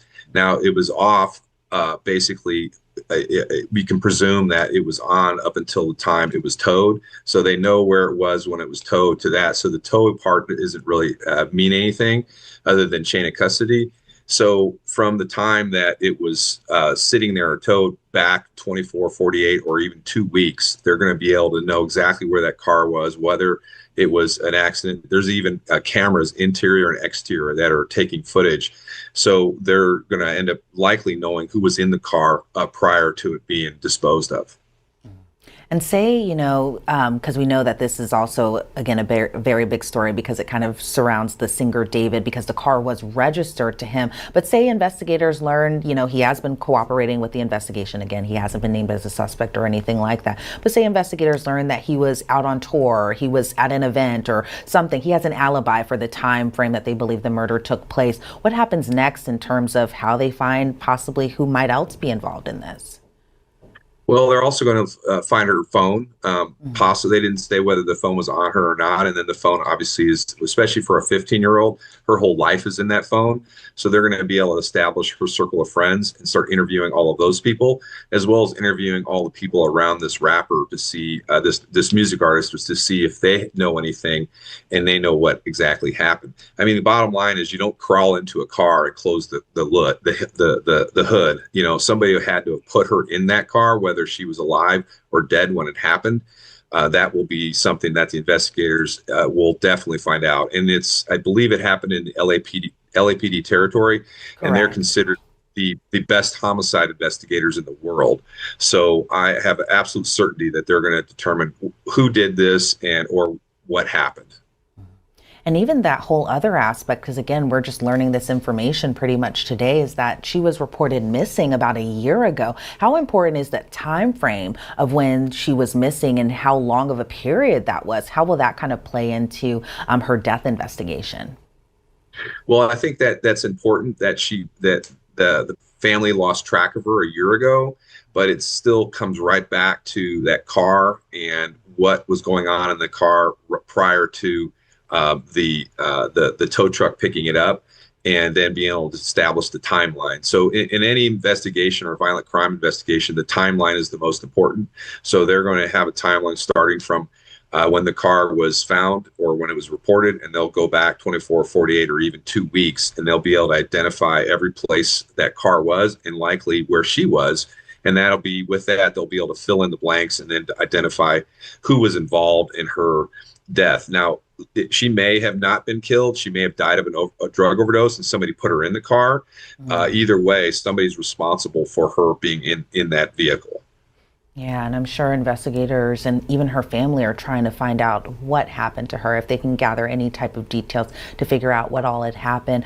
Colin, I want to thank you so much for your time and your insight into this case. I did have one final question for you. In terms of investigating a case like this where you have very little to go off of, how different is it to investigate a case like this now in 2025 where you have surveillance cameras, you have smart cars that gather all this technology and information as opposed to maybe like 20 years ago where we didn't have all this technology readily available like we do now?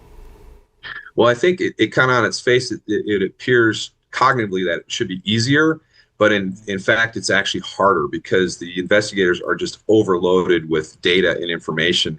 And at some point, AI will probably be taking a role in these kind of investigations to sift through the mountains of data that these investigators receive from their court orders to Tesla or to the iPhone or wherever, to kind of be able to filter out all the noise and be able to get to the point. 20 years ago, it was a matter of just going and interviewing people and getting their story. Now it's a whole different story with all these data points that investigators have to sift through. And so with that being said, do you see that there might be a possibly end in sight in terms of the investigation anytime soon, or do you think that this might be a very long investigation? Well, based upon it was in a Tesla, I would speculate that it's not going to be long. If it was in like a Mustang from the 60s that has no onboard computing ability, it would be kind of a different story. But like I said, that Tesla has so much data in it, and there's so many tools out there that will aid the investigators on getting through that data. I expect that they likely will quickly know exactly what happened to that girl. I'm sure, and I hope that they find out soon what happened to her, because it's just devastating overall, just how horrible this case truly is. Again, Colin Schmidt, thank you so much for your time and insight into this case. I really appreciate it. Thank you. Investigators are still working to find Celeste's cause of death, but LAPD says they are investigating the case as a homicide. Again, David is not being publicly named as a suspect at the time of this recording. Thanks so much for joining us here on Law and Crime. I'm Elizabeth Milner.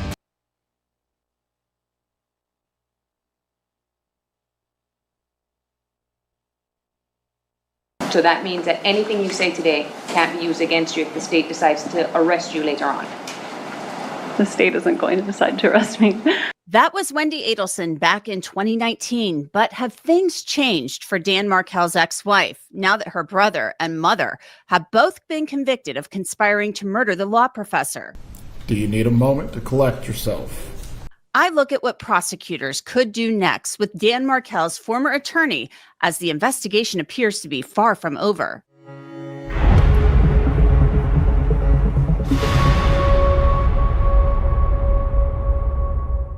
Welcome to Crime Fix. I'm Anjanette Levy.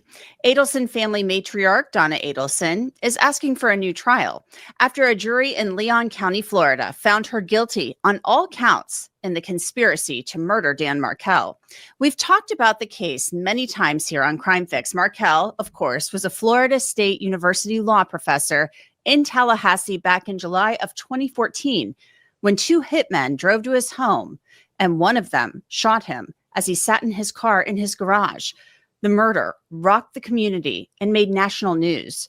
Dan Markel had dropped off his toddler sons at preschool earlier that morning and then went to the gym. No one could think of anyone who would want to hurt Dan Markel except for members of one family, the Adelsons. Dan Markel and his ex-wife, Wendy Adelson, they had a bitter divorce, and they were fighting over some custody-related issues, particularly how Wendy's mother, Donna Adelson, was acting around their children. Dan Markel's attorney at the time that he was killed, Stephen Webster, he's going to join me here very shortly to dig into that a little more. Donna's trial ended a couple of weeks ago, and she wants a new trial. She's making a number of claims, including juror misconduct, bias by Judge Stephen Everett, and that the evidence for a conviction just wasn't there. Donna's lawyers point to a now deleted TikTok video from a juror talking about being on the jury before the trial had ended. But back to Wendy Adelson. She testified in her mom's trial, as she had in the trial of her brother, Charlie Adelson, and the trials of Katie Magbanwa and hitman Sigfredo Garcia. At the time of Dan Markel's murder, was the defendant, your mother, very angry at Dan Markel? Before he died? Yes, ma'am. Yes. And you hated him too, right? At certain points, I was very frustrated with him. Did you refer to him as an STD? I don't remember saying that. Tab 5.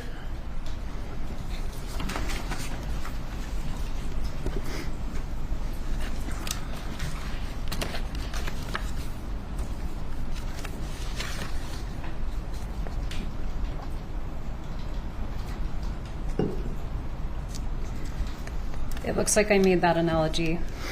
Danny is an STD. One wrong mistake, marrying him, and this will never go away. Is that what you said? I did. And did you share that kind of sentiment with your mother?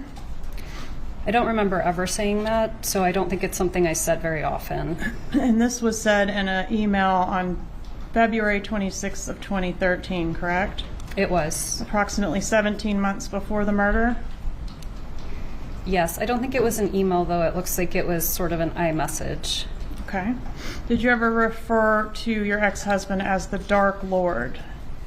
I don't remember saying that, but I certainly might have. And Wendy denied being involved in Dan Markel's murder. Were you in any way involved in the plot to kill your ex-husband? No.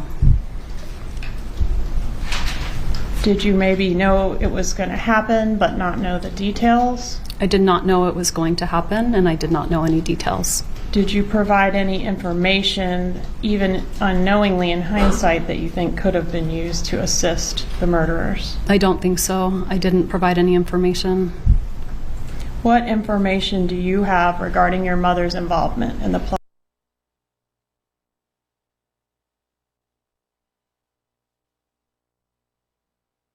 New details.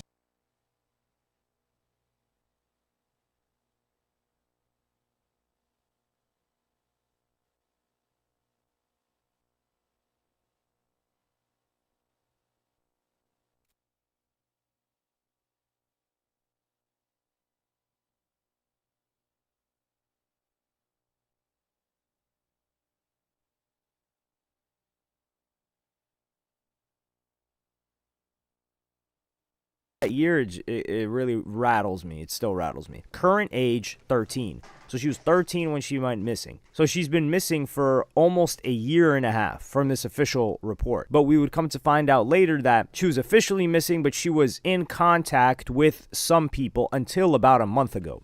Height 5'3", weight 120 pounds, and then it says last seen wearing gray pants and a black sweater, a hat, and Hello Kitty sandals. Left the house at 9 p.m. on Friday, April 5th. So she left the house at 9 p.m. on a Friday. Yeah.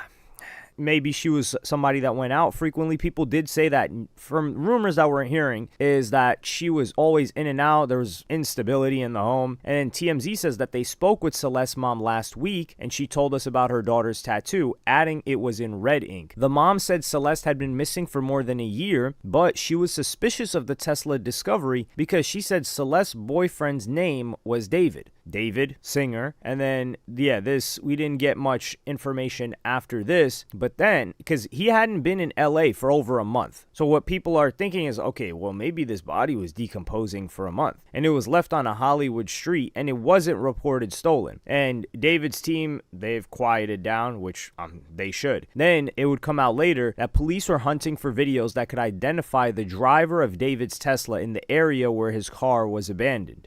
And it shows it right here. So this is the street or the neighborhood where the car was found. And this does seem like where events happen, where things happen, and you are likely to get towed here if you're parking at the wrong time. So it says David's Tesla was abandoned on a street in the Hollywood Hills before it was towed and impounded with a dead body inside. And cops are scouring the area where the car was parked and looking for video that would identify the driver and maybe crack the case. They're gonna find video here. There's Ring cameras everywhere on this house. Actually, I think I noticed. No way, this isn't Hollywood Hills, right? No, never mind. I thought I noticed that place.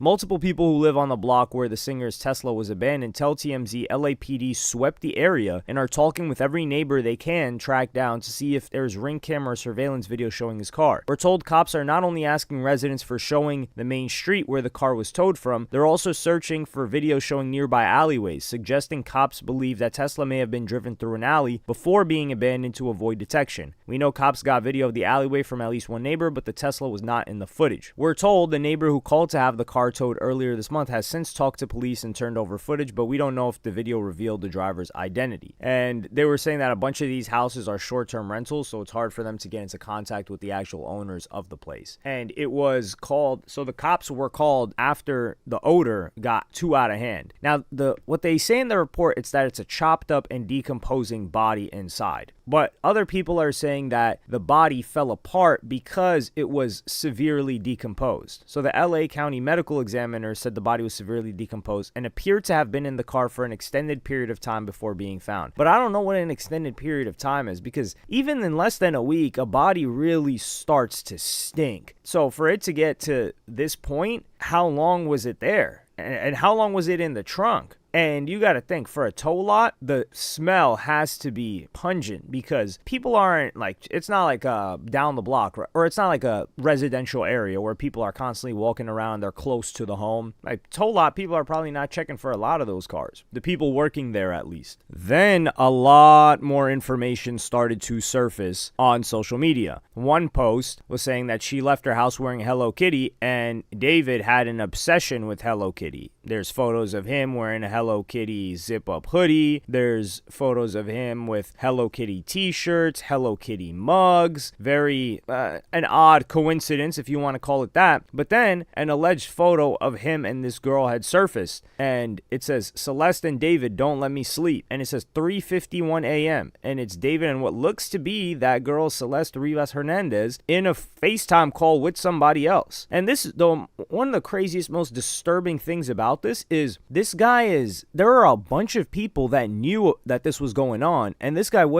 he was trying to hide it, but he was showing a lot more than, I don't even really get it, because I'll give you guys another clip as an example. There was a Discord message that was leaked because this guy had a Discord server, and somebody asked him on December 13th, 2023. So this chick would have been, 11 at that time, or 12? And this guy, Lamp, says, hey, who's the girl? And then this dude David says, you are a Fed. It's like, what? And that girl looks like it could be her, but there have been a couple that have looked like her. Like it might be a different girl. But the scariest part about this is that when this first came out, a lot of people were trying to defend it, saying that he was on tour and he kept up appearances. Like the guy was just doing his shows, tossing out labubu's, saying that he was cooperating with law enforcement. I don't know what cooperation looks like, but on one of the threads, some guy actually shared a story that would come to show us that this guy knew what was going on. And he said the following: this guy's a weirdo. A close friend's little sister from the IE Inland Empire ran away last year, and this is who she was with. We think her sister was peeing her out. Yeah, peeing her out. She was in 7th grade at the time. LAPD sweeped his place in the hills. So they're already saying that LAPD looked through this guy's crib and she wasn't there. I'm terrified that's who's in the car. Nobody has heard from her in months. I won't release names as she's still a minor, but she was from Lake Elsinore. And this person says, whoa, hope that's not the case. And then you've got someone trying to defend the situation, which is understandable at that time. But this person says, it isn't speculation. It literally happened. I don't really care if you've heard nice things about him. That has no impact on my personal negative experience. And we would come to find out that, yeah, that was a chick from that was a girl from Lake Elsinore that was in 7th grade at the time, because she would be in 9th grade right now, and she is passed away in that trunk. So this guy, now we don't know officially if David's the one that ended it, but we do know that as of now, we have a lot of overwhelming information that this guy was seeing and spending a lot of time with this girl. And then there are Discord messages where David in 2022 says Celeste in here, question mark. And then she says, hi, David Bark. So you've got that as one of the replies, which is freaky. And then more conspiracy theory type things come out where it says David's hit song Romantic Homicide was released on September 7th, which was the birthday of Celeste Rivas Hernandez. This was in 2022. We do have messages going back to 2023 of them, but I don't know if it's this crazy where the person's dropping it, because like, what are you saying, that he intended on offing the chick years ago? Actually, as a matter of fact, no, it is, he may have known her, because in 2022 he was talking to her, and this was October that we got that message. So she may have been in contact with him at that time, but he may have dropped it on her birthday as like a quote unquote gift to her for her 12th birthday. Oh my God, this is insane. People had OJ Simpson, and we get this guy. And then there was also a song that leaked on that he made in December of 2023 called Celeste, where he has he's like, oh, Celeste, the girl with my name tattooed on her chest. Now, this is the thing. We don't know yet if she has his name tattooed on her chest. But he says Celeste in this song multiple times. That's a song that leaked just yesterday. And there have been other people that have been talking about how they knew that this was going on, or they knew that there was a Celeste. People are trying to tie streamers into it, which I think is unfair. There was Jason the Ween, who had met somebody, because Jason the Ween did a song with this guy, and he was cordial with him. He was cool with him. I wouldn't say they're friends, because I can't judge streamer celebrity friendships. These guys are odd. But this is the thing. This guy was posting to his close friends. This dude, David, there's a post right here. This guy says, David posted pictures of him and Celeste to close friends, so the information they were dating wasn't made public. Dog, how are you posting to close friends? And he's got Fortnite Battle Royale music. An important detail I have to add here is David is currently 20. I don't know why, but I thought he was older. I feel like you guys would probably think that he was older as well. I just thought he was 24 or 25 or something like that. Now, that doesn't change anything that's been going on here at all. But perhaps that's why he's moving in the way that he is after the girl has been found, or the body had been found, because you would think somebody would just dip out of there. Like, how are you continuing to act like everything's normal? And then there was also Instagram stories of Celeste that he was resharing in 2023. And she has @David with red kissing lipstick emojis, and that's him. And the account was Dean Blunt Lover 444, and he says, didn't use my music, SMH. And he reposts that story. The person that made the initial statement on the Reddit before the body was even confirmed to be a man, woman, girl, boy, said, sorry for the late response. I'm sure the police have been involved, but I don't know the full detail of C's life. It seemed to me that she has had a broken home life, family life, because the way my sister put it, she would never be home and always be out. Seems like the parent relationship wasn't there, and I'm not sure if he's still paying or not. I can ask my sister and get back to you. Edit. I asked my sister and she said she isn't sure, but I saw a news article of the picture of the girl, and my sister confirmed that it is indeed C. See this news article here. Her name was Celeste, but I used the term C just in case it wasn't her, but this confirms it. And this is crazy. And then they also show, this was the pic bro showed me, and this was a picture of David meeting up around the corner, paying other people that are her age to keep their mouth shut about the situation. And TMZ would report that this was in Lake Elsinore, right around from where she lived. This gets even more disturbing because fans went and had a conversation with Celeste's brother, and I'm gonna read you guys the conversation right now. He says, dude, why does Celeste follow you? All respect to your sister, and I hate how trash people are being. Was it really him? Jesus, all love, man. Yeah, it was him, because he found my account out of nowhere and followed me. Damn, well, he has it coming. That's wild. Just randomly, did you even ever talk to him? He said, I met him once in person. So this guy knew that this situation was going on. He said, did you and your family know of your sister being with them? Like she was living with them? All of this stuff is so confusing and disgusting. I knew and went to the police about it, but lack of evidence, so it was waved off. I believe this is a thing. And he says, BS, now that there's 1,000 people backing you up, that won't happen again. But if they had listened, yeah, it won't happen again because she's dead. That's why it won't happen. Even then, they don't do anything. They haven't even done anything towards him. That's how it is with celebrities. This guy's just yapping about this Diddy thing. People went after Diddy, and Diddy was not in a situation like this. And then he says, how long has she been gone? He says, dead? 2 weeks.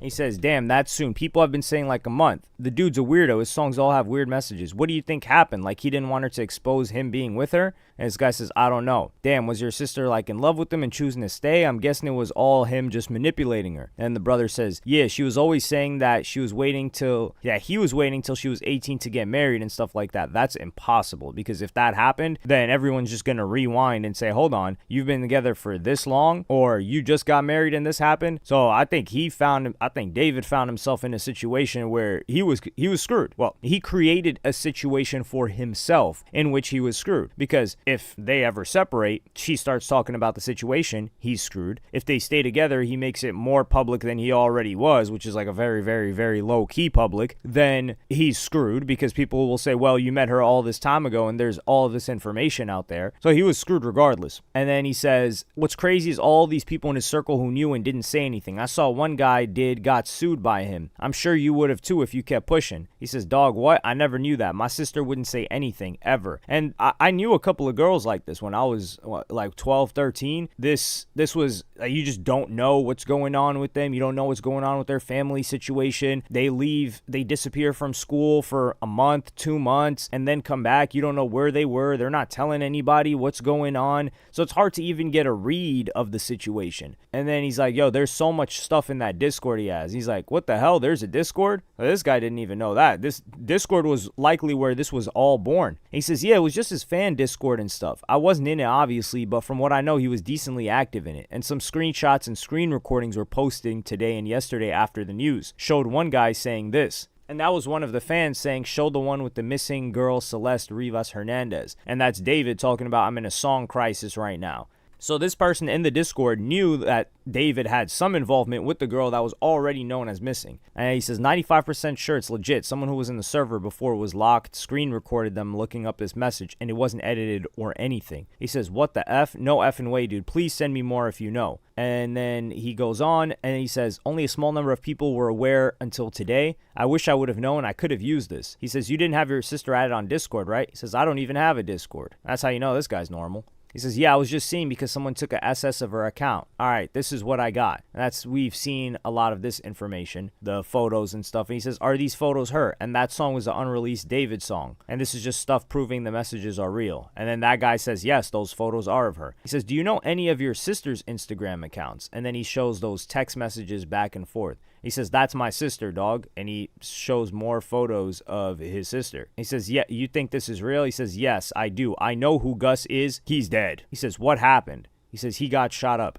dead. And he says, you think by David or some other ish? He says, some other stuff. So who knows what this Gus guy was involved with, but the way that this Gus guy came into play is this text thread had spread, and it was supposed to be, or what people were saying was Celeste, and he also says that he believes this is true. Celeste on the left side, and in the red is a friend of Celeste's, a family, like maybe like a sister or cousin, something like that. And it was someone checking up on her and says, I'm just gonna check up on you. And then Celeste says, I don't want to talk to anyone. That's it. Okay, yes, of course. But you have to swear you're going to stay safe. Are you still going to talk to David or go back with him? Because I don't want you to get into any more trouble with him. I'm safe. No, I'm not. So she's not going back to David. Okay, I love you. I'll text you in about a week. Don't delete Insta. Love you too, and I won't. And then she says, I made it. And then she says, it can bleed and not bleed during sex because you probably did it when you were younger. I didn't because I wasn't horny. And then she says, you said you bled? She says, I thought I did, but I just got my period. I only bled with David. And then she says, with Gus, and this is the same Gus that guy's talking about that's dead. With Gus, I was just drunk and did it because he got mad at me the first time for not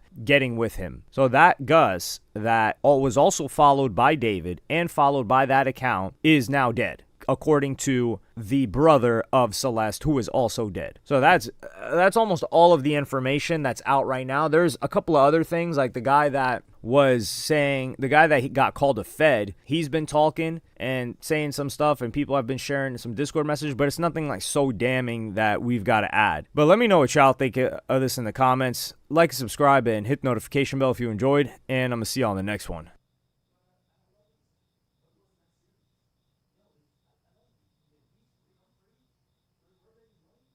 Hello guys and gals, me Mutahar. I've been up pretty much all night. The sun is up, and I've been enamored with the most insane story that I think I've seen. So ladies and gentlemen, about a week ago on September 9th, there was a body that was found inside a Tesla. Now, this body was found in a Hollywood tow in Los Angeles, and of course, according to the medical examiner, the victim was a female woman who was wearing a tube top, black leggings, yellow metal chain bracelet, stud earrings, and weighed approximately 71 pounds. And the only reason it was reported was because in this impound lot, there was a foul odor coming from a vehicle, which is what the cops had said. Now, this belonged to a musician called D4VID. We're going to call it David, because that's what it's stylized to be. Now, David, at the time, was in an actual tour, still is doing a tour.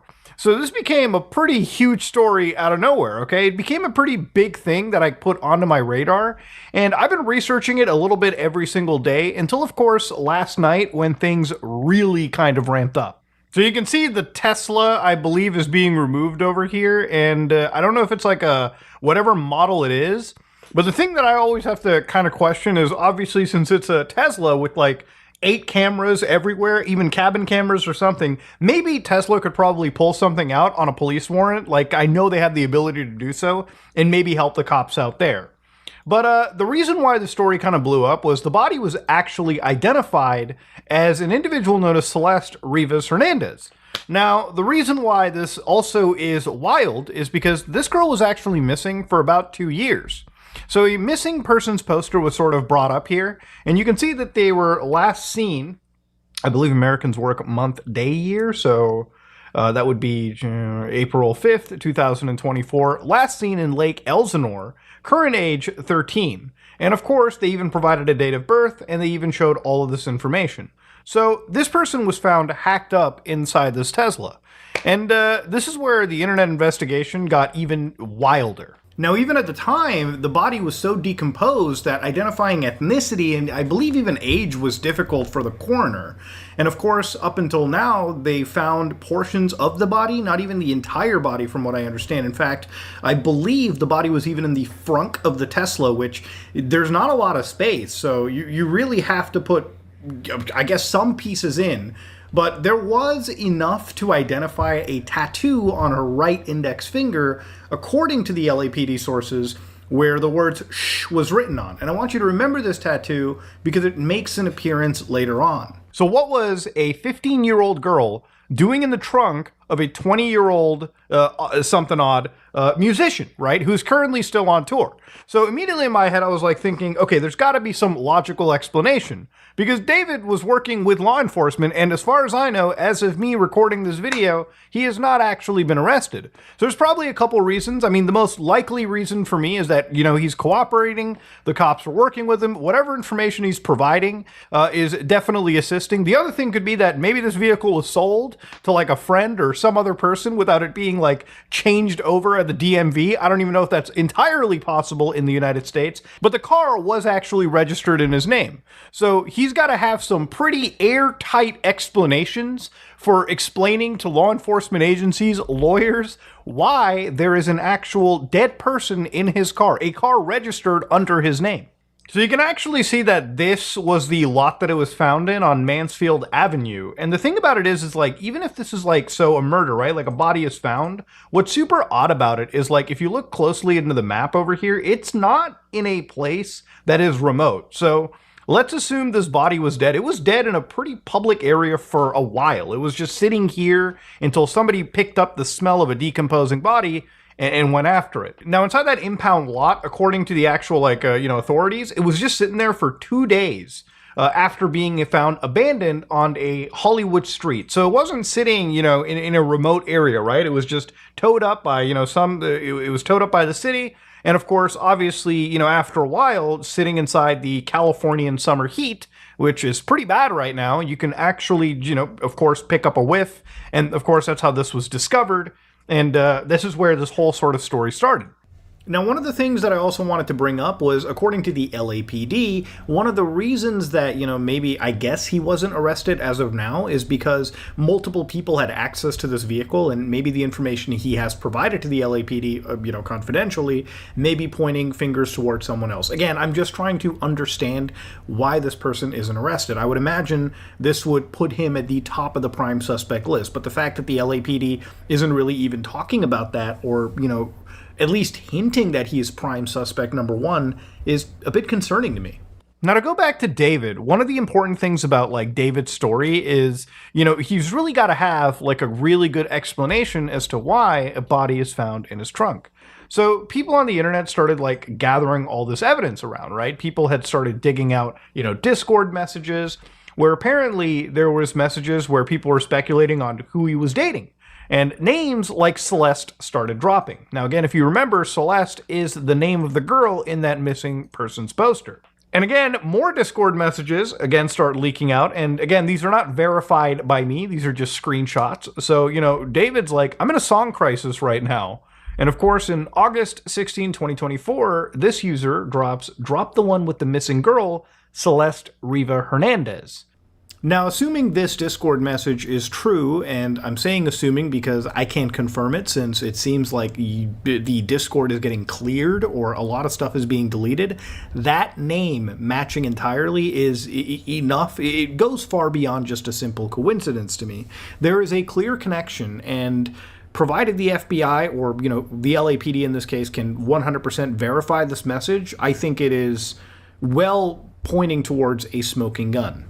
So David, Celeste is in here?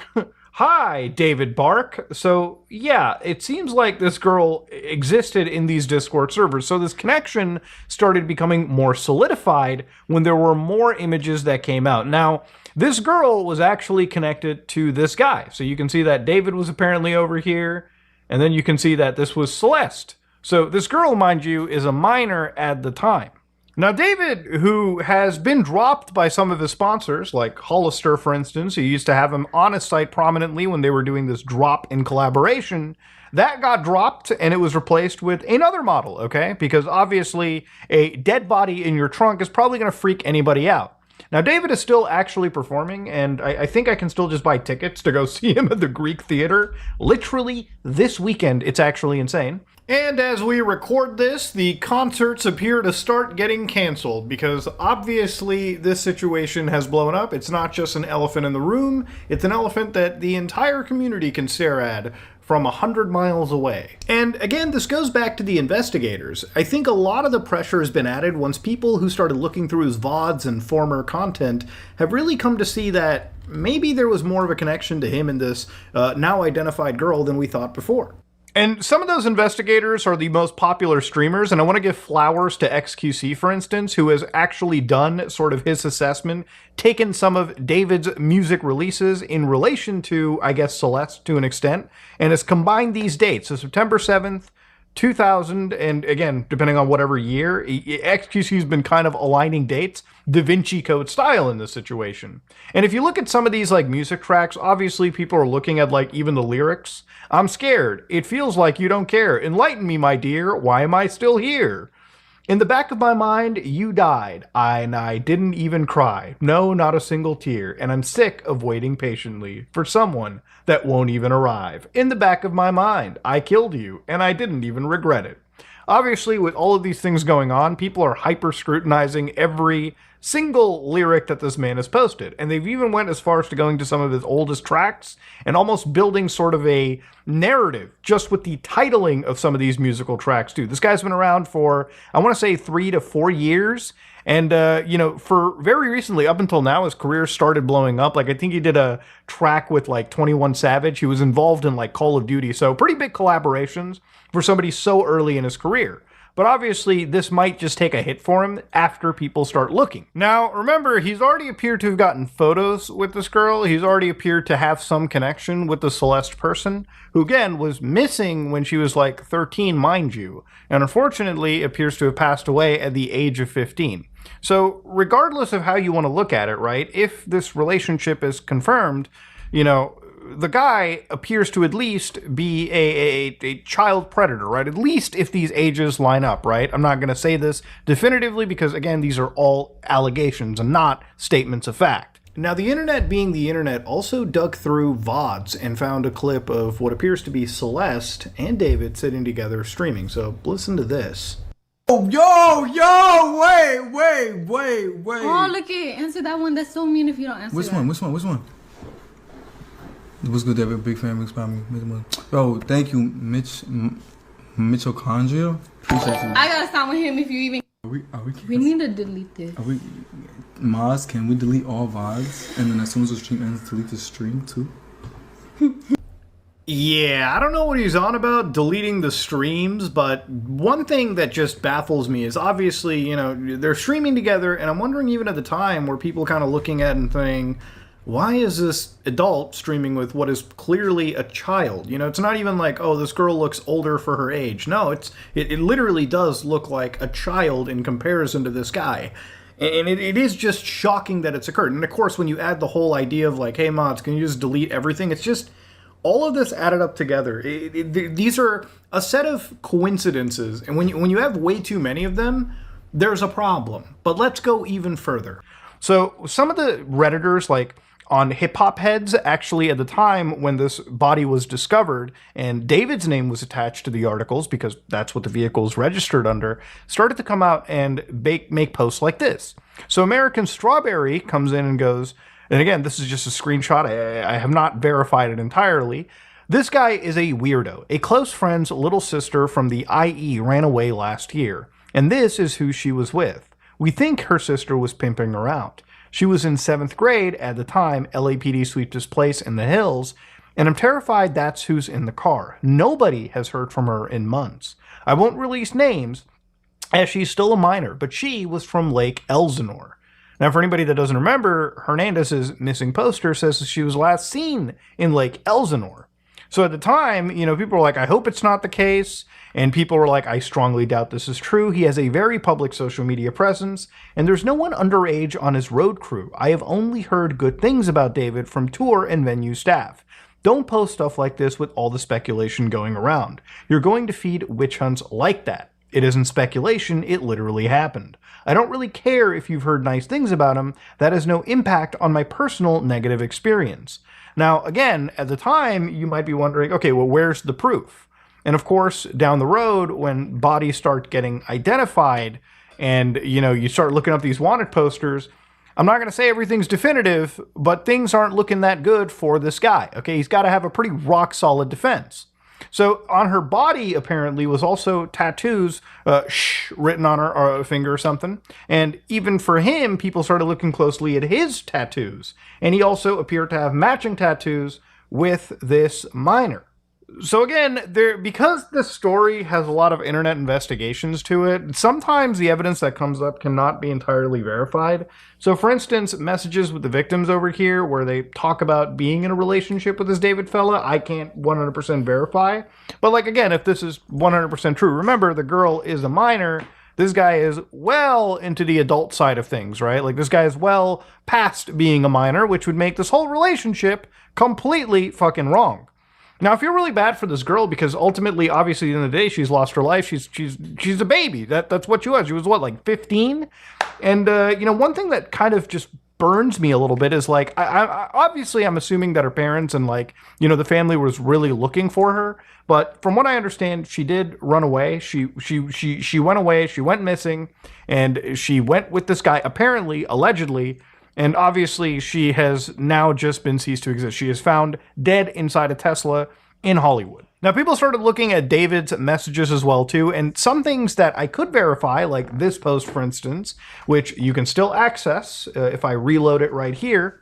You can see that, David was apparently saying, when I was writing Holy, all right, bet. What the fuck? Who's this? Talking about wanting to be with your mom and your sister again. Take me where I belong. All right, chat. Hey, listen, my apologies. That was a 911 message. Nothing like in the personal life of things, but all right?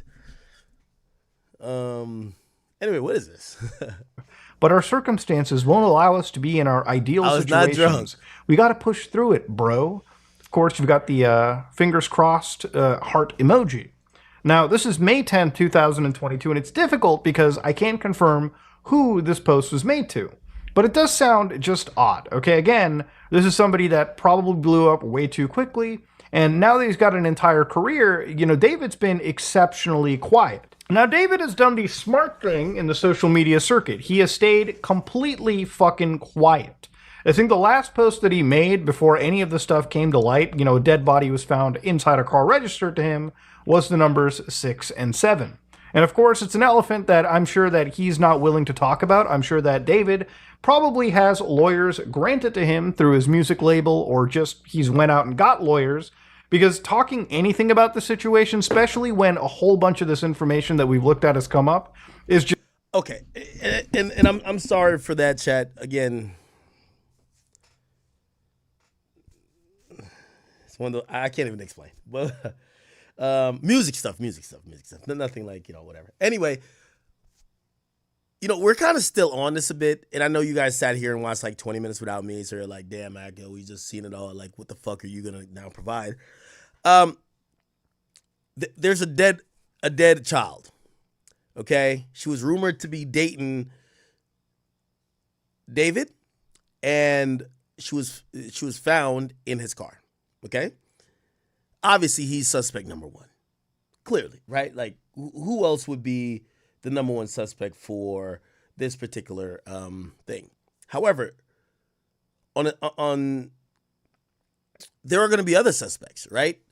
Other people who probably knew or was around where she normally is or where the car was found. And also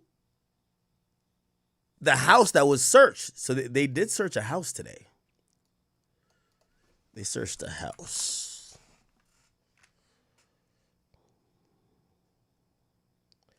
They searched the house today. Oh, the fuck? David and Celeste, she was my student when she went missing. Teacher claims David knew her back then. What?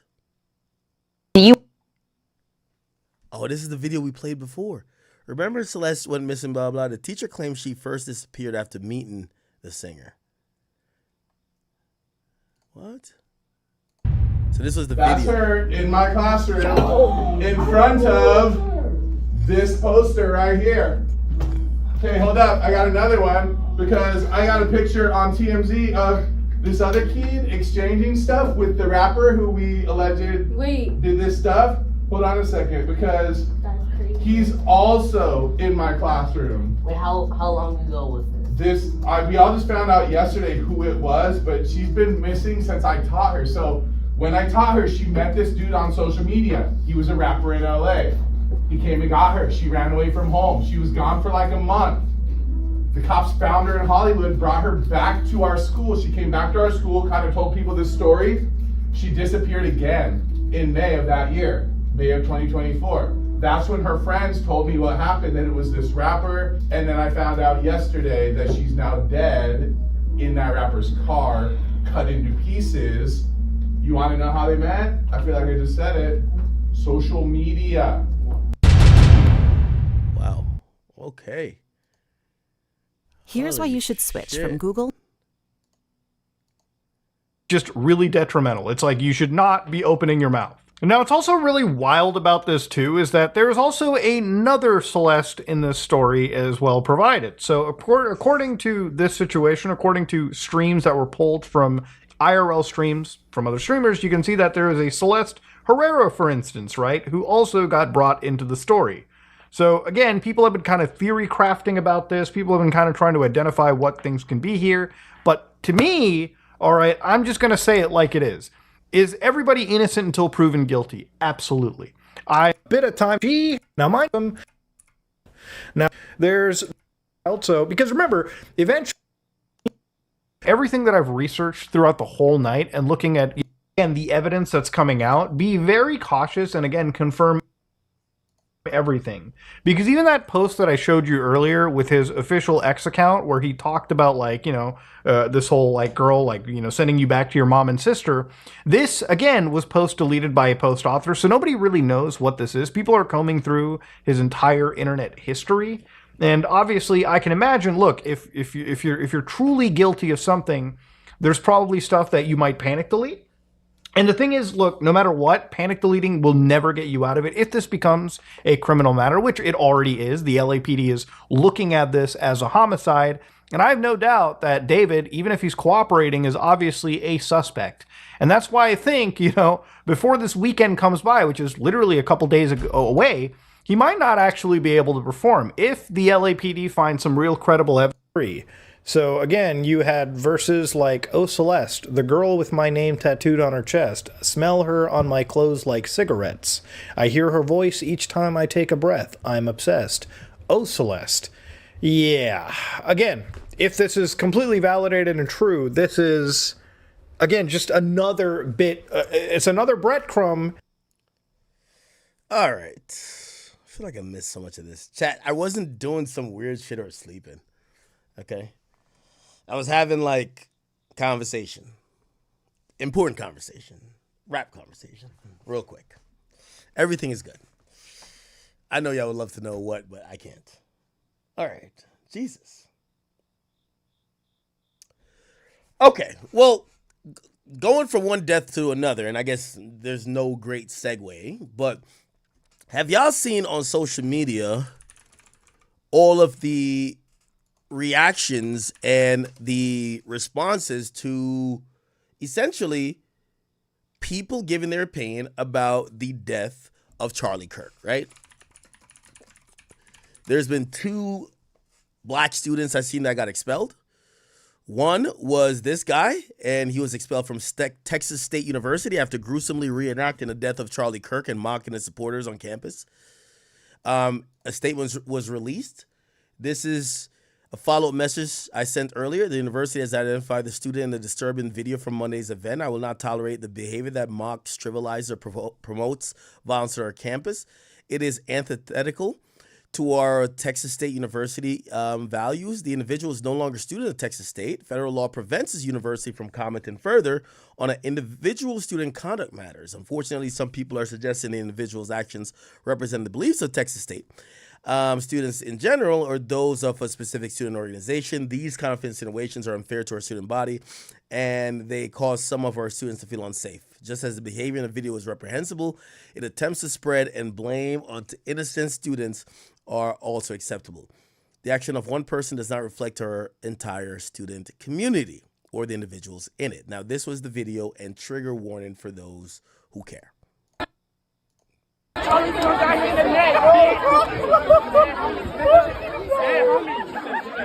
real. Oh my God.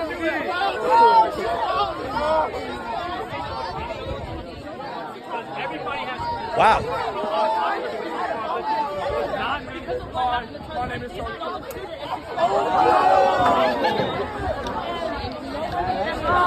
Come on. Oh, buddy. Fuck that nigga. You're gonna get expelled, dude.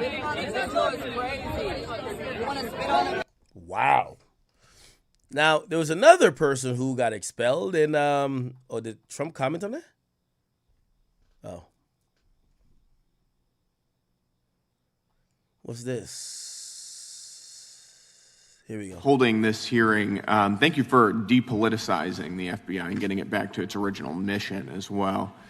Director Patel, do you agree that we have a problem in the United States with politically motivated violence? Absolutely.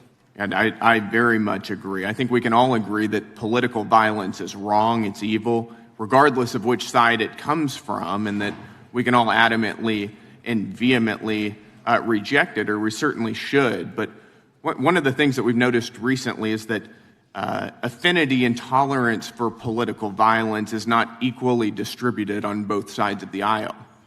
In fact, right now, social media is filled with leftists who are cheering on the murder of an iconic conservative political figure, Charlie Kirk. And it's not just random people on Twitter doing this now. There was a YouGov poll released just a few days ago, which stated that 25% of those who identify as very liberal believe that political violence can sometimes be justified. That's far too many, is it not? It is. One is far too many. One is far too many. That's right. Only 3% of very conservatives said the same thing, and we can agree that 3% is far too many. But there's an astounding difference between 25% on the left accepting and tolerating political violence and 3% on the right. I would hope that our colleagues on the other side of the aisle would also recognize that there is a systemic problem on their side of the aisle with tolerance for Okay, apparently this guy's going to expose somebody. Violence against people with whom they politically disagree, that there is a cultural rot on their side of the aisle that needs to be addressed desperately. Would you agree with that? Yes. One of the more astounding aspects of this is that it's not just people. This comes from the very top, from their political leaders. Just a few days ago, a member of Congress of this body, Ilhan Omar, shared a video on her social media account about Charlie Kirk's murder, and I'll quote what it said. It said, "Charlie Kirk was Dr. Frankenstein, and his monster shot him through the neck." In other words, Charlie had it coming to him. The words that he said naturally led to his assassination. I mean, that is a reprehensible thing for a member of Congress to say, to suggest, to promote in any capacity. And there are people across this country who are losing their jobs for far less than this. And that, by the way, is a just response to acceptance in public. Okay, I thought there was going to be like some bigger whatever. Anyway, so this guy got suspended. There is a woman who got suspended, which is her. Her name is, what is her name? Let's see if I can figure out her name. Cameron? Okay, I think her name is Cameron. I think she got expelled too. She was mocking the death of Charlie Kirk. Homie dead! Fuck your homie dead! He got shot in the head! Fuck your homie dead! Yeah, fuck your homie dead! Evil is real, people, and it kind of looks like that. Evil. Evil. Murder is bad. She is evil. Have not said. Why are you being so hateful? Why are you so hateful? Why are you so hateful? Yeah. Hey, can somebody tell her to back up? Can you please? not put the camera in my face? I'm sitting here. You walked up to me. Okay, well, I don't want this. I said rest in peace. Okay, and I can just do leave this it too. alone. Please don't come after Ma'am, me. you've been I want to be left alone. I'm not emotional, ma'am. Don't tell me what I am and what I'm not. You can get out of my face because I could tell you what you are, but you won't like it. You're being aggressive. You're being aggressive. I'm not being aggressive. My voice is You are very being calm. You're calling me aggressive. aggressive because I'm a black woman. Not at all. You are. We're not. I'm very calm right now. You bring racism to I'm out. Why are you? Come on now. Like racist at me? No, I just said I don't want to talk to you. I just don't want. I don't want. Okay, she later got locked up. All right. A lot of people start losing their jobs. People who were commenting about this or who had distasteful views about this guy's murder or mocked it, and even Jimmy Kimmel.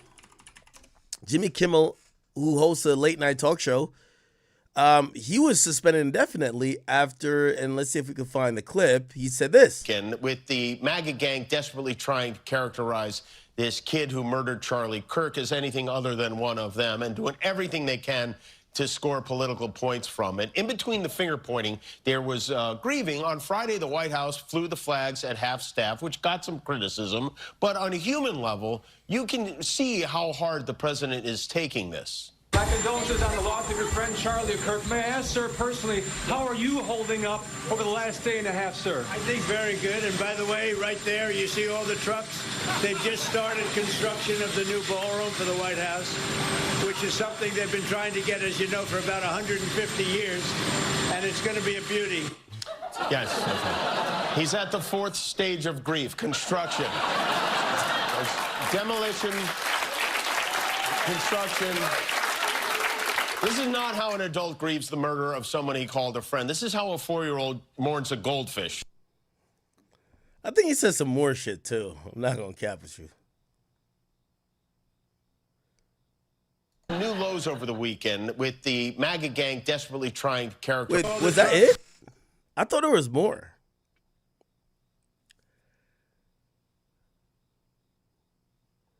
What did Jimmy Kimmel say? Was that it?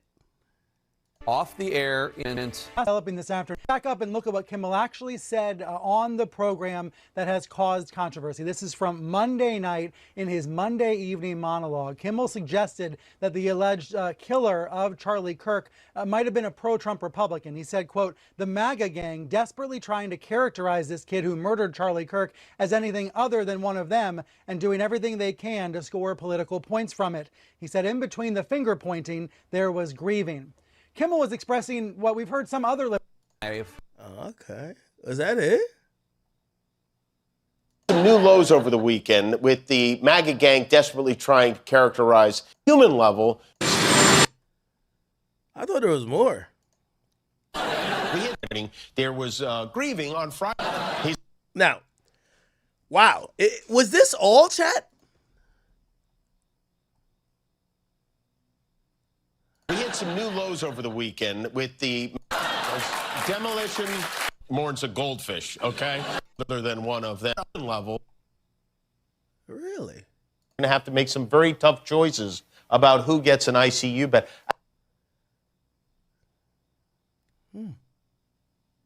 Go ahead. I'm interested because are they sending everyone home? Wow.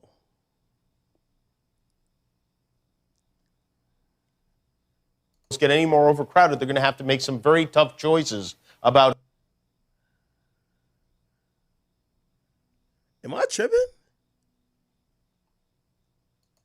We hit some new lows over the weekend with the MAGA gang desperately trying to characterize this kid who murdered Charlie Kirk as anything other than one of them and doing everything they can to score political points from it. In between the finger pointing, there was grieving. On Friday, the White House flew the flags at half staff, which got some criticism. But on a human level, you can see how hard the president is taking this. My condolences on the loss of your friend Charlie Kirk. May I ask, sir, personally, how are you holding up over the last day and a half, sir? I think very good. And by the way, right there, you see all the trucks? Okay. Wow. People, I'm gonna be honest with you when it comes to this. Obviously, by the way, I have nothing against Charlie Kirk. You know, I actually think the guy had he was a very interesting person, and I don't agree with the people who think he was just bad. And you know, I think he had some ideas, and not everything I agree with. But I would definitely not join anyone in celebrating his demise, nor really anyone, especially if I only disagree with their political take, if I do. What I will say, though, if this is all that Jimmy Kimmel say, and maybe it's because I know I get on this mic here and I do talk a lot of shit and I'm usually popping it, I probably don't want, I wouldn't be in agreement of him getting suspended or him losing the show. That's me personally. I think you could take away from what he said that it may be a little bit distasteful, might be ill-timed, might be too soonish, whatever. But me personally, I understand that this guy does a comedy show, and I understand that he's in politics and he probably falls on the other side. And I don't think he was clowning Charlie Kirk necessarily. I think he was clowning the people who were reacting to his passing. Now, with that being said, I theoretically, and this is not necessarily my opinion, but because I keep telling you I'm a math guy, and I like to say what's good for the goose is good for the gander, and I like to say 1 + 1 is 2. I'm not kind of 2. That's been my new thing recently. I got no problem with this thing getting losing the show. You gotta listen up here, people. I don't agree. And so I wouldn't say he should lose the show, but I understand why he lost the show. What I've realized is that politics is completely a blood sport, literally and figuratively. And God rest the soul of Charlie Kirk. But what I've realized is that political beliefs these days not only could cost you your life, it could cost you your career in many different ways. Why am I saying that? I don't agree with cancellation of nobody. You get what I'm saying? Like, unless you did some really heinous shit. But cancellations have existed for years. During the last administration, when Biden was up there, like, about to fall asleep, people love to talk about how so-and-so lost their job because they said X, Y, and Z about A, B, and C. So if we weren't mad at cancellations before, why the hell are we mad at it now? So, in theory, I don't agree with cancellations. And to call, I guess, both sides out, I do think that the conservatives who are now reveling in cancellation should know when Trump leaves office and now conservatives start losing their jobs or start getting canceled, y'all should realize you're encouraging the cancellation. I just think in everything you support, the ball swings both sides of the court like it's tennis. So if you like when niggas was getting canceled when there was a Democrat in power, you can't be mad that when Trump in power, everybody that clowns or fucks around and plays around on social media or does some content to piss off the Trump administration, they're getting fired. That's just what it is. So you got to agree with cancellation for everybody, depending on who in power, because that's how it always is, right? The people who are in power, like Trump got canceled on social media. They deleted his Twitter. He couldn't have a Twitter. If you believe that was fair, You got to say this is fair too. So me, I just call it a spade a spade. So you know what I mean? I like Jimmy Kimmel. Me personally, I ain't got a problem with what he said, but shit, we got to have one rule. If we believe in cancellation, everybody get canceled. I was actually surprised when I seen Barack Obama said this because I don't think it was was cancellation a big thing during the administration of Barack Obama? I don't know if it was, but watching Obama now speak about the necessity of free speech and how people shouldn't be silenced. And he's like, after years of complaining about cancel culture, the current administration has taken it to a new and dangerous level. That's where I got to disagree with my man Barack. Yo, Barack, you know how many niggas got canceled when you and Biden were president, bro? Just stop it. Is what the Republicans or conservatives are doing, or is that hypocritical? Yes, absolutely. But if you didn't do nothing to stop it when you were president, you should expect the other side to do it to you. Y'all are ops. And this is why I'm saying that politics is becoming almost damn near a blood sport, because people's empathy and their thoughts on things only matter about who's in power and what side you believe, right? So, for example, Trump is in power. Cancellation, when it's working towards liberals, people are like, good.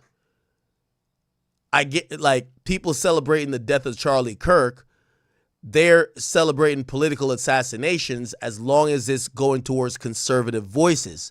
But if it goes to liberal voices, they're going to be disgusted. So again, I understand it all. I just hope people's opinion on these matters don't only change because of what side of the aisle they're on. If you like cancellation, you got to like it on both sides. If you like people taking things in their own hands and saying this got to happen or whatever happened, you should think that on both sides as well. But usually people don't. So, you know, this is why I come back to, you know, I'm going to land the plane on the initial point I said, which is politics, it's getting to a dangerous level, period, in the United States, because it's a blood sport now. Like, we're starting to accept things that would normally be out of bounds for any democracy. Political assassinations and censorship. We've been accepting censorship for years. It's just what side has been accepting it. Political assassinations, it feels like one side is kind of cool with it. But as I said, this is one of the things, the ball bounces both sides of the court like it's tennis. All right. Anyway. All right. I'll move on for this. Y'all don't really give a damn about politics that much. Let me see what else is going on. Are we doing the Where is WHAM brigade? Where the hell is WHAM? Or should we watch the What's the Dirt breakdown on everything that happened? The Drake stuff. Yo, this chick is nasty, bro. I forgot I squashed beef with her. No, she not nasty. She God told her to do this. God told her to. Oh my God. Anyway, yo, in batshit crazy news, I don't know what spell Bhad Bhabie's broke-ass boyfriend got on her, but she has been crippled by it ever since. She came on social media the other day to lament about why she's been going through it and how horrible of a boyfriend this is. Now, this is take 20. She comes on about every couple of weeks. She usually tells us the same story. She's spending his millions of dollars. He's spending her millions of dollars, and his type is big booty Latina bitches. Now, I don't know why she continually chase a guy who she's admitting that he naturally doesn't want to be with her, but I get they do have a kid together. Anyway, listen to some of the stuff she said recently, because she's now announced she's done with him. Here we go. Y'all, I swear on everything that I love, I am not dealing with this man no more ever again in my life. I went through so much shit trying to love this person. I went through so much shit trying to understand this person. I went through so much shit. I have suffered so much trying to deal with this man. I have to explain my way of thinking. Yo, literally sitting there crying. I'm in so much pain. My stomach keeps like, it feel like I'm having fucking contractions. Like, and I can say that because I had a baby. I know what they feel like. Like, it was all like in my lower back and right here. It was just hurting so bad. And I see him. He was like hiding in the bushes. Like, I could not see him. Now I see him walking across Ventura, walking across the car. And I stand up and I go, LeVon, get in the car. And then I go like this and I'm like, oh, LeVon. Like, and I had already had some light spotting. And my doctor had told me that was normal, and to keep a liner on to see how much blood like comes out, so you know if you have to like go to the doctor or not, because you could have spotting in early pregnancy. And she said just to monitor it with a liner. So it was like very, very like this was like a big clot of blood, and I could see the little seed thing. He sees the blood, he's like, y'all, I swear on everything that I love. I am not dealing with this man no more ever again in my life. I went through so much shit trying to love this person. I went through so much shit trying to understand this person. I went through so much shit. I have suffered so much trying to deal with this man. I have to explain my way of thinking. Yo, literally sitting there crying. I'm in so much pain. My stomach keeps like, it feel like I'm having fucking contractions. Like, and I can say that because I had a baby. I know what they feel like. Like, it was all like in my lower back and right here. It was just hurting so bad. And I see him. He was like hiding in the bushes. Like, I could not see him. Now I see him walking across Ventura, walking across the car. And I stand up and I go, LeVon, get in the car. And then I go like this and I'm like, oh, LeVon. Like, and I had already had some light spotting. And my doctor had told me that was normal, and to keep a liner on to see how much blood like comes out, so you know if you have to like go to the doctor or not, because you could have spotting in early pregnancy. And she said just to monitor it with a liner. So it was like very, very like this was like a big clot of blood, and I could see the little seed thing. He sees the blood, he's like, then he gets in the car. He's quiet for a little while. And I'm just driving home and I'm crying. I never had a miscarriage before, so I'm just like, oh my God, like this didn't even have to happen to me. Like, if I wasn't stressed, having a fucking panic attack because I was stuck in the car by myself and couldn't move the car, like none of this would have happened. And he's like, I don't give a fuck. I got Cali and Rome. I don't give a fuck. You need to learn self-control. I really thought the next day he was gonna feel bad. No, he didn't feel bad. He's talking about it was a free abortion. I never said I was having an abortion. I don't know. I just would never have an abortion. He's hit me at least 500 times. He spit on me.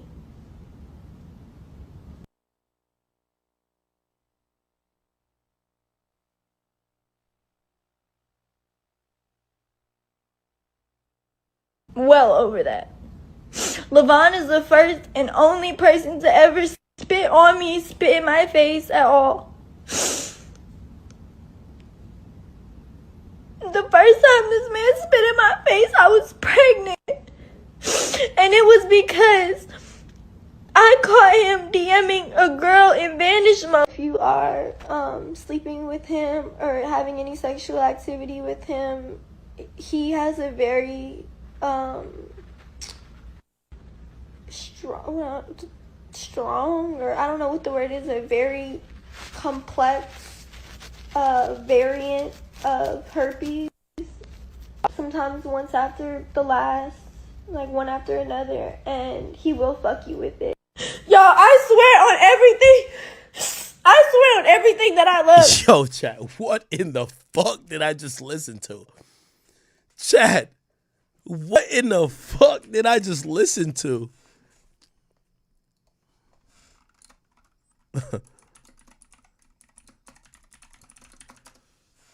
What the fuck? What the hell, chat? Oh, this is 3 years ago.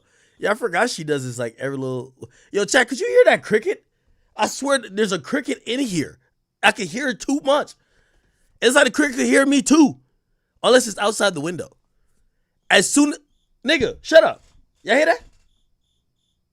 No, that bitch in here. Y'all hear that? That is not like a phone ring. I kid you not.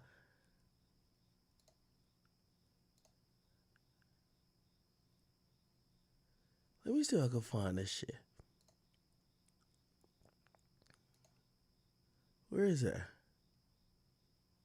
She was on Instagram Live.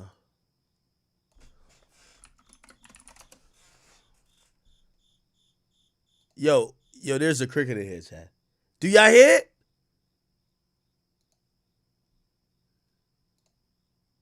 No, it's today. No, it's this week.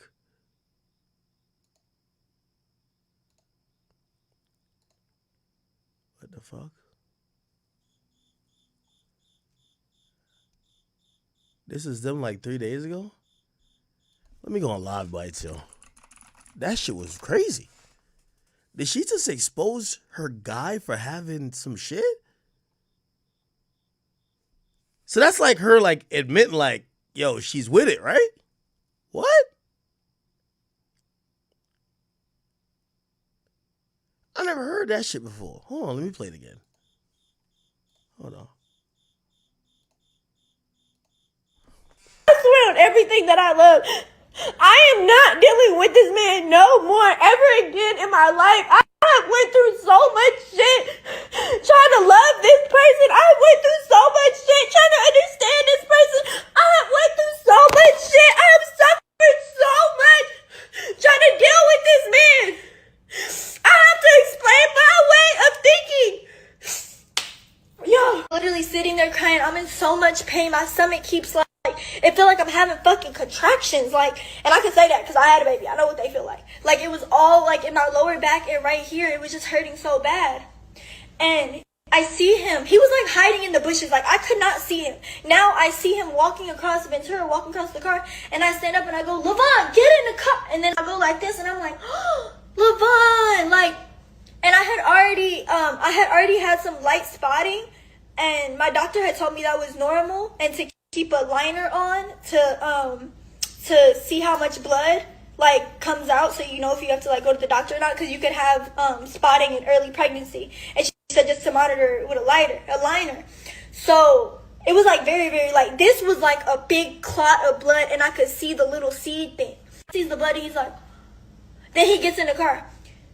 He's quiet for a little while. And I'm just driving home and I'm crying. I never had a miscarriage before, so I'm just like, oh my God, like this didn't even have to happen to me. Like, if I wasn't stressed, having a fucking panic attack because I was stuck in the car by myself and couldn't move the car, like none of this would have happened. And he's like, I don't give a fuck. I got Cali and Rome. I don't give a fuck. You need to learn self-control. I really thought the next day he was gonna feel bad. No, he didn't feel bad. He's talking about it was a free abortion. I never said I was having an abortion. I don't know. I just would never have an abortion. He's hit me at least 500 times. He spit on me. Well over that. LeVon is the first and only person to ever spit on me, spit in my face at all. The first time this man spit in my face, I was pregnant. And it was because I caught him DMing a girl in Vanish Mode. If you are sleeping with him. Nah, this is the wildest one of it all. Nah, this is crazy. What the oh my God. I know y'all don't want to sit through that again. Yo, she said if you're sleeping with him, yo, he got an aggressive version of herpes. That was wild. Yo, I wonder, like, okay. Wait, y'all gotta sit through it. I swear on everything. You gotta get to that part. If she's saying her partner that she keeps having children with, that she keeps crashing out about other women's potentially down to fuck. Now, she could be lying too, so you gotta keep that in mind. It's not even love. You know it's like craziness and some toxic shit when your girl tells the world you have an incurable STD that no one else fucks you. Wow. Yo, literally sitting there crying. I'm in so much pain. My stomach keeps like, That's not crazy. She says for any girl sleeping with him, he has an aggressive form of herpes. He be getting the back-to-back shit.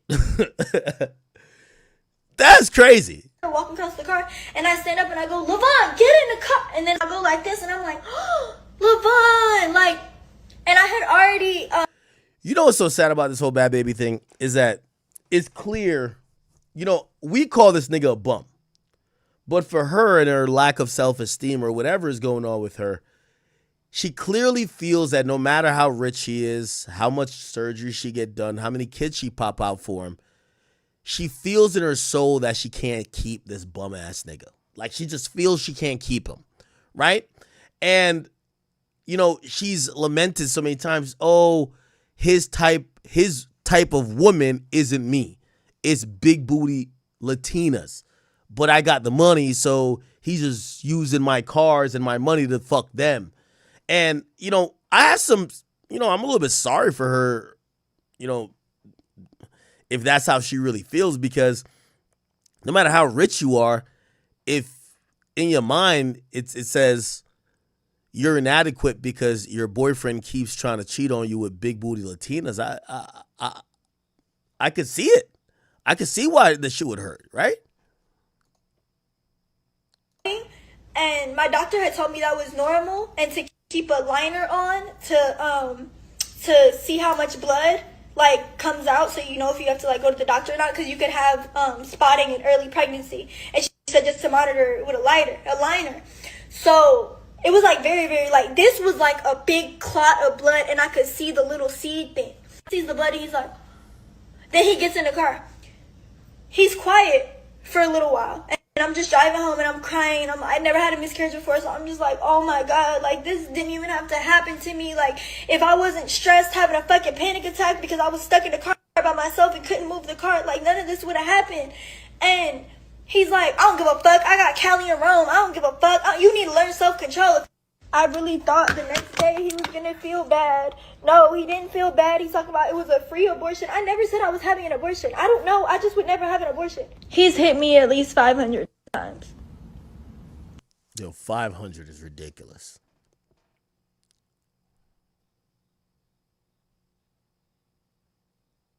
I know it cycles abuse, but why is she with this guy? He spit on me. Well over that. LeBron is the first and Wait. So he hit you 500 times and spit on you more than 500 times? Yo, this nigga hawked up a loogie and spit on her over 500 times? Yo, that shit's crazy. Spitting on somebody 500 times is ridiculous, chat. only person to ever spit on me, spit in my face at all. The first time this man spit in my face, I was pregnant. And it was because I caught him DMing a girl in vanish mode. If you are sleeping with him or this is the PSA for the world. Having any sexual activity with him, he has a very strong, or I don't know what the word is, a very... Even a cricket, shut the fuck up. The cricket must be in here, chat. Because when I talk, he shut up. Complex variant of herpes.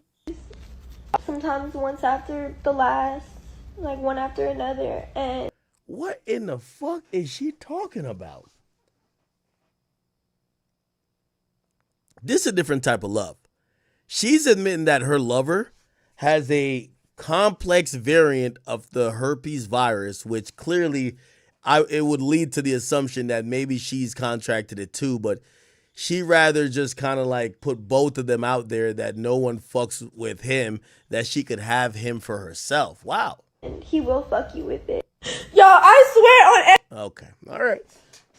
By the way, he did post something in response, and it was this. He said this. Nothing beats a Jet 2 holiday. And right now... This is her on the car while he's supposedly trying to leave. Now, you can save £50 per person. So she said all that shit about him. He spit on her over 500 times. He beat her 500 times. He ain't shit. He made her have an abortion or miscarriage. And then he's like, all right, I'm leaving. And this is her. And he got off the car. Now you can tell it's her friend. Her friend is watching craziness and saying, just get off the car, bro. You can stay in the free child place holidays available with 22 kilograms of... Yo, she got good grip. I ain't gonna lie to you. She got some good grip. Pause. Now, this a guy, he did put up something in response, and this was his response. I'm going to post it here, and then we'll get the fuck off of this topic. Don't you worry. His response to the bullshit was this. Okay. His response was... He said this. He says, "You really a lame. Stop fronting. If you still have one friend at them, I'm willing to pay every dollar in my name. I'll at 35 people who know you slick show like your mama who you don't like. This nothing new. Dog shit is in rotation, so I tread light. And including your therapist know who prescribe you pills in my name and name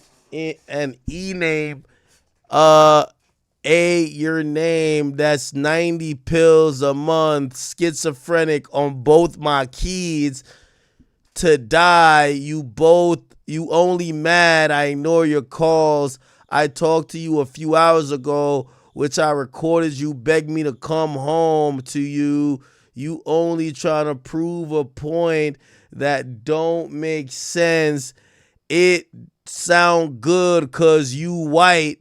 I recorded every convo, and you know I don't play the internet. You mad because you think I like big booty Latinas. This shit all facts. Seriously, it says that. You mad? You think I like big booty Latinas? This shit all facts. You only on this, which is in all our group chat, because you think like I like other bitches. 5 hours ago, you made the video. You was begging me to pull up. You know I never play this. I can go 60 days straight proving my point with videos. Your mama sent you to a camp when you was 13. Every nigga before me know you slow beside the bum one Clint. Yo, chat, both these niggas slow, okay? This right here, yo, put on 2 styrofoam helmets on both of them and put them in a straight jacket. It looked like, you know what I mean, this is one of them joints, they might hurt themselves, okay? Jesus Christ, this was some retarded ass reading. Damn. At least 2 dummies got each other. Yo, why is this cricket like bothering me, bro? Like, this shit keep making noise. I feel like it got to be in here.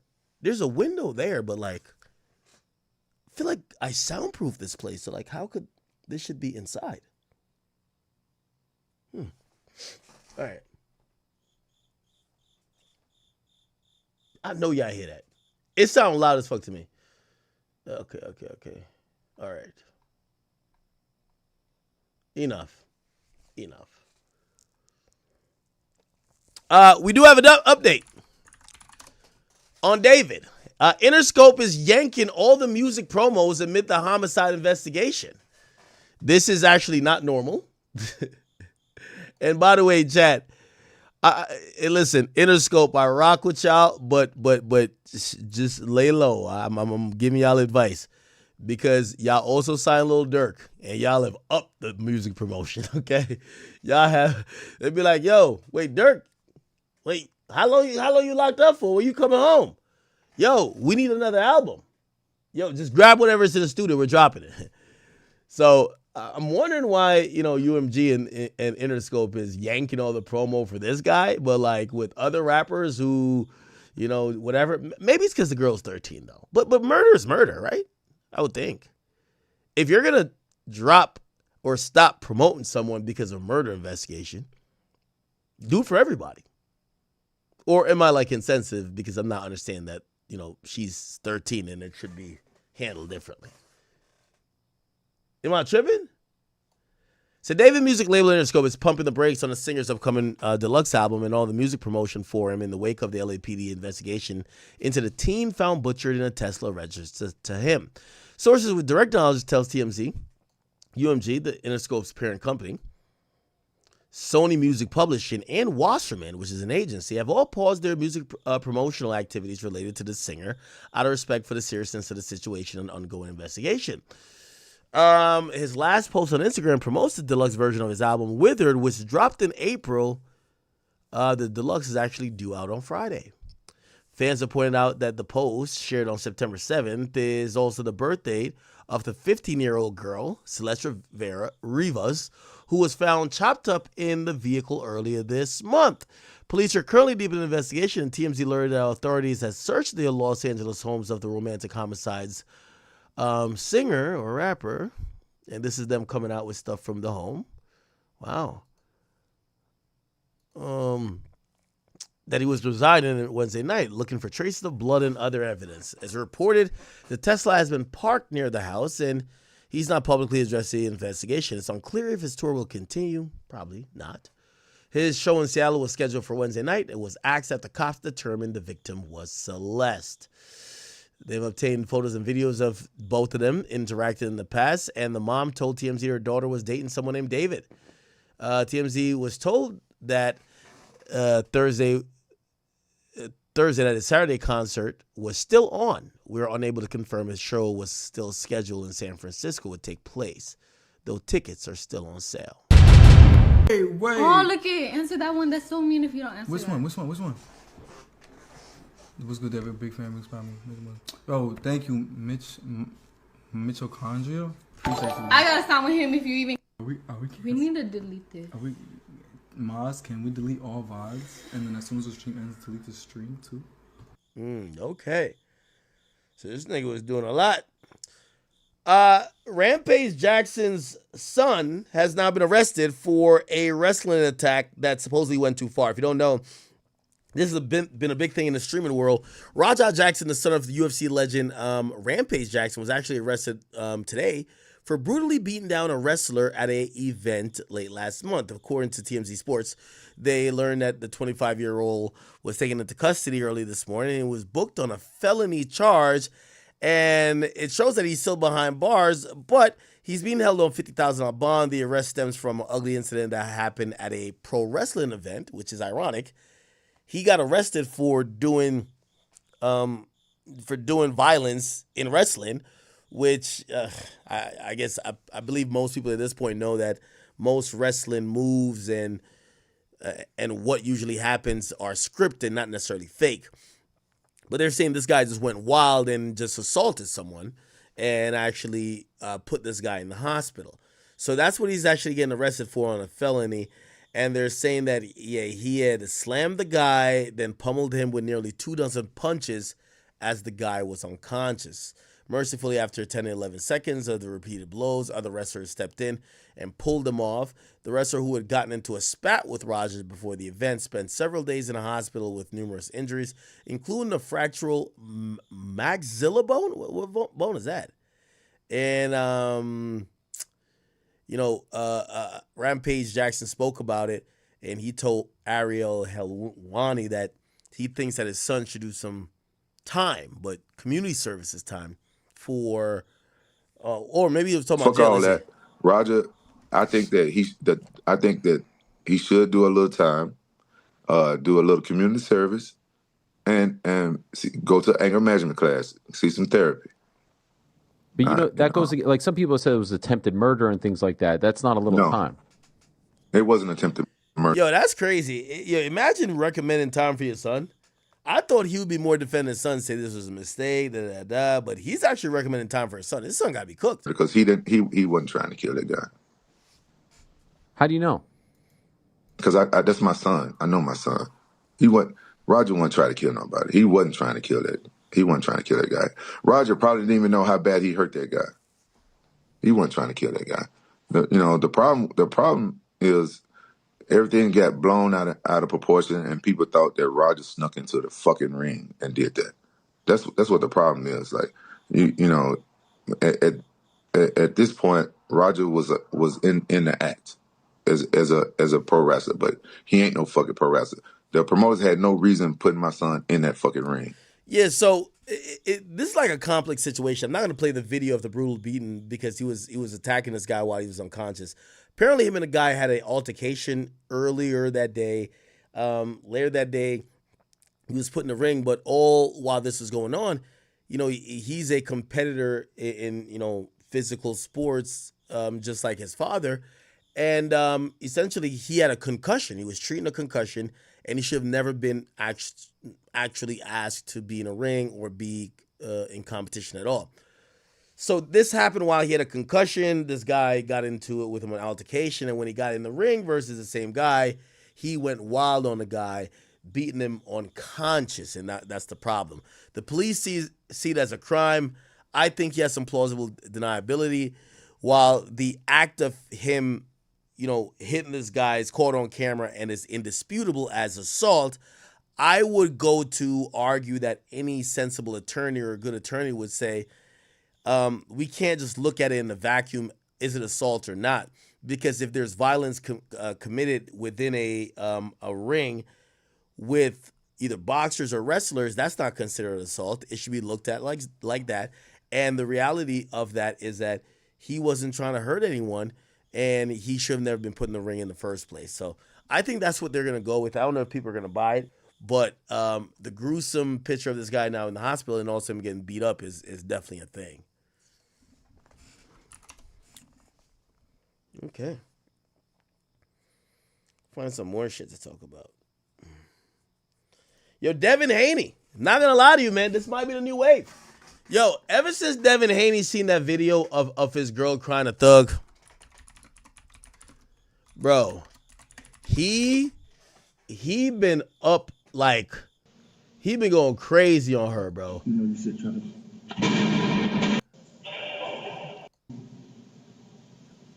Because I don't want you to feel no something. I don't have, like, I don't like anyone. I don't like anyone. Yo, she got a whole fiance. I don't like anyone. Jesus Christ.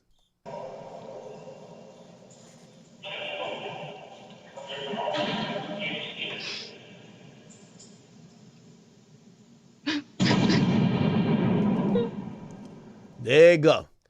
So ever since that happened, man, Devin Haney, who has a child with her, has not only called off the engagement. Yes, that was his fiance that was crying to Thug. He called off the engagement. He has gotten out of a relationship with her. He is actually accused her of extortion and basically calls her a bum that is trying to use him for a paycheck. But in additional legal action that he's filing against her, he actually sued her, and I think this is going to become a trend, y'all. He sued her to get back the bags that he bought her. So he bought her about $350,000 in worth of gifts. Those happen to be mostly designer bags, Louis Vuitton, Chanel, maybe the Birkins. And according to TMZ, this is a story. It says boxing superstar Devin Haney sued his ex-fiancée once again.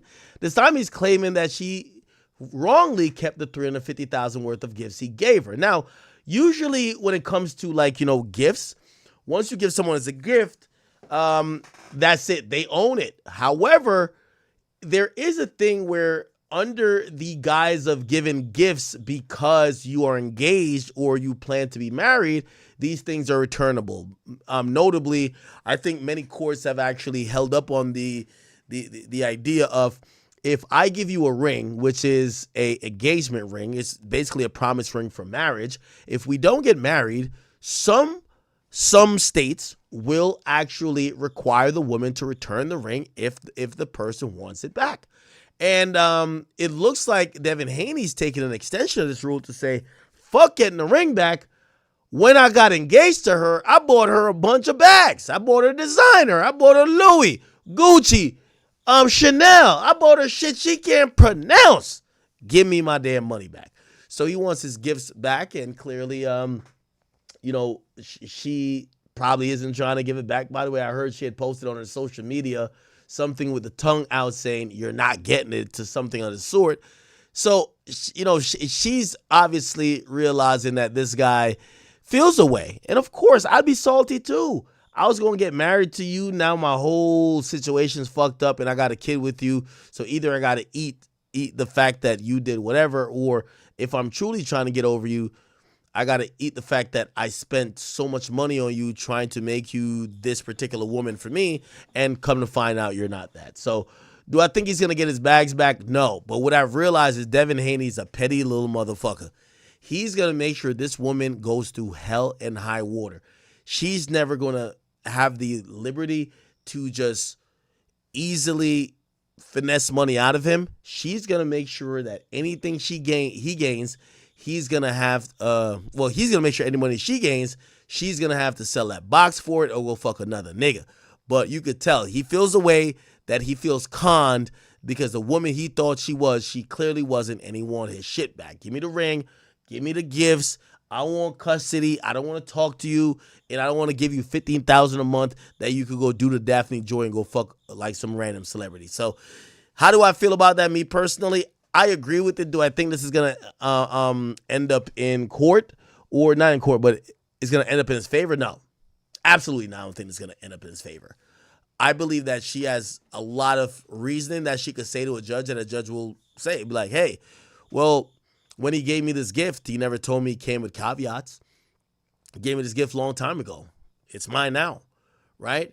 And for whatever he could say, like, oh, I did this because you were going to get married to me, does he have that documented?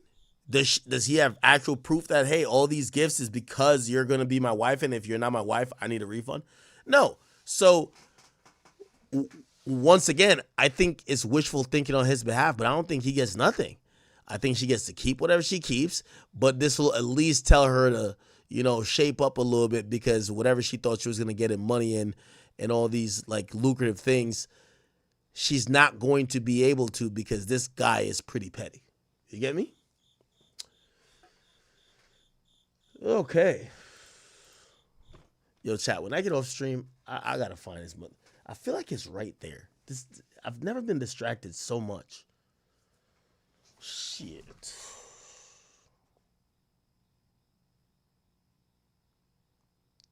All right. Yo, how are we at 6 hours already? Jesus Christ. Give me one more topic real quick.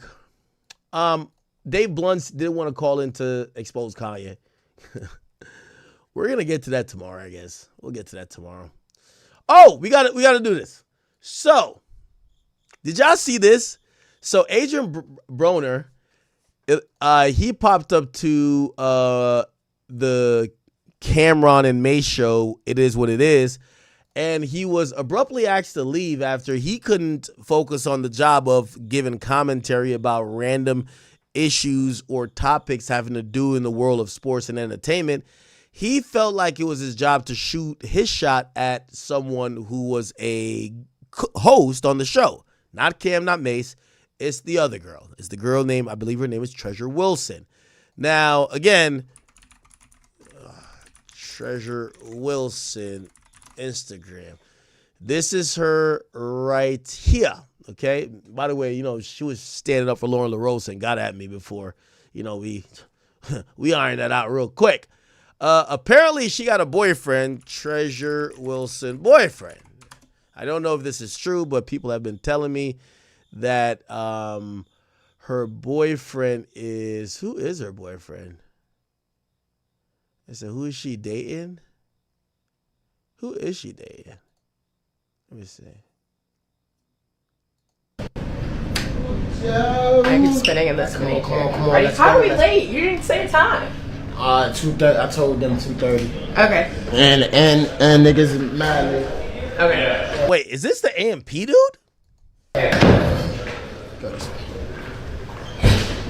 Ooh, thanks. Holy shit. Is that her boyfriend for real? Are you looking for something or someone? Oh, hello. Toss. Are you looking? Oh shit. for Okay. something? So she got mad TikToks with this nigga. Oh, that's her man type shit. Bass drop. Ow. Yeah, this nigga got that much motion? Okay, my boy. All right. Ow, you got $100 bill. Okay, by the way, rest in peace, Fat Man Scoop. Holy shit. So that's his joint. Nothing beats a Jet2 holiday. Damn. So of course Adrian Broner was like, man, he probably seen her boyfriend because apparently her boyfriend was in the studio. He's seen her boyfriend and probably been like, that's your man? Nigga, I'm about to take you, man. So watch his behavior. I can't talk. I mean, all right, you told me to stop. My bad, bro. You're amazing. All right, hey, we gonna have to ask you to go, my nigga. I mean, I have to ask you to go, man. I'm gonna pay you for your time, for being here. I appreciate you. I love you, my nigga. I'm not doing it again. Yeah, no. I can't. I asked you the first time. I don't have no problems with you, but I'm gonna pay you for your time. But you can't violate, bro. I told you that. I'm not, though. I'm not. Nah, I told you niggas boyfriends in here. You know me, my brother. Oh, shit, my bad, bro. My bad. Nah. But I appreciate your time. It's me. Well, if you want to wait for us outside, you could. But I'm not going to sit in and not value your time, neither. Yo, I can't thumbing through the money like that. That's why I love you, Cam. Why you you a sound good like nigga, man. Appreciate you, bro. Thank you. You want to wait for me? You could, but I appreciate it, bro. You gotta step out. Thank you, man. Yeah, no problem. Yo, the fall off of Adrian Broner. Damn, I realized even in the caption I disrespected him. Damn, I feel bad. Why Cam asked Adrian Broker? Oh my God, I meant to say Broner. That was spell check. God damn it, that nigga been down bad, bro. Ever since he declared bankruptcy, said he only had $13 to his name. You know, a lot of people declare bankruptcy. I mean, obviously, people declare. We've seen Dame declare bankruptcy, 50 declare bankruptcy. So I'm not a judgment of the bankruptcy, but like, bro, like, yo, the downfall of Adrian Broner is gonna be one to be studied, bro. Like, do you remember when Adrian Broner, and it might be a Roc Nation curse. I think Roc Nation cursed him. Remember when he said he had a $20 million deal from Jay-Z and he said he turned that bitch down? Here we go. That was when I won my third world title at 47. Yeah. I never spent no money. So I would get a check and just give it to my mom. And she'll give me like allowance every Friday.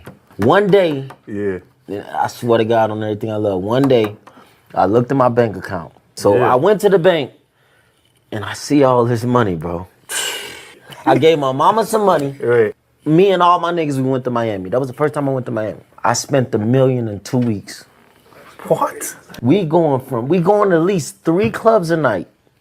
Spending 20 to 30, 20, 25 a night at each club, though. I fucked up a lot of money. Yeah. But we straight. Yeah. If I knew what I knew now, we would have way more. What you would have did different now? I tell everybody, though, they always ask, if you can do it again, would you change anything? Hell nah.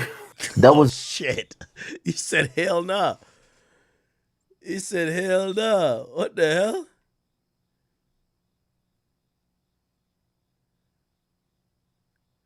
I remember when he said he had a $20 million deal from Jay-Z.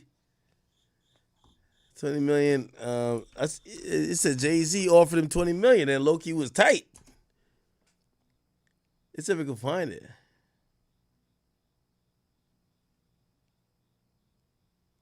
Oh, here we go. email or whatever, and I wasn't happy with, the capacity of the contract was 40 million for 5 years, and that's just bullshit. 40 million for 5 years, and he said, "Fuck them niggas." So it says here that you went on social media and you wrote, "Somebody go tell Jay-Z to bleep my bleep with an elephant tongue." What do you say about that?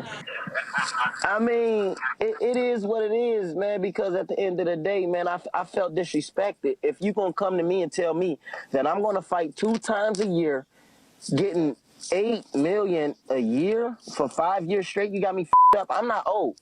I'm scheduled to fight 4 years. 4 times this year. All right, so my question for you is, if somebody comes to you and wants to sign you to a 5-year deal, how much money does Adrian Broner deserve? I mean, you know, I don't want to shoot no numbers out there, but like I wanted to tell him, and hopefully this get to him, stop sending your workers to like come talk to me. I'm a boss, man, and bosses talk to bosses. What about now? He ain't want that $40 million. Then I remember this video right here. Listen. Did y'all see the video where he was in court telling them he only had $13? That was one of the saddest videos I ever had to post, chat. I don't know what you guys want to do. I'm answering the questions. When I answer the question, that's all I did have on me. I don't have no. I got rich friends. I do. I got rich friends. I got wealthy friends that take care of me. Where's all the money coming from that you're flashing around on Instagram? Whose money is that? So Your Honor, I asked him. It's getting sent to me. I don't By have who? Who's sending you money? my friends. They're sending you. Why would they send you money? Because I asked if I need. Listen, because maybe he was doing a Young Thug spitting in the cops, huh? I got a big heart. I'll show you. I got a big heart. And when yo, this is another thing too. Rappers, I know rappers are dick riders.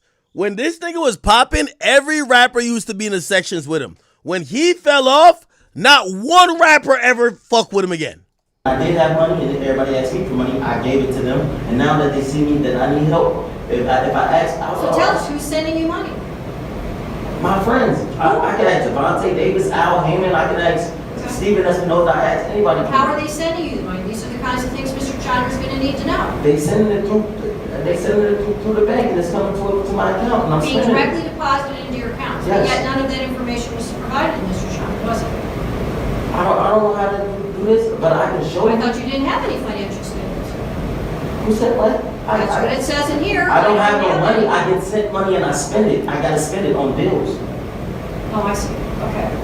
I gotta spend it on bills. Well, as I said, I don't you've know. not responded. I think you're not helping yourself right now with this. But what I'm saying is this. How do I do? Okay.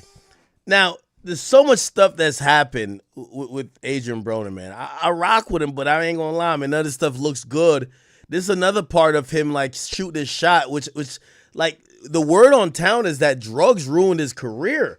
Apparently, like, he was trying to be, like, a street dude still, then for whatever reason. And this is why I keep trying to tell boxers and Gervonta Davis, listen up and listen well. Go try to fight Jake Paul and get your bread and get out of this game. You boxers, you're lame hanging out with rappers. And you rappers, you're lame hanging out with boxers. Fab used to have a couple boxers he hang out with. A couple boxers used to have Meek Mill as their rapper they hung out with. When niggas go broke, nobody hangs out no more. Boxers, stay in the gym. Rappers, stay in the studio or stay in the streets. Because a lot of this fake shit, it's like, we hope, like, social media is now lasting long enough that we're seeing the other side of these highlights. I remember watching all these niggas in the club where champagne and models and everything was great. It's so sad watching these guys now look like junkies. They're broke. They're like looking, and again, you know what the funny part about, like, even them saying they're broke? Bro, it's not like they made $1 million or $2, which is a lot of money for the regular person, you and me. These motherfuckers made like $60 million and blew it all in 4 or 5 years. They blew it, and now they're looking crazy. A little bit of money management, a little bit of responsibility. They're in different places. But look at Adrian Broner, who supposedly has a drug problem. Look at him just thirsting over this chick who her boyfriend, and that's another thing. I didn't know her boyfriend. I thought her boyfriend was like some football player. Her boyfriend is a streamer.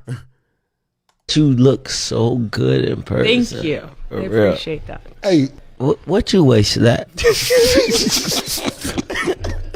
I love you. What a guy. I'm sorry. My bad, y'all. My bad. Arabia, is that a real background? Hey, Stat, could you stop Yes. Can you stop smiling? You. Arabia is. Nah, yo, bro, some G, yo, bro, some G shit. We gotta have boyfriend here, yo. All right. Cam being the adult. Her boyfriend is here, bro. Oh shit. I told you that. My bad. Nah, like it's all like. Okay, we can move on to football then. Stat. Oh my god. Yo, Stat, let's do the football. I guess that answered the question about Floyd. When I see you taking off some time, Yo, Cam, it's your fault. That man popped a pink horsepower. He popped. Like, you ever heard Cam promote that shit? Cam, you the one who set it up. Nor you could ask Nor. Nor kept telling me, come on the show, come on the show, come on the show. And I kept saying, no, I'm not coming on your show. I'm not coming on your show. And I finally came. No, hold on. Here we go. Also brought to you by Pink Horsepower. Right. If you are having a bad time in your relationship, you could change that up very quickly with Pink Horsepower. This that gas station rhino pill right here, chat. pink-horsepower.net, or you can also see us on Instagram at Pink Horsepower. Thank you. Yo, Cam, that's what he had. He had one of your products. So what if he horny? Mesmerized by Stat. This nigga here, bro. I did not know you looked that good in person. My bad, bro. You're amazing. All right, hey, we gonna have to actually go, my nigga. I mean, I have to actually go, man. I'm gonna pay you for your time, for being here. I appreciate you. I love you, my nigga. I'm not doing it again. Yeah, no. I can't. I asked you the first time. I don't have no problems with you, but I'm gonna pay you for your time. But you can't violate, bro. I told you that. I'm not, though. I'm not. Nah, I told you niggas boyfriends are here. You know me with my brother. Oh, shit, my bad, bro. My bad. Nah. But I appreciate your time. It's me. Nah, well, if you want to wait for us outside, you could. But I'm not going to sit and not value your time neither. Well, now Cam on different timing. You want to wait for me, you could. But I appreciate it, bro. You gotta step out. Yeah, no problem. Yo, Cam gave that nigga one of those like, you good, bro? You good? How did he get here? I miss this Adrian Broner. I miss the can man. Well, time will tell. And, like I said, I'm the best at 130. I can go up to 35, whatever weight. Whoever want to fight me, I'll fight. You've mentioned a couple names recently. Who were they? Listen, man. They call me the problem, but you could call me the can man, because anybody can get it. Africans, Americans, Dominicans, Mexicans, anybody can get it. Oh, shit. Thanks, champ. Congratulations again. Oh, yeah. And Max, hey, I should have fought with my jewelry on, because I don't think I got hit. I don't think you did either. Bob?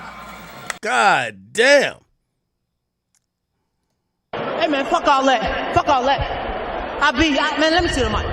Hey, I beat Hold on. I beat your ass. Look at his face. It looked like I beat him what they beat Martin Luther King with, man. We went at it for 12 rounds. That's what it was. Go at it. That's game. Going at it is game. I beat your ass like you stole something. I beat your ass like you got suspended from school. I beat your ass like you stole my bitch ass, nigga. You bruised up. You need peroxide and alcohol.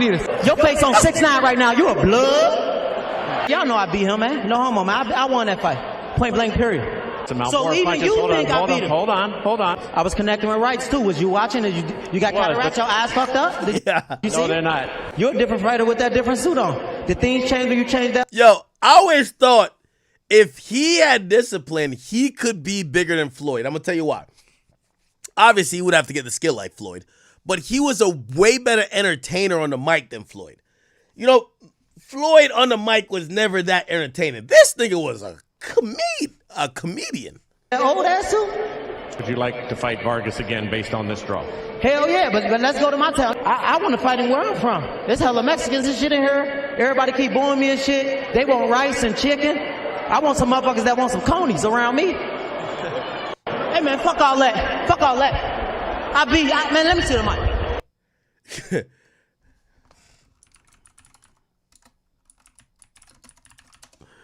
You ever see this? Before the fight, Broner shared his bold predictions. Fight, I don't think it's going for full 12 rounds. I'm going for the knockout. I can promise you this. It's going to get ugly. Broner's cockiness was through the roof as he entered the fight undefeated, confidently claiming he would easily dominate and even knock out Maidana. Is that Dirk that walked him out? Defeated. Dirk was performing This Ain't What You Want. Confidently claiming he would easily dominate and even knock out Maidana. In the very first round, Maidana rocked Oh, shit. Broner. In an attempt to mask the pain, Broner mockingly taunted Maidana from behind. That only made Maidana mad, prompting him to relentlessly hammer Broner with powerful shots. Maidana caught Broner with a leaping hook that sent him crashing.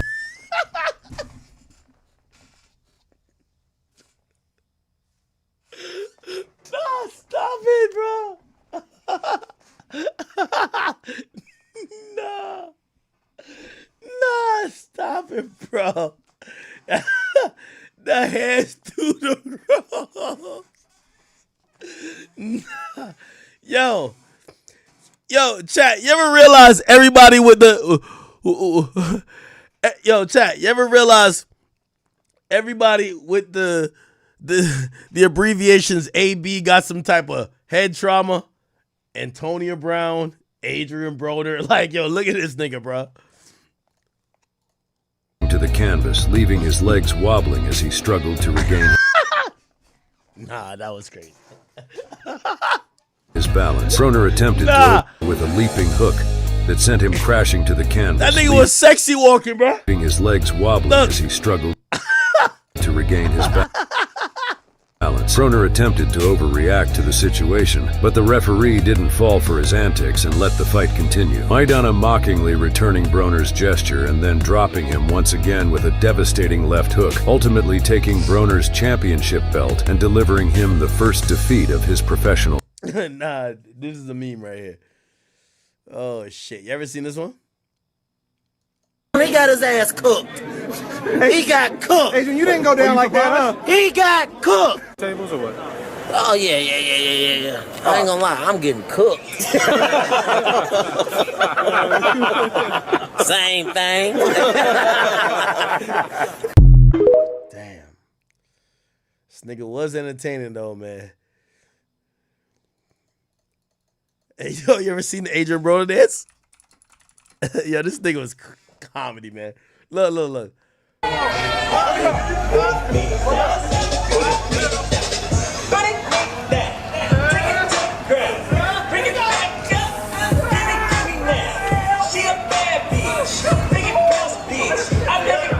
Yo, this nigga was so entertaining. He deserve another run, bro.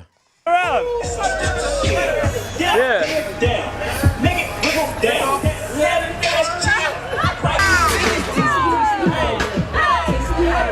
Yo, if this the nigga who beat your ass, you gotta be mad. You knocked out on the canvas, he doing these type of dances. Hey!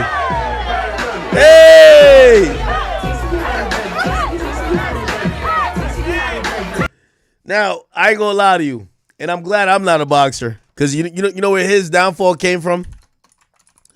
Once Mayweather called him an alcoholic, it was over.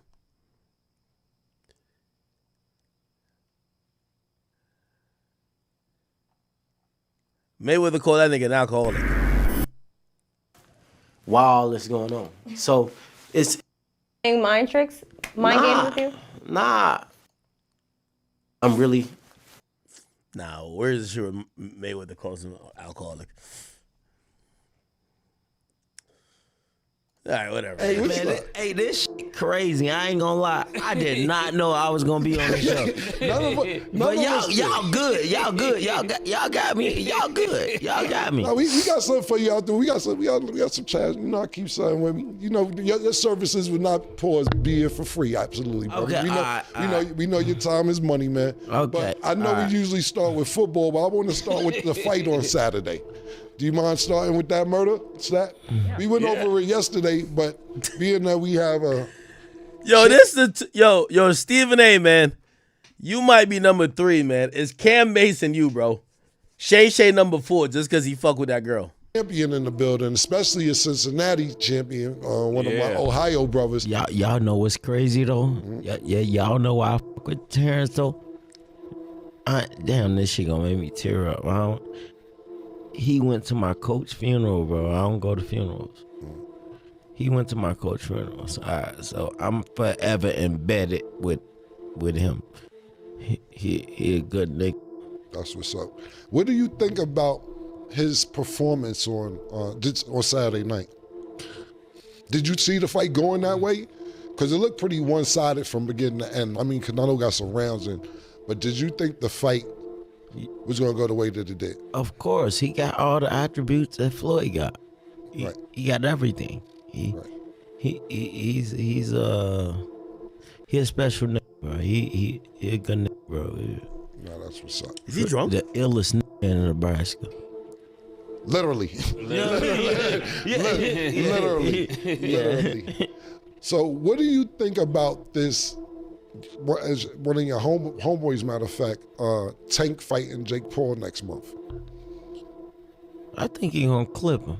Yeah. Cause I see you. I don't know what happened, but I remember I seen a video on your page. I followed you on the gram, and they was talking about you potentially fighting Jake Paul. So why did that fight happen? And what do you plan on doing next? Because I know you got another run in you. Pause. I ain't gonna lie. This next run gonna be crazy. This next run gonna be crazy. I'm a dedicate. Yo, chat. Listen, I love alcohol, but I be looking. Do I look like this most time when I be talking to y'all? Your word too. Like y'all gotta tell me. Do I be looking like this? Cause like he's kind of out of it, bro. This next 3 to 5 years, and you know I'll retire after that, but I'm gonna do it again. That's what's up. Where do you see the welterweight division right now? Because nobody's fighting each other. You know, I fought everybody. Yeah, you did. Yeah, you did. Yeah, you did. That's why we think about you, and we'll get into you after you answer this question. But we'll do that now. To me, you had everything. Yeah. I remember because the first time I look like this, Chad? I might have to stop drinking. If I look like this, I'm done drinking. Nah, yo, bro, some bro, some G shit. We gotta. Yeah. So some people are calling Cam fake because Cam had some comments afterwards.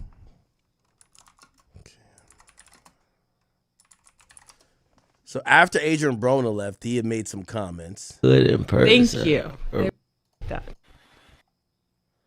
And some people felt like that was fake of Cam. I'm going to show you it. That over. Yeah. Nigga, I was looking No, at you're you. good. I'm sorry. Here we go. I'm going high. Say that again. I'm sorry. Let's take that over. Yeah. Nigga, I was looking No, at you're you. good. I'm sorry. I'll do it again. 5. Talking about this nigga want to talk to me. And nigga, you a alky, nigga. I don't want to talk to you, nigga. I just needed you for entertainment for the show. Fucking junkie. Go ahead, man. My bad. No, you're all good. 5, 4, 3. Now, I'm going to be honest with you. Do I think that was some sucker shit or Cam was just nah? I think Cam was honestly pissed off that this dude came on the show. Well, let me look at it in a nuanced way. If Cam knew this guy was a junkie and brought him on the show to exploit him, it would be no different than Adam 22 bringing on Boom Gang when he was like out of it. So that would be fucked up, right? So I guess like if those comments he said then is true, it would be fucked up on Cam's behalf because, bro, you brought on a junkie to embarrass him, but you acted like he was kind of your man's. He was not your man's. However, if he's just mad that this guy is an idiot and he embarrassed himself in this and third, and he's just kind of ranting, I guess not, right? I think it's the second thing, man. I think he's pissed and a little bit embarrassed that this dude that, you know, he probably knew and follows is this much of an addict and washed, and he's like, yo, bro, I'm sorry this is happening, right? 2. Welcome back. Now let's get into our underdog picks of. Yo, did what's the name react to it? That over. Yeah. Nigga, I was looking No, at you're you. good. I'm sorry. To our underdog. Did AB ever respond to it?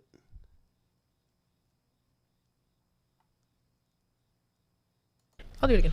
Fire. Talking about this nigga want to talk to me. And nigga, you a alky, nigga. I don't want to talk to you, nigga. I just needed you. Oh, that's Adrian Broner trying to talk to him through the studio window after they kicked him out.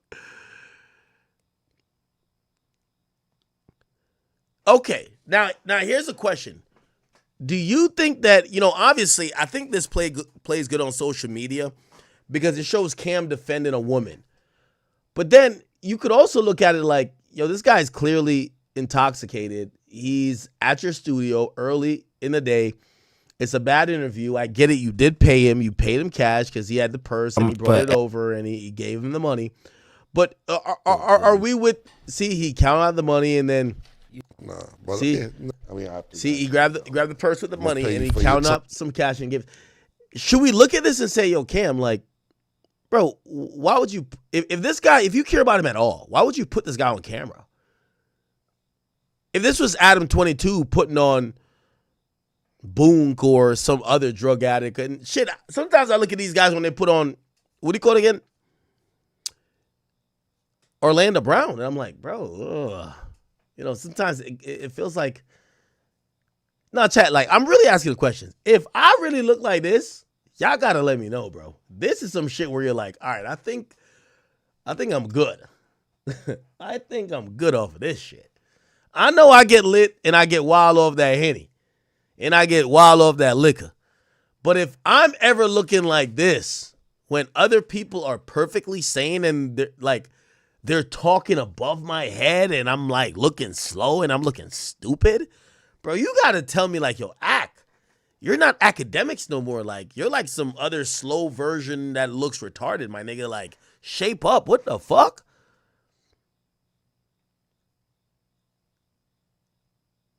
Bro, I don't know.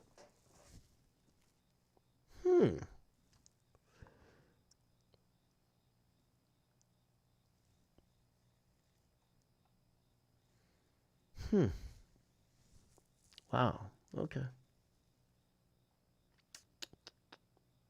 This is going to be the last topic, chat. We're like past 6 hours. We're going to 7. They said, Google this. Oh, my God. We didn't talk about Meek Mill asking for $5 million for the book. This is what happens when I don't stream often, bro. There's so much good topics.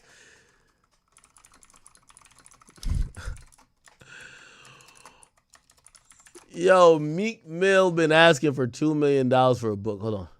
Was old school Charlamagne. Yes. Yeah, he's on. Listen, he's more appropriate. Oh, okay. No, I thought Dave Nash was speaking. He just made a post.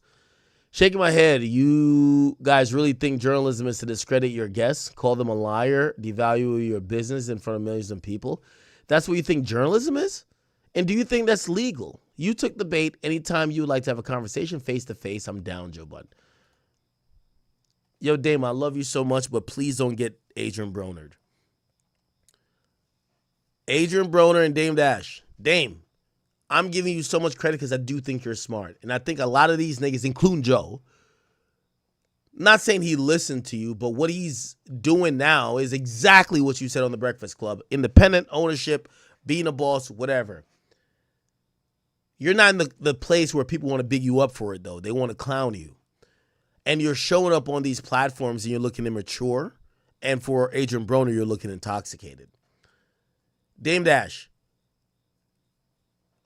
if, I can't tell you what to do, but because I do have some respect for you, if Joe Budden does say and invites you up to his platform, please know they're trying to clown you because they think that you're a has-been and they think that you're so far from reality that they could get a Breakfast Club moment. Let me tell you what the Breakfast Club moment was. They were clowning you in your face while you thought you were getting this W. They knew the internet was going to be roasting you. And I don't want that to happen if you ever go on the Joe Budden show. I would love for Dame, that was a formidable opponent, a guy who was smart, a guy who was progressive. I want that person to come out. I don't revel or I don't get anything out of hoping people see Dame with his teeth out. And I want to see Dame as a strong businessman, but I ain't gonna lie, some of his personality traits does hold him back. Dame, I'm rooting for you, bro, but it doesn't look good, bro. I'm rooting for you. So when you tell Joe Budden that, oh, you want to sit down face to face with him, I think his cast would ridicule you. I think you will think you won in the moment because you're going to be like, what shoes are those? What size shirt is that? You were this. And you might think you're winning those really petty arguments, but then you look horrible online. I want to see our greats be great. I want to see people ride off in the sunset and still not lose their luster. I want to see people, if they feel like they can't handle or be the person we know them to be, just you don't have to be on camera. You could live a life that you hopefully have made lucrative with all the earnings and proceeds from your greatness in your art. That's all I could really add to that. But yeah, Joe commented about it. I think they basically said that Charlamagne schooled him. And I know some of y'all like, no, Dane went whatever, but like Dane was doing playground insults. And we're past that. He gave valuable advice at that point. I'm very saddened that now we're looking at Dame as, oh, you call Charlamagne gay. Okay, everybody's called Charlamagne gay. Anyway. Chat. Somebody said, what did Meek got to do with this? You'll find out tomorrow when I talk about Meek Mill asking for $5 million to do a book deal, okay? Chat, I love y'all. I'm going to get off here. We did do 6 hours. Again, I do want to apologize. I want to give you some more clarity to what exactly happened when you saw me step away. I think it was maybe for like even 30 minutes. I was talking with, I can't, fucking just give it all up. Sorry. But it was a really important conversation with a particular artist about something really important. And I don't even know if they knew I was streaming, but I told them, I said, hit me right away and let's handle this. It was something I had to handle. Maybe at some point you will hear about it, but I don't think you will. And I went and I handled it because it was important. It's a huge artist, and we were good. And that's as much as I could say about that. I apologize for stepping away. And I know that was horrible streaming, but I had to handle that in the moment, but everything is good, okay? Chat, I will be back on tomorrow, and I know you've heard that a couple times, so you're probably like, fuck out of here, nigga, but I definitely will, all right? Chat, thank you for your time tonight, and hopefully I give you enough valuable entertainment.